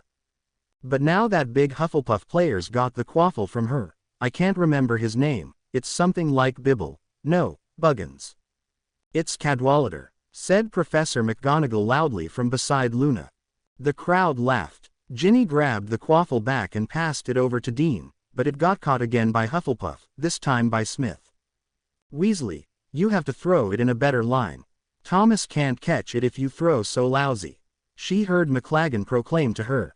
Ginny turned around immediately, to reply to that, and she was just in time to see the quaffle soar near McLagan and end up in one of the hoops. Oh, and he scores. Too bad for Gryffindor, was Luna's next comment. McLagan, will you pay attention to what you're supposed to be doing and leave everyone else alone? Bellowed Harry, wheeling around to face his keeper. You're not setting a great example. McLagan shouted back, red-faced and furious. And Harry Potter's now having an argument with his keeper. I don't think that'll help him find the snitch, but maybe it's a clever ruse. She saw that Harry glared at Luna, before soaring back to the sky, to seek again. For a while, she told herself to ignore McLaggen. Dean, Demelza and she were still playing well, and both she and Demelza scored. However, every time the Hufflepuff chasers caught the quaffle, they couldn't rely on Ron or another good keeper to stop them. And Ginny couldn't be at two places at once. McLaggen didn't save one goal, but still found enough time to argue with Dean, to yell at the beaters, and, after a little while, to show Peeks how to hit a bludger. Ginny had had it. Playing like this wasn't fun. They weren't a team. They were Harry, Dean, Ginny, Demelza, Peeks and Coot against McLaggen. She gazed up to see if Harry saw what was happening below him. He had, and, with a lot of speed, was already flying over to McLaggen, the bludger and the bat. "Will you give him back his bat and get back to the goal posts?" Ginny heard him roar. And then, with an eerie crack, it happened. Before she had even blinked with her eyes, Harry was falling. Peeks and Coot grabbed Harry by his Quidditch robes, but Ginny saw immediately that the both of them wouldn't hold him for long. "It looks as if McLaggen has hit Harry with a bat that he wasn't supposed to have held in his hands. I think this makes an end to the opportunities for Gryffindor to win," Luna said in a serene voice, as if she was noticing a beautiful butterfly flying around her. Without thinking much further, Ginny grabbed her wand from her pocket and waved. Wingardium Leviosa. She saw that both of the boys now gently brought Harry down to the field. If Harry had been conscious, she wryly thought, while landing and running to his body, he would have probably complimented her with her nice wand movement she just did, having learned to improve that spell in the DA last year. People from the stands came running on the field. They all stood around Harry, while some blood oozed from his head. With his glasses askew, his eyes closed, and his hair sticky from all the blood, he looked as if he was out of the way. Ginny heard McGonagall say, but she didn't focus on it. Her vision suddenly seemed blurred and she turned around. "Where's McLaggen?" she heard herself yell. She looked around, but in the sea of people around her, there wasn't a profile of a large, wiry-haired boy. The tears in her eyes and lump in her throat surprised her, but the panicking feeling in her chest overpowered that surprise completely. "Ginny," Hermione's voice suddenly said softly next to her. "Where is he?" she yelled again. But before she got an answer, tears were now suddenly streaming over her face, and she was embraced in a hug by the bushy brown-haired girl standing next to her. She didn't know how long she stood there until Luna's voice suddenly magically boomed, "And Hufflepuff has caught the snitch." "What do you mean I shouldn't be this upset?" "Ginny, Harry's been injured before. It's part of the risk that comes with being a seeker." They were sitting in the common room after the disastrous match. Dean had tried to liven things up a bit, but Ginny really wasn't in the mood. "Dean, this had nothing to do with Harry being a seeker. McLaggen shouldn't have taken that bat," Hermione tried, but Dean shook his head. "I know, but that just happened. Besides, Hermione, even you have to admit that it looked pretty funny," he added grinning. "You don't need this, but it adds a bit more description." After that comment, Ginny stood up. "I can't believe my ears," she said, and walked towards the portrait hole. "Ginny," Dean called after her, but she shook her head and turned around. "I wonder if you could laugh that much if you had a cracked skull, Dean. I'm going to find McLaggen, just as Peeks, Demelza and Coot." It seems a little weird for Ginny to refer to Demelza by her first name and the boys by their surnames. Their first names are Jimmy and Richie if you want to use them, or doing. At least they've got some team spirit. The common room fell silent. Dean didn't say another word and turned around, just as Ginny walked out. She had been surprised by her panic when she had seen Harry fall, but that had been nothing compared to her anger. McLaggen hadn't shown his ugly face since the match, but she really wasn't planning to search for him now. She would get him later. At the moment he would think that she had forgotten and forgiven him. Instead, as if automatically, her feet walked towards the hospital wing. "Hey Ginny," Ron greeted her, but Ginny didn't look at him. Instead she stared at the still unconscious face of the boy who lived. "Has he woken up yet?" "No. Pomfrey said that the quicker he does, the better, but still no sign of life," her brother said, a bit worried. What exactly happened, Ginny? Ginny took a breath to start. Ron must have heard a lot from the commentary and what Hermione had told him immediately after the match, but still probably hadn't heard the whole story. Tearing her eyes away from Harry, she focused on Ron and started. McLaggen was playing really lousy. He didn't save the quaffle once, and made stupid comments towards the others the whole time. Then he grabbed hold of the bat from Peaks, to show him how he could best hit a bludger, but he missed and hit Harry instead. Coot and Peaks could grab Harry before he fell to the ground. In the meantime, Madam Hooch hadn't blown on her whistle. Smith kept making goals, even though our whole team was on the ground, and eventually their seeker caught the snitch. If I heard correctly from Dean, the final score was 320-60. Ron groaned and fell back onto his cushions. So Harry actually got hit by one of his own players. He won't be happy with that. Well, none of us are. She flared up. The rest of the team is searching for McLaggen, who doesn't dare show his ugly face anymore. Ron grinned. You've got a punishment in mind for him, haven't you? Enough. I think I might have to write a letter to Fred and George explaining what happened and why I need some of their supplies. Or maybe I could pay a visit to Malfoy. If Harry is right about him being a Death Eater, he probably knows some nasty little spells to put on McLaggen too. Ron started to chuckle. Ginny could see that he didn't mind that much that McLaggen had messed up their match. She suddenly remembered something. Do you know why Harry was so late coming to the changing rooms? He was. Ron frowned. I don't know why. He left here early enough. He said he bumped into Malfoy and wanted to find out what he was up to. But that can't be true, right? Harry wouldn't choose Malfoy over Quidditch, would he? Ron looked pensive. I don't know. Hermione says she's worried about his obsession over Malfoy. Maybe that could actually be the real reason why he was late. A silence fell, and Ginny stared at Harry. She can't stare back because Harry isn't staring at her. A tiny wave of panic overcame her again. Somehow it hurt her to see him lying like this. It gave her a feeling of hopelessness. She knew he wasn't dead. Harry only had a cracked skull. Madame Pomfrey had already mended it, and he would wake up in a few hours. But still, what if McLaggen had hit Harry's neck? She shuddered. I think I'm going back to the common room, she said. She wasn't looking forward to a second round of her fight with Dean, but the sooner it was out of the way, the better.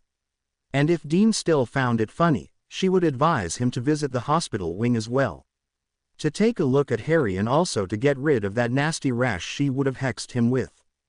Okay then, say hi to Hermione for me, Ron said. What about Lavender? Oh yeah, her too. Ginny grinned and shook her head. When she arrived at the 5th floor, she suddenly heard some noise. It was a tune, and it was coming from the nearest boys' bathroom. She would recognize that annoying whistle anywhere, the newest song by the Hobgoblins. As if entranced, she walked towards the door and opened it quietly. Yep, there he was. McLaggen, still in his Quidditch robes, stood near the sink, looking at himself in the mirror. His broom was standing in a corner and, on the side of the second sink, a Quidditch magazine lay open. Clearly he had been hiding in here since the end of the match. And he was whistling as if nothing had happened. He was actually whistling. Softly, she closed the door. If the guy wanted to hide in a bathroom, then that would be exactly what he would do for the next couple of hours, or perhaps days. With a soft tap on the doorknob and a whisper of, "Colloportus," the door sealed itself from the outside. It made a squelching sound, but McLaggen seemed to be whistling too loudly to hear it. That brought on some other ideas. Grabbing a piece of parchment and a quill from her pockets, she quickly wrote, "Closed due to plumber problems." It should be plumbing, but I like that the idea that Ginny got the term wrong as she isn't used to muggle things. If that wasn't your intention, then you can change it. Then, bewitching the parchment with Engorgio and a permanent sticking charm, she hung it on the sealed door. However, the whistle was still audible. An imperturbable charm did the trick. She remembered how she had learned that one by looking how Tonks always did it before the meetings of the Order in Grimmauld Place. It felt oddly satisfying to use a spell she wasn't supposed to know in a situation she wasn't supposed to create. It was now quiet in the corridor and, Quite happy about her revenge, Ginny started to whistle herself. A different tune to McLaggen though, she preferred the Weird Sisters to the Hobgoblins. There are 4 questions of value in life. What is sacred? Of what is the spirit made? What is worth living for? And what is worth dying for? The answer to each is the same. Only love. When by Monday, both Ron and Harry were released from the hospital wing, Hermione couldn't be happier. After so many months of strife, things finally seemed to be in order. They walked together to breakfast, not bothered by a certain annoying girlfriend, and Hermione happily chatted. Not much has happened since the game, Harry, she informed him. No one blames you, or your other team members, everyone knows it was McLaggen's fault. Though it seems as if he has disappeared from the earth, she told him. Both Ron and Harry looked happy about that. And then, just to tease Harry a bit, she added, the only thing that did arouse some attention was a fight between Ginny and Dean on Saturday. To Hermione's delight, she saw that he immediately looked up. What did they row about? Hermione didn't answer immediately. A girl had just dropped her scales and looked terrified at them. It's all right, said Hermione kindly, hurrying forwards to help her. Here, Reparo. The girl didn't say thank you, but remained rooted to the spot from fright at the sight of the chosen 1 and 2 prefects. I swear they're getting smaller, Ron commented, as he looked behind when they had passed. Never mind her, said Harry, a little impatiently. What did Ginny and Dean row about, Hermione? Hermione could barely conceal a laugh and tried to answer neutrally.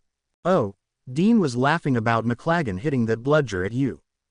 It must have looked funny, said Ron reasonably. Hermione stared at him with disbelief. It didn't look funny at all. It looked terrible, and if Coot and Peeks hadn't caught Harry he could have been very badly hurt. Ron shrugged his shoulders and looked apologetic. Hermione nodded as if she forgave him. He hadn't seen it happen after all and had only heard the weird comments Luna had given. Yeah well, there was no need for Ginny and Dean to split up over it. Harry tried to bring the original subject back. Or are they still together? Yes, they're, but why are you so interested? To her delight she saw that her friend blushed a little. I just don't want my Quidditch team messed up again. He quickly looked away and Hermione now grinned. She really got too much pleasure out of this. She should actually feel sad for Harry.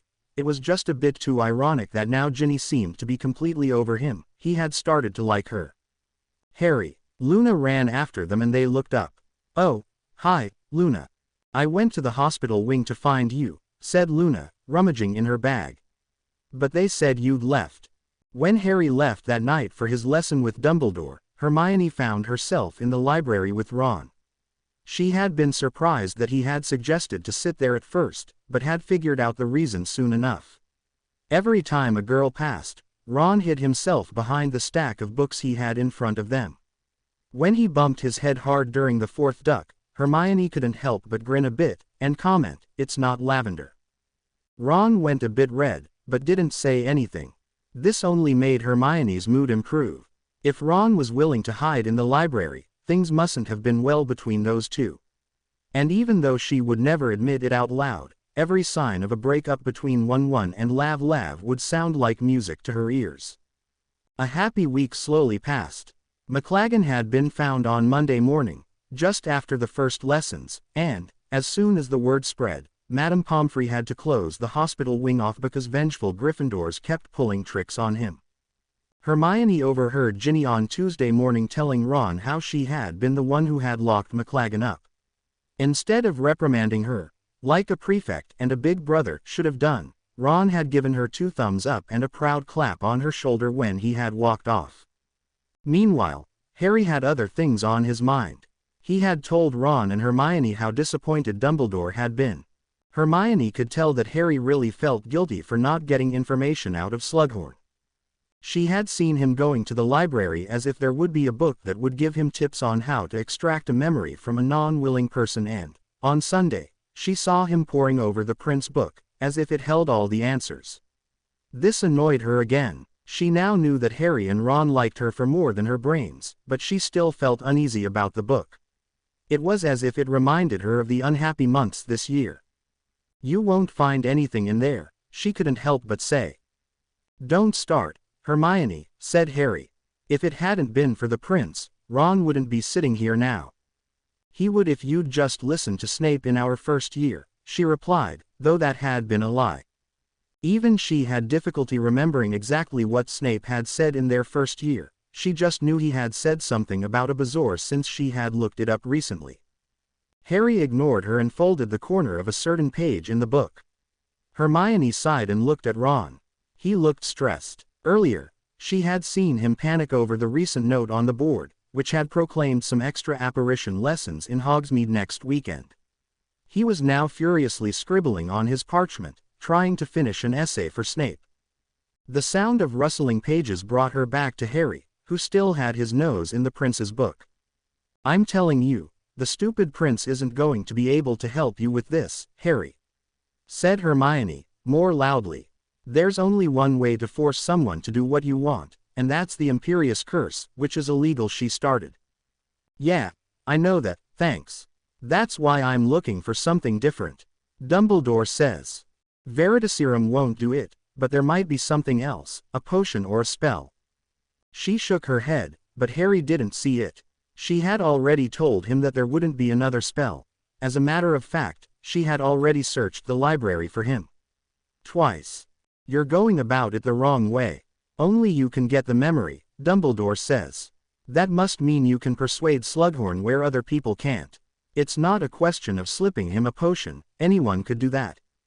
Ron interrupted her before she could talk further about the special bond Harry's mum and Slughorn must have had and how to use that to his advantage. How do you spell belligerent? It can't be B-U-M. That caught her attention and she took his essay.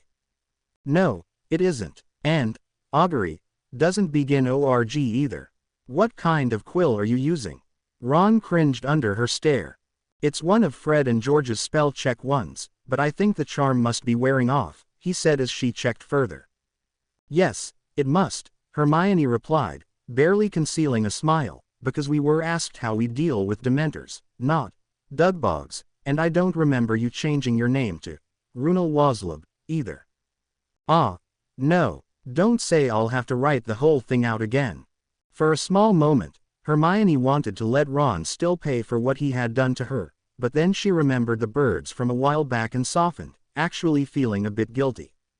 It's okay, we can fix it. She took out her wand and looked at Ron, who looked relieved. I love you, Hermione, his reply came fast. Hermione thought that, for a moment, her heart stopped beating. She looked up in amazement and saw that Ron looked pink, but was staring back at her with a determined look on his face. She would have been happy with just being friends, really. But Ron had done it again. With only a few words, another dam had cracked inside her, and the butterflies swirling inside her stomach were back. She could only squeak out, "Don't let Lavender hear you saying that," before averting her eyes. "I won't," came the disappointing reply, but then it was followed by, "Or maybe I will, then she'll ditch me." She still felt his eyes on her and focused on her spellwork in front of her. "Why don't you ditch her if you want to finish it?" asked Harry. Hermione flinched. She had forgotten he was here. "You haven't ever chucked anyone, have you? You and Cho just sort of fell apart." "Yeah," said Harry. "Wish that would happen with me and Lavender. But the more I hint I want to finish it, the tighter she holds on. It's like going out with the giant squid." She was glad her hair concealed her face, for a huge grin was visible on her face for a few moments. Even though Ron was actually a bit of a coward by not breaking it off with Lavender personally, Hermione found him braver than she had ever been in her own life. Ron had said what she had never dared, "I love you." Now, you all know what to do. Destination, determination, deliberation. I expect to find you all in a few moments at the end of this street, near Madame Puddifoot's. Those of you who fail to apparate properly should also meet us at the end of the street, just on foot, or call for help from one of your teachers or me if you are unable to move. Ready, prepare. 1, 2, 3. Hermione felt herself spin on the spot. Her body felt for a moment like it was being pushed through a tight hole, and when she opened her eyes again she was standing next to Twycross again, only this time at the other end of the street. "Well done. That was perfect. I have to say that you are quite the natural, Miss Granger." "Sir," My name is Hermione Granger, she filled him in. Twycross nodded and his beard and hair wobbled. From the post office, where they had started, Ron came running towards them. Still no luck, she asked him with a sad face. He shook his head glumly. I just can't seem to vanish. It's not vanishing, as it is more a sort of vaporizing. Ron looked even more puzzled. They all walked back to the post office to try it again. Not all the 6th years had come today. Of course there were the people like Harry, who weren't old enough, but some others had been forbidden by their parents to go to Hogsmeade, and a few even liked the idea of a free Saturday, without the feeling that your head got squashed every minute or so. Lavender had been one of the people who hadn't come. Hermione couldn't care less what her reason had been, but also couldn't be happier. She and Ron were finally alone in Hogsmeade. If you ignored the other 6th years, and Twycross, and the teachers, and the ministry people who were swarming around, looking serious, as if they were their personal oars. However, when Ron walked next to her, told her jokes and even brushed her hand, Hermione found it rather easy to ignore everyone around her but him. I mean, I didn't even splinch. Well, be glad for that, mister. Splinching can be very painful. Just ask Miss Bones, Twycross cut in before Hermione could reply. He nodded to Susan, whose hands were waving at Madame Puddifoot's, while the rest of her body was still standing at the post office. Just take an example from your lovely friend here, Miss Granger. A perfect apparitionist, if I may say so. Hermione felt herself blush and smiled at the little man, who now stood in the center of a circle of 6th years near the post office. So when's the wedding? Ron teased. Oh, shut up. Well, apparently I have to shut up, since I have to learn how to apparate from you. She snorted, but he took her arm and looked at her. No, seriously, how do you do it? Well, she started softly, as Twycross was prepping them up for another go. You have to be relaxed first. And how am I going to do that? He asked. Loosen up your shoulders. In an upwelling, she placed her hands on his shoulders and pressed them towards the ground. Hermione felt that there were all sorts of bells tinkling inside of her. For instance, Ron now stood far too close. And then, his voice sounded far too soft. You think where you want to end. For some reason, she had difficulties with looking at his eyes. His lips were far more interesting. Yes, and then you think about how you are going to move from one place to another. Her voice sounded hoarse. When had Ron's hands traveled from his side to her waist?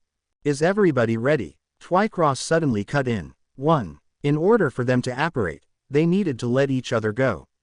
However, Hermione actually preferred this, whatever this was, or meant above apparating. 2. Was it just her imagination, or were they now standing even closer?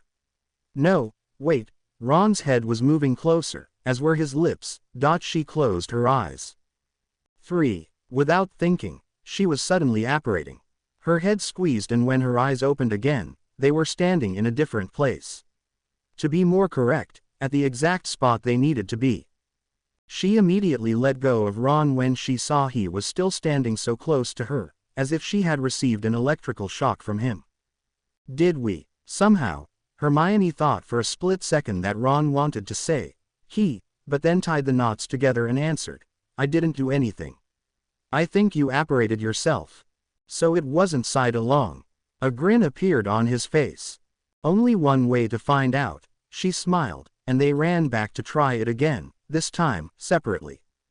True, Ron hadn't apparated as correctly as that first time with her.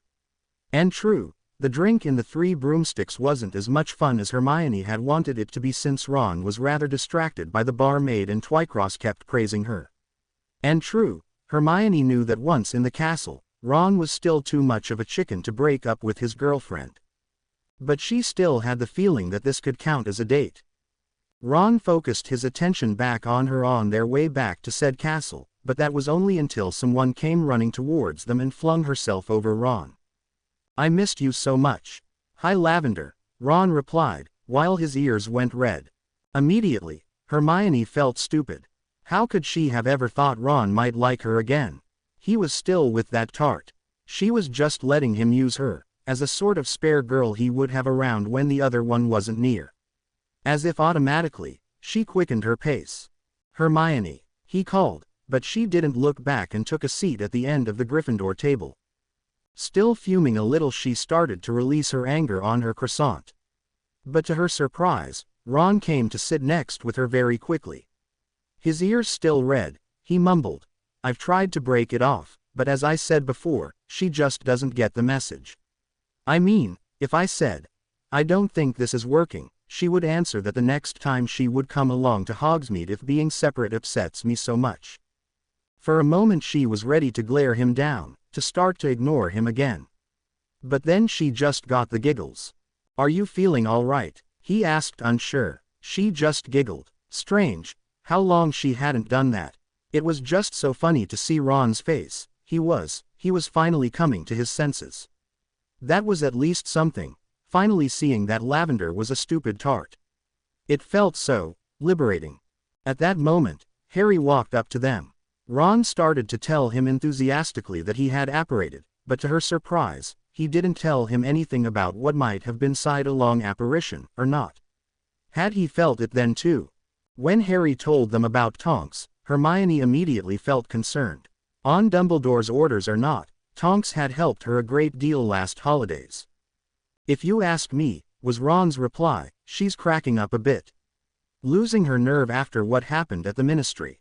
It's a bit odd. She's supposed to be guarding the school, why she's suddenly abandoning her post to come and see Dumbledore when he's not even here?" She asked and glared at Ron for his insensitivity. "I had a thought." The way Harry said it made Hermione look up. "You don't think she can have been, in love with Sirius?" She couldn't help but stare at him. Harry's suggestion would explain a lot, but Sirius and Tonks had been cousins. Not to mention that Sirius had been away for more than 12 years. When would she have fallen in love? Before, or after she had been so busy with the Order while Sirius had been locked up in his own house? "What on earth makes you say that?" "I dunno," said Harry, shrugging, "but she was nearly crying when I mentioned his name, and her Patronus is a big four-legged thing now. I wondered whether it hadn't become, him. That was rather strange. It's a thought. But I still don't know why she'd be bursting into the castle to see Dumbledore, if that's really why she was here." "Goes back to what I said, doesn't it?" said Ron, with his mouth full of mashed potato. "She's gone a bit funny. Lost her nerve. Women," he said wisely to Harry, "they're easily upset." Hermione saw that there was a smile playing around his lips and he was mentioning her fury when Lavender had turned up moments before. Fine, if he wanted to play it that way. And yet, I doubt you'd find a woman who sulked for half an hour because Madame Rosmerta didn't laugh at their joke about the hag, the healer, and the Mimbulus Mimbletonia. They had made up again, and Ginny was enjoying the nice April weather under a tree, lying on Dean's stomach. However, she couldn't really relax. The situation between Dean and herself bugged her. Rowing, making up. She had the feeling that this was all they were doing lately. Since when had her fun with Dean been diminished to an endless row? When had her relationship become a drag? She had talked it over with Hermione. The girl seemed to be in such a good mood that even her advice had seemed happy and reassuring. According to her, she and Dean were just getting through a rough period. With her owls coming up and the stress from what was happening outside the walls of Hogwarts only yesterday had there been another family found dead in their house, it was logical that they both were short-tempered. But Ginny wasn't so sure that Hermione was right. The truth was that Dean saw her as a desperate little person. He had slowly started to treat her like everybody else in her surroundings did, as a little girl, a little sister, that needed help with everything. She thought back to their conversation from just a few moments ago. He had been claiming that he was, with all good intentions, protecting her. If she believed Dean, she had to stop the tutoring with Neville, because clearly he was flirting. If she believed him, he was just worried for her when all those Slytherin boys teased her, so that was why he had hexed them for her, just a few days ago. If she believed him, he didn't want her to get hurt. She believed that last thing, but, at the same time, she knew that she wasn't in need of a protector or hero. She had needed one of those in her first year. After that, she had built up her wit, her spellwork and the art of knowing when to take care of herself. She, quite literally in her 4th year, during the DA lessons, had learned from her hero and applied it to herself. However, when would the world learn that she had changed?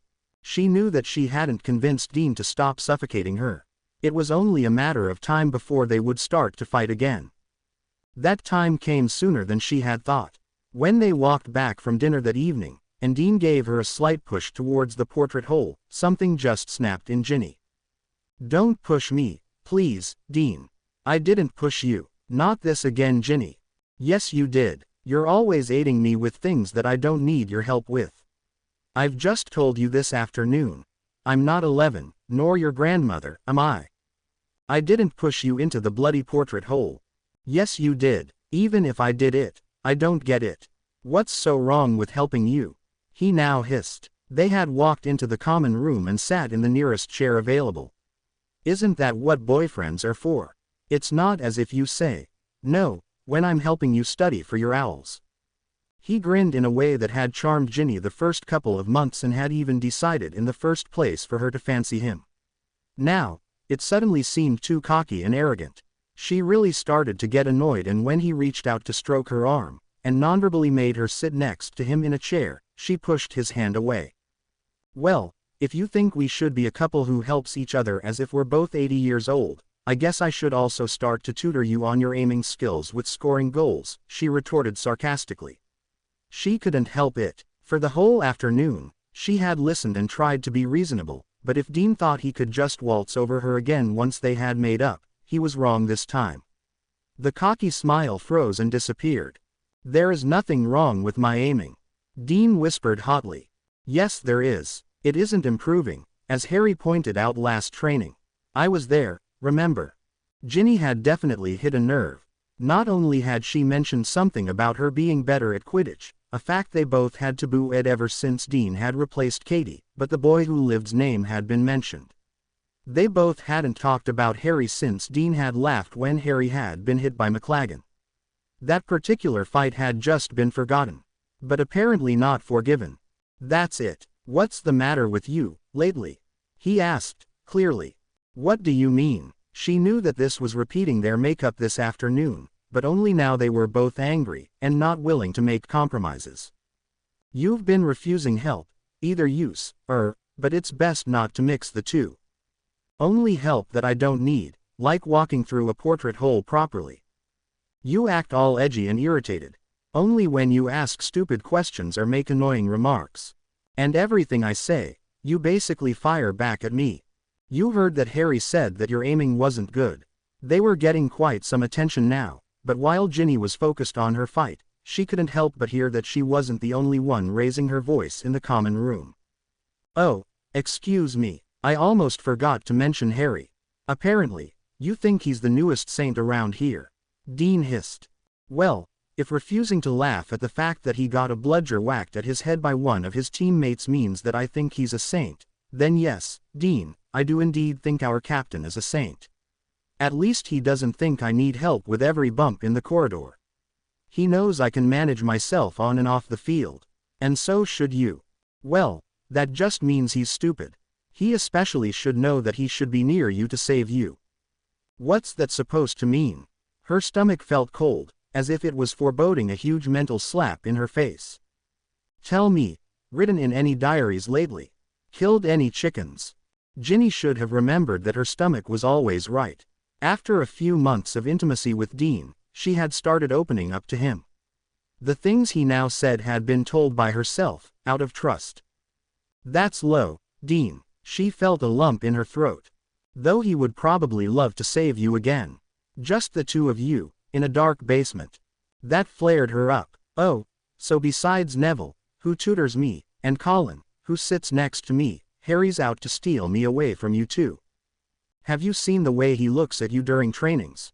Dean, this is pathetic.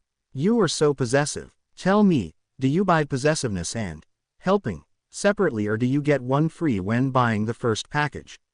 She actually made air quote signs, and Dean should have known that she was only seconds away from laughing at him in his face. After he mentioned the diary, Ginny didn't even feel like trying to make this work again. "Ginny, I'm not kidding. Dean, I'm the one who's not kidding. I don't know if I have to walk away out of anger, or just laugh at you for your stupid ideas. Do you really think that I can't take care of myself? That I will just let you make fun of what happened to me in my first year and do nothing about it? The one who is trying to possess me isn't Voldemort, it's you." Dean gulped at the name, but continued to look furious.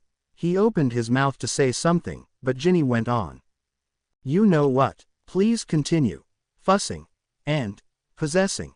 And helping, but do it on someone else, because I've had enough of it. We're done." A silence fell between them, in which Ginny could hear a shrill voice of a girl. However, she remained focused on Dean. He looked as if he wanted to give a very long reply, probably containing a lot of swear words, but when he finally spoke, it was in a cold voice and the only thing he said was, "Fine. Goodbye, Ginny." He then took his bag and stood up, leaving Ginny alone. Just to have something in her hands, she grabbed a book out of her own bag and pretended to read. But she wasn't reading, she was enjoying the feeling of finally being free again. After Harry left under his invisibility cloak, Ron nudged Hermione's arm, while they were descending the stairs from the boys' dormitories. "Do you think he's gone mental? Why would he want to go to Hagrid's place when he has to get that memory?" Hermione looked at his concerned face. It had only been this morning that the brain behind that face, not the brain you would expect it to come from, had found a way to finally get the memory out of Slughorn. It had been this afternoon that that same face had looked in pain, when Ron had splinched his eyebrow off. Or, as Ron himself said, his face disappointed, half an eyebrow. And now, as they were both walking down the stairs, Ron's face seemed sincere in being concerned for Harry. "Well, I think we have two possibilities. The first one could be that the Felix Felicis was foul, or poisoned. But Harry didn't drop dead, did he?" she added hastily when Ron's eyes lit up in panic. "The other possibility could be that Harry's right, the potion controls him. And how can you go against luck?" She made him smile. The bells and alarms inside of her were tinkling again. Apparently, someone else's insides had tinkled too, at the sight of her and Ron. "What were you doing up there with her?" Ron's smile vanished and he turned towards the person he had tried to avoid for the last few days. Hermione couldn't stop thinking how wonderful it would have been if Ron had been better at avoiding her. Or at least until she herself wasn't standing next to him. It felt as if both of them were suddenly standing in a spotlight, as the whole common room had looked up. Lavender stood several stairs and a few yards away from the both of them. Suddenly, Hermione noticed that it must indeed look a bit too dodgy from the girl's point of view, and Hermione started to blush at the thought of what exactly Lavender would think they had been doing upstairs. That, however, didn't help matters and she received one of the deadliest glares she had ever received, before the girl's attention was back on her boyfriend. "Lavender, hi, we were just..." Part of Hermione would have liked to keep up the paranoid nightmare Lavender was currently having. After all, Lavender had made hers real when she told Parvati until 3 in the morning in the dormitory about how Ron had keyed her senseless during that fateful Quidditch party. But as much as Hermione's insides screamed for the breakup she had been hoping for since the day that this relation had started, she couldn't bear to see Ron so flustered and helpless. Ron was a bad liar, and if she didn't help him soon, he might even give Harry away. "We were looking for Harry," she said quickly. "Have you seen him?" That last comment, which had been delivered to Lavender, received another glare. "Don't you dare talk to me," Lavender hissed at her. "This is between me and my boyfriend. He disappeared after dinner. As prefects and friends, we wanted to." But Lavender cut Ron off. "Why couldn't you look alone? Why did she have to come with you? You're always with her, even while you perfectly know what I think of her." Hermione started to shift. Besides the fact that she had been dragged into something she knew was going to get ugly, she somehow heard a hallelujah choir in her head. She got it all in one night. A breakup and Lavender making a fool out of herself in front of the whole common room. "Lavender, she's just..." "Oh, please Ron, I'm not stupid. I know what friends are, and she..." Hermione wondered if Lavender could speak her name for once, instead of saying the words, "she," and "her," as if there was supposed to be standing in for the word, "prostitute, is not your friend." "Excuse me," Ron was still trying to keep the space between him and his girlfriend as large as possible, but for a moment he stopped looking like a mouse that felt trapped. He was now staring at Lavender in utter bewilderment. "Oh, please. Everyone can see it, Ron. You two don't act normally around each other. You are always quarreling, or fighting, or not speaking to each other. It's not normal. Do you do that with Harry too?" "No, but Lavender cut Ron off again, pretending she didn't hear his answer to her rhetorical question. "I told you, she has a bad influence on you," Lavender said, in a stage whisper, as if Hermione and the rest of the common room wasn't supposed to be hearing this. Strangely enough, Hermione didn't feel that appalled. It wasn't as if she hadn't had any other cross words thrown at her, and the glare Lavender had given her lately had spoken for itself. Ron, however, did. "Lavender, Hermione is the sole reason that I passed my owls and am now in the 6th year of Hogwarts. How could that be considered a bad influence?" Hermione actually turned crimson upon hearing those words. Praising her wasn't a very smart move Ron made. However, he didn't give Lavender the chance to interrupt him and continued. "No, you listen to me. Who was there to lend me her copies of all her notes in 1st year, even though I was a complete prat for most of the time? Who gave me a pile, just as high as Harry's firebolt in 5th year, with facts about history of magic? Who helped me with my apparition? I did." "No, Lavender, you told me that it would be all right, that I could do anything, and then you started to distract me by beginning to talk about Quidditch. Hermione told me that I could do anything, but would have to study hard for it. And then I haven't even started about the times she has helped Harry and me with other stuff." The last sentence came out lame, but Hermione felt her face glow anyway. "It was nice to hear from time to time from your friends that they needed you, even though they had a potions book lying around that seemed to be smarter than you." Lavender was crying a bit now. There were some whisperings in the audience. "Wait, common room. If she's so fantastic, why don't you date her? You have already allowed her in there." She pointed at Ron's chest. "For all I know, you could have already had an affair." Even though the suggestion had made the both of them shine in an even deeper shade of red, Hermione couldn't restrain herself from rolling her eyes. "You could leave it to Lavender to play an excellent drama queen." Ron shook his head, a bit cautiously because of the tears. Lavender started to rant again. "But she is playing tricks with you. She's obsessed with attention. That girl is only interested in you when you are standing in the spotlight. When you got poisoned, you suddenly got interesting again. Shut your mouth, Lavender. You have absolutely no right to tell me that about a friend who's been around for more than 5 years. She knows me at least well enough to not buy me ugly jewelry." Ron's eyes were blazing, and he was actually stepping in front of Hermione, as if he was afraid that Lavender would attack her. That sounds okay, but it might be more romantic to put, as if he was trying to shield her from Lavender's harsh words, to emphasize the fact that he is trying to protect Hermione. That last comment seemed to snap Lavender. "We're done," she screeched. Hermione could have invented it, but she thought she heard a lot of people sigh contentedly. Then it got quiet and both Ron and Lavender looked around, noticing for the first time they had an audience.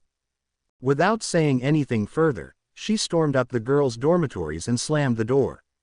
As if nothing had happened, Ron walked towards a couch and sat down on it. The common room seemed to think that the fun was over, as people began to resume normal conversation. Hermione followed Ron and sat across from him, in an armchair. "Glad that's done," she heard him mumble. She silently agreed. Deep inside a feeling of gratitude came up. Ron had defended her and she wanted to thank him, to mention it. However, it was sort of hard for Hermione to start to talk about what had just happened. It was a bit awkward. Just as she had opened her mouth to speak, Dean walked by, looking furious. Hermione and Ron both looked at him, and heard, after several moments, the door of the dormitory slam. Hermione's eyes found Ginny, sitting across the room in an armchair, pretending to read, but looking too satisfied to actually be reading. Only she herself could look so satisfied while reading. Would Ginny perhaps? "I think I have to start on that defense essay." Then, Ron interrupted her thoughts, sounding really hopeful that she would help. She focused back on him. "I think you should," Hermione said playfully. He sighed, but she really wanted to hear it from him. "Will you help me?" The grin on her face spread. "Of course. But in a minute. I first have to talk to your sister." "About what?" "Girl stuff," she replied airily. "Just start without me. My books are over there, so if you want to use them." "Shall we wait for Harry?" "As if you need to ask that." He smiled. Their eyes locked, and Hermione noticed that his smile got even wider. Standing up, she touched his hand a bit longer than necessary. Ron took hers, and gave it a slight squeeze, while now grinning. To be continued. I hope you enjoyed this story. Also remember to subscribe and like this video. See you in the next video.